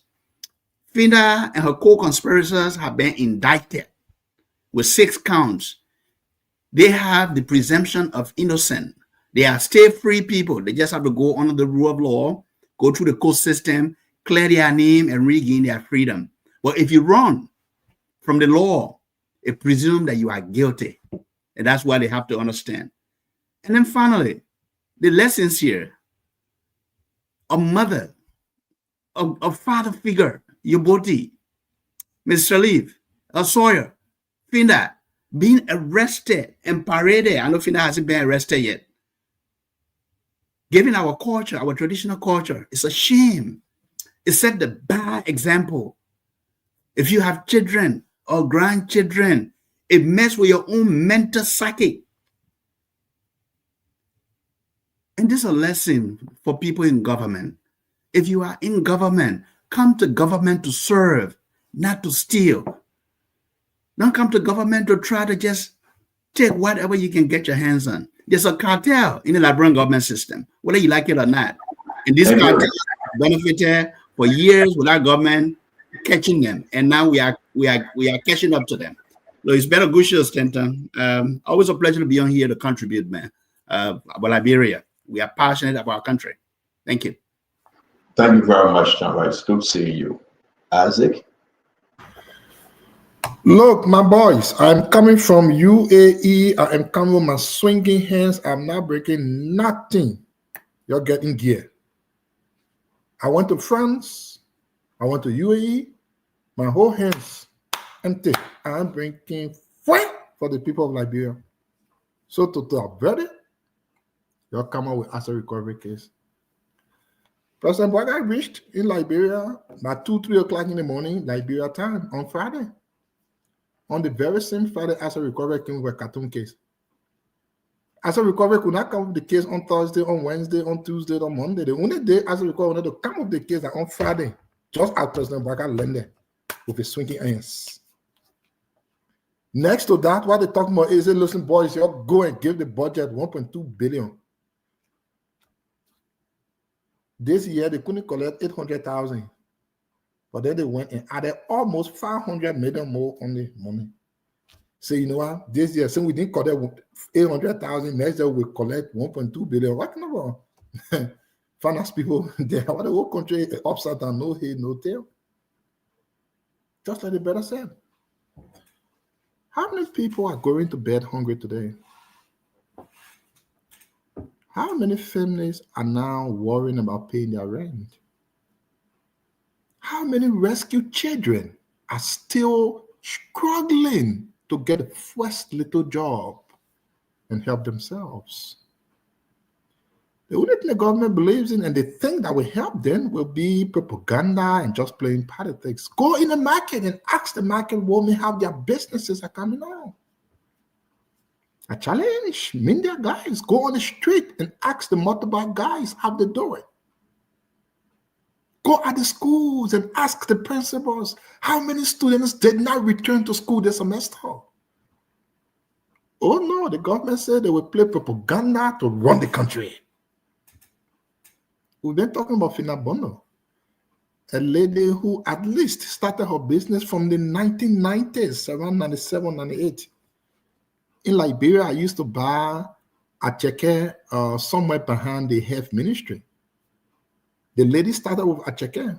Right now, she got properties. Think about it. Not to talk about somebody who started from 1997. Asset recovery has forgotten about recovering asset now. They are a persecutor arm. They are charging people for forgery, money laundering, conspiracy. What kind of thing is that? They are not identifying which asset they're trying to recover, where you took the asset from. They didn't know. Right now, we don't know which entity, which agency those assets came from. Did they come from foreign ministry, internal affairs? We don't know. All we know, Fina Bono account got 6 million, according to them, which is not 6 million. It gets 6 million.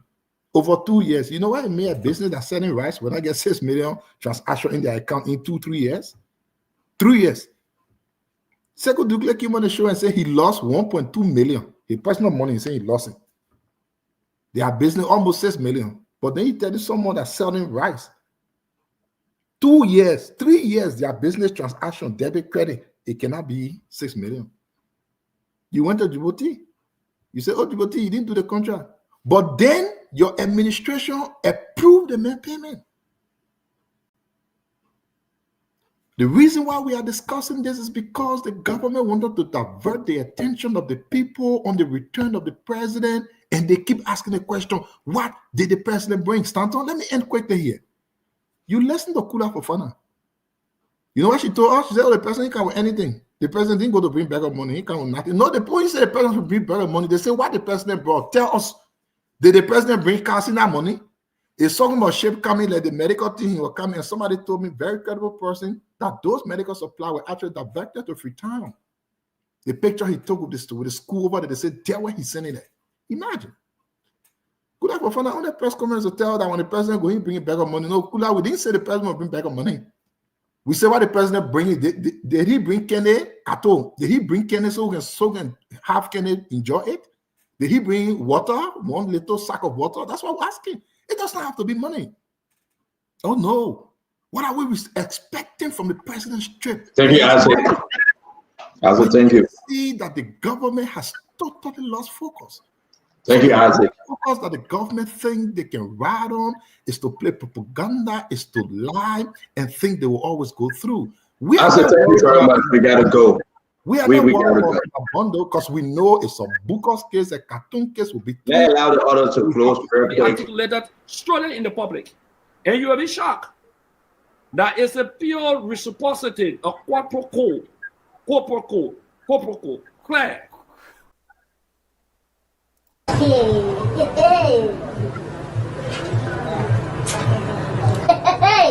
Reciprocity of quid pro quo, clear. Thank you very much. God have mercy. God get patient. Thank you very much. So, guys, we're gonna leave you like that. I mean, that says it all, right? Clear reciprocity, quapoco, cocopo. So let's play one more time, then we'll leave you in peace. Be articulated strongly in the public, and you will be shocked that it's a pure reciprocity of quid pro quo, clear.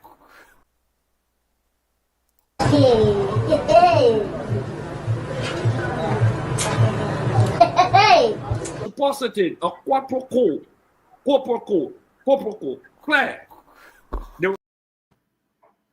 So there you have it, kids. It's good to have you, Colonel Gray. I know you join us early tomorrow, man. We're here for me. We gotta go. Again, my brother Kev Ahmed Hassan, we say thank you. To Winfrey Russell, man, thank you for joining us. It's Quapoco. It's Quapoco. It's been a pleasure. Out there. Listen, Who has it though that when you got 800 budget, you can get 1.6 budget the next year? The only thing I will say for my closing quickly on this is that thank God Fina is coming in the country. Thank God she's going to court. She will prove her innocent. The Liberian government will give the reason why they believe that she should be indicted. And that's a fair game. Let the law be the law, folks. No argument.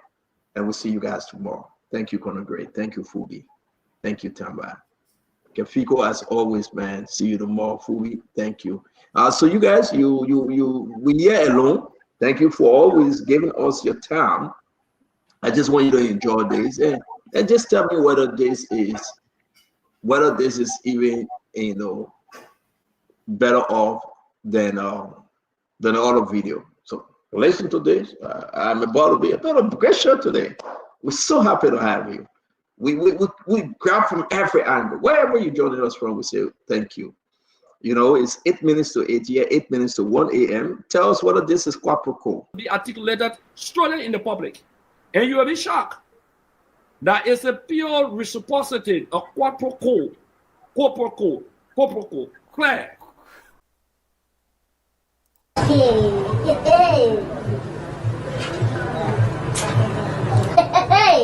Reciprocity of quid pro quo, clear.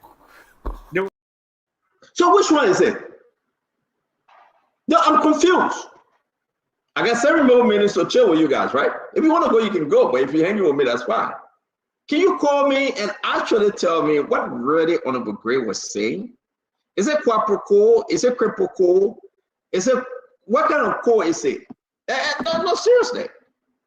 So I'm going to play. I know I'm going to receive your phone call. If you stay awake and you want to help us, leave the Fina Bono thing alone. The law will be the law. They will talk about it.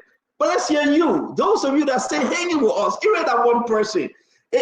Colin Gray, is it Quapoco, Quapoco, Kobo, Quaquacoco?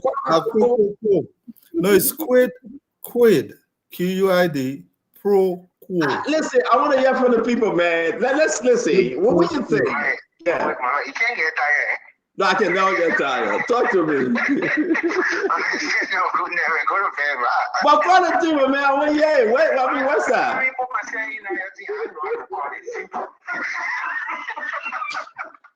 You know how to call it till you call? So let me play again while you guys trying to call. I will pick up your call. But listen to the teacher, our teacher, our English teacher here, right? So listen to him. Let's hear him clearly. Be articulated strongly in the public, and you will be shocked that it's a pure reciprocity of quid pro quo, clear.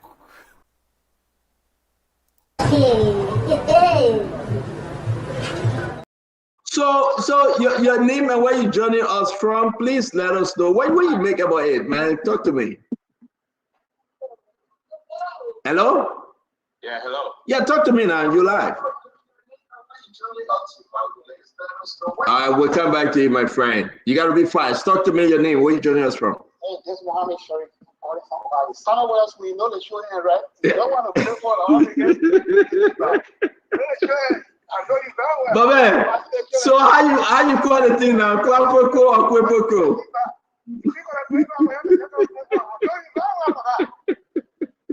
Let me take Jerry. Jerry, what do you think about this thing, Jerry? CEO, thank you for this opportunity again. Yeah, You Jerry. see, this edition, most of the great guy, man, get out with fake English. When you even check the dictionary, you will not even see it. They defending by all means, they say they want to come back 2020 now. Then they will fight, they come down. So what the war now? Call the war. Pronounce it. My man, pronounce the word. Say yeah, just pronounce it. So my man, you don't know how to pronounce it, right? So, My man, I'm with Chris. That phrase can get a weapon how to. Yeah. All right, your name and where you joining us from? I will call again. I will keep calling. This time with a new friend, yeah? Yeah, call the word now. Call the word. The word is that man is a dog. I'll leave it. Your name and where you joining us from? Talk to us. Yeah. Well, yes, it's quick protocol. See you. I'm calling from Pinsville. Thank you. It's just a simple word, you know. Thank you very much. Let me take this one. Your name and where you joining us from? Hey, this is Samuel Joe. I'm calling from the one Iowa. Dama, talk to us. So the word is quid pro quo. It means that. But why Gray having problem with the word? Why Gray couldn't pronounce it? But that's something Glenny did. I'm talking about Glenny, but leave me alone. Don't get me in trouble with Glenny. Your name and where you joining us from? I'm joining from Providence, Rhode Island, Byron Taylor. Talk to us. Yes, the word is quid pro quo. But why Gray having problem with pronouncing the word? I don't know, but Gray need to start using the big language on our people. Use simple English so they can understand. Simple English, my brother. Understand. Simple English. And if you're a true communicator, you will use simple English. That's what a good communicator do. Thank you very much. Let me take this one. Your name and where you joining us from?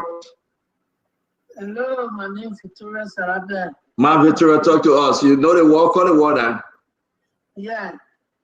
So I want to celebrate my birthday this coming November 30. I will be 74 years old. Oh, my Victoria, you'll be 74 years old. Happy birthday, my Victoria. Send me the message. We'll get closer. I don't know how to send the photo to you. Tell your daughter, your son, anybody to send it to me. Okay. Happy birthday to you, my Victoria. Thank you for watching, huh? Okay. Yeah, Mama. Thank you. Yeah.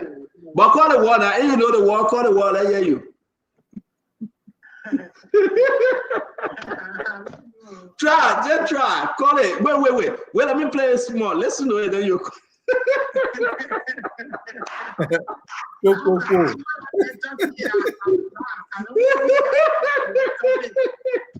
they come and show what a puppet did, they don't pick it. You know what? Joe man had a power. They say when you send the trap, the trap can leave right there and catch a meat that you have on it. It will take time before the trap catch. The egg coming catch, so the trap will catch them one by one. Thank you, my Ventura. Thank you. The almost said, leave me alone when you're calling the word. We'll take the last caller. Your name and where you joining us from? Stand up, my name is Madrid. Hold on, Madrid. Hold on. After this call, go ahead, my friend. Yeah, my name is Fusali. I'm calling from Atlanta, Georgia. The war is quid pro. You know, it's a CDC slogan. You know, this is a slogan for CDC, which means a pro agenda. That's okay. What it's called. You know, it's a pedal war too. You know, because the what appelle war, quid appelle war. You're not eating the money again like before, so it's all right. Be so heavy you pronouncing the word. Thank you. Your name and where you joining us from, please. You are our last caller. Stand up. My name is Madrid. I call from Maryland, Anchorage to be specific. Talk to us. Yeah. So the word is quid pro quo. What it means something for something. Okay. That's it. Rabbi. Yes, that way. Money that hand, back that ground. Thank you very much. Ladies and gentlemen, man, let me leave you with this Be one. articulated strongly in the public, and you will be shocked that it's a pure reciprocity, a quid pro quo, clear.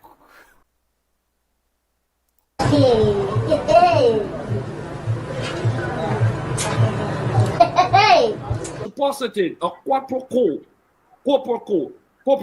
clear. Great, thank you for joining us, folks. It's been a great show. Have a good night. Have a good morning in Liberia. I watched the show too, man, but I just could not get on because but you coming aboard, right? Yeah, I hope we'll get prosecution from this time because we beat on Uncle Martin, and this is his moment. Look, all this thing about going back to the past, it was the last administration's responsibility to have gone back and prosecuted. They graded the government there 80%. Nothing was wrong. So this government has priority. They can choose where to cut the cake from. It's in their plate. So you can cry all you want, and I hear a lot of you can't try this, you can't do this. Where's the power? You can't fight government. I hope they will reopen Bele Yala, man. They should try and pay the people of Buffalo County and open our place. Because South Beach will not be sufficient. Matter of fact, those people should go down for hard labor. Trust me. They should serve us as a clarion, example that when you look, we all knew Omer Bunda, Clay Street there. It's not a rich man. I know Finabondo from President Taylor's time. Those people are not rich. But here's the issue, right? Help me what we hear with few folks still watching us, right? Agree. Let's agree that Finabondo, she doesn't have money, blah, blah, blah, blah, blah, right? But we can also say, let the law be the law, okay? Yeah. Let the law be the law. Yeah. If she's not guilty, Tema Sawyer is not guilty. John Ubochi is not guilty. Anyone that will enter into the place of law, they have the right to prove that innocent. So listen, if I can talk to Fina, I'll say, go to court. Anyone that this government gonna indict, go to court. Exonerate yourself. Get the best lawyer you can get. Prove you're innocent. And I think that is so important. No one should beat on the government because the government, to their belief, that somebody robbed the country. Now, if this government is not in power, the next government should do better than what this government is doing. It will help make our country better. The law should be the law. And I think this will save our country. This will be one of the best things. Make no mistake. I'm not going to beat on FINA. I'm not going to beat on the government. I'm going to speak to the Liberian people that the law be the law. But we should go more into this thing. Conor Gray. You get what I'm saying? We should go in deep. We should cast our net so deep because you still get some guys out there that we need to go after. And they need to prove how they got money and how they got to where they are. Just prove you're innocent. If the government got anything on you, prove you're innocent. Lawmakers then riding hard today, people in 9 months building hotels, people cutting shitty deals. You think that when the government outside, the other government, when I can persecute, when you get somebody coming inside, they want a small one. So yeah, the government is setting the basis, which is okay, which is great. It's good. The next person that comes in will not grade the past government 80%, and then they blame somebody who comes after them, for not prosecuting that government. I don't get all the semantic there. It don't sound sensitive to me because They had all the opportunities. The people got to find way to save face, and you know that, Columbia. They got to find way to save face. Whether anybody is caught in the act, the people will find way to save face. But we all believe that the government position should be tested in court, in a court of competent jurisdiction. But I beg you, Sidisha, please don't bring Arthur Johnson again as your lawyer. No, I mean, this case could go both ways. And if it's not a proof of allegation, you got to prove it. And that is a cakewalk. I mean, they have some staggering pieces of evidence, don't get me wrong. You're right. But in court, it plays out differently. So, but the fact that people are being indicted and taken to court, that lends some hope that the future will be glamorous. Because you know what?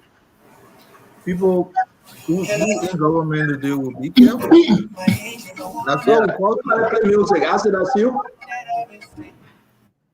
Okay, You can't be that reckless, and then look, the last administration was extremely reckless, and that's all we want to see, that somebody gets scared somehow. Yeah. Otherwise, I just said to you, brother, I'm gonna go ahead. It's 8:06. I said, Joe, we see you coming back. You want any last word? Well, my man, we used to do 9 o'clock. How come we go 8 o'clock? The time changed. If I said at 9 o'clock, you would do the show tomorrow. The time changed, yeah, bro. But actually, the argument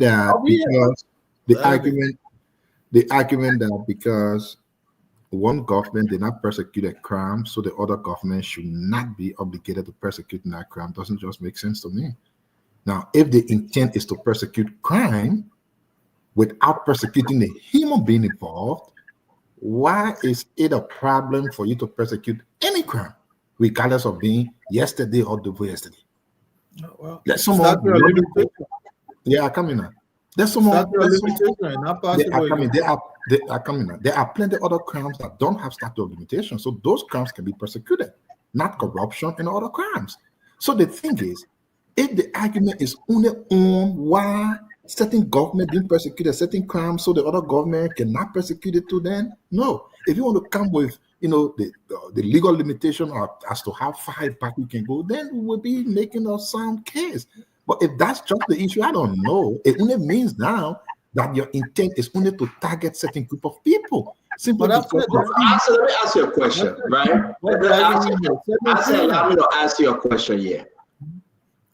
So let's say everything you are saying is true, right? Phina Bono, she's not guilty, nothing happened. That's it. The best place for Phina to go prove her innocence is in the court of law.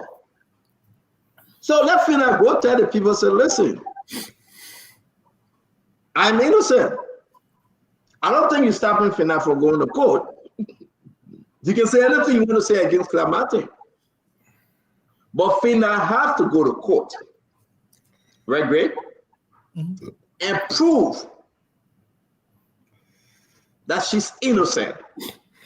And every other thing we say on the show, whether we put on the government, whether we say Phina guilty, Clamati is fake, whatever we're going to say, Phina is in a position to get some best lawyers in the country and go to court to represent her. And guys, I don't think we should condemn this. We got a good system. You and I think all of us on the show, all three of us agreeing on the same thing. We are not arguing against it. Starting when they took Phina Bondo yellow, I'm sure you said Phina that when they took yellow taxi, yellow cars, and people went to court. People didn't go. When they indicted Samuel Toy returned, and every day Samuel Toy going to court. There is no son. Let me tell you the truth. The truth here is the government tries as hard as much as possible, I would say, to prove a point that they told their partisans. And it is not easy. Let's take, for instance, let me give you a typical example on me, Stanton. There was a time United Party Mo Adina was saying, open the people cars. Okay. I have been in government. I have never been a son of government car. It was a company car that I used for 1 week, a project car when my car was at the garage. After my car got completed, the project coordinator who still works in the government took charge of the car. Then somebody will come and say, you just want to prove a point that does not exist. Now today, you took Phyna Bono to court. She said she shouldn't go to court. She will be in Liberia. Samuel Tuah did come to Liberia. He's been there all these years. No CDC official to friend. Our argument, though, it is not just simply because the court exists. So you would just jump and say, I can't remigrate to court because remigrate went to Tanzania. Remigrate, I never been to Tanzania. Only because the court exists, so you say, okay, Remy, if you sure you go to Tanzania, if that's your argument, the government themselves say we got a problem here. We see reason to indict Phyna Bono. We are seeing reason that money went into our account illegally. We are seeing reason there's a back and forth and transaction about whether she got the project right, whether she got the money for finance minister right. They did background investigation. If in that, hold on, I say, if in that knows that everything Clark Martin said is a lie, Phyna will go to that court with P and D, proud and dignity. And proof that not wrong. Before now, and the before. This is a different one. Yeah, that one I told you. I'm telling you on the record with authority that Phyna Bono is coming to Liberia. I know she's coming to Liberia. I know Phyna Bono is coming to Liberia. It's going to go.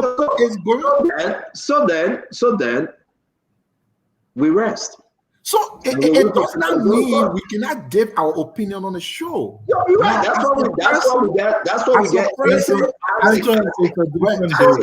And that's why.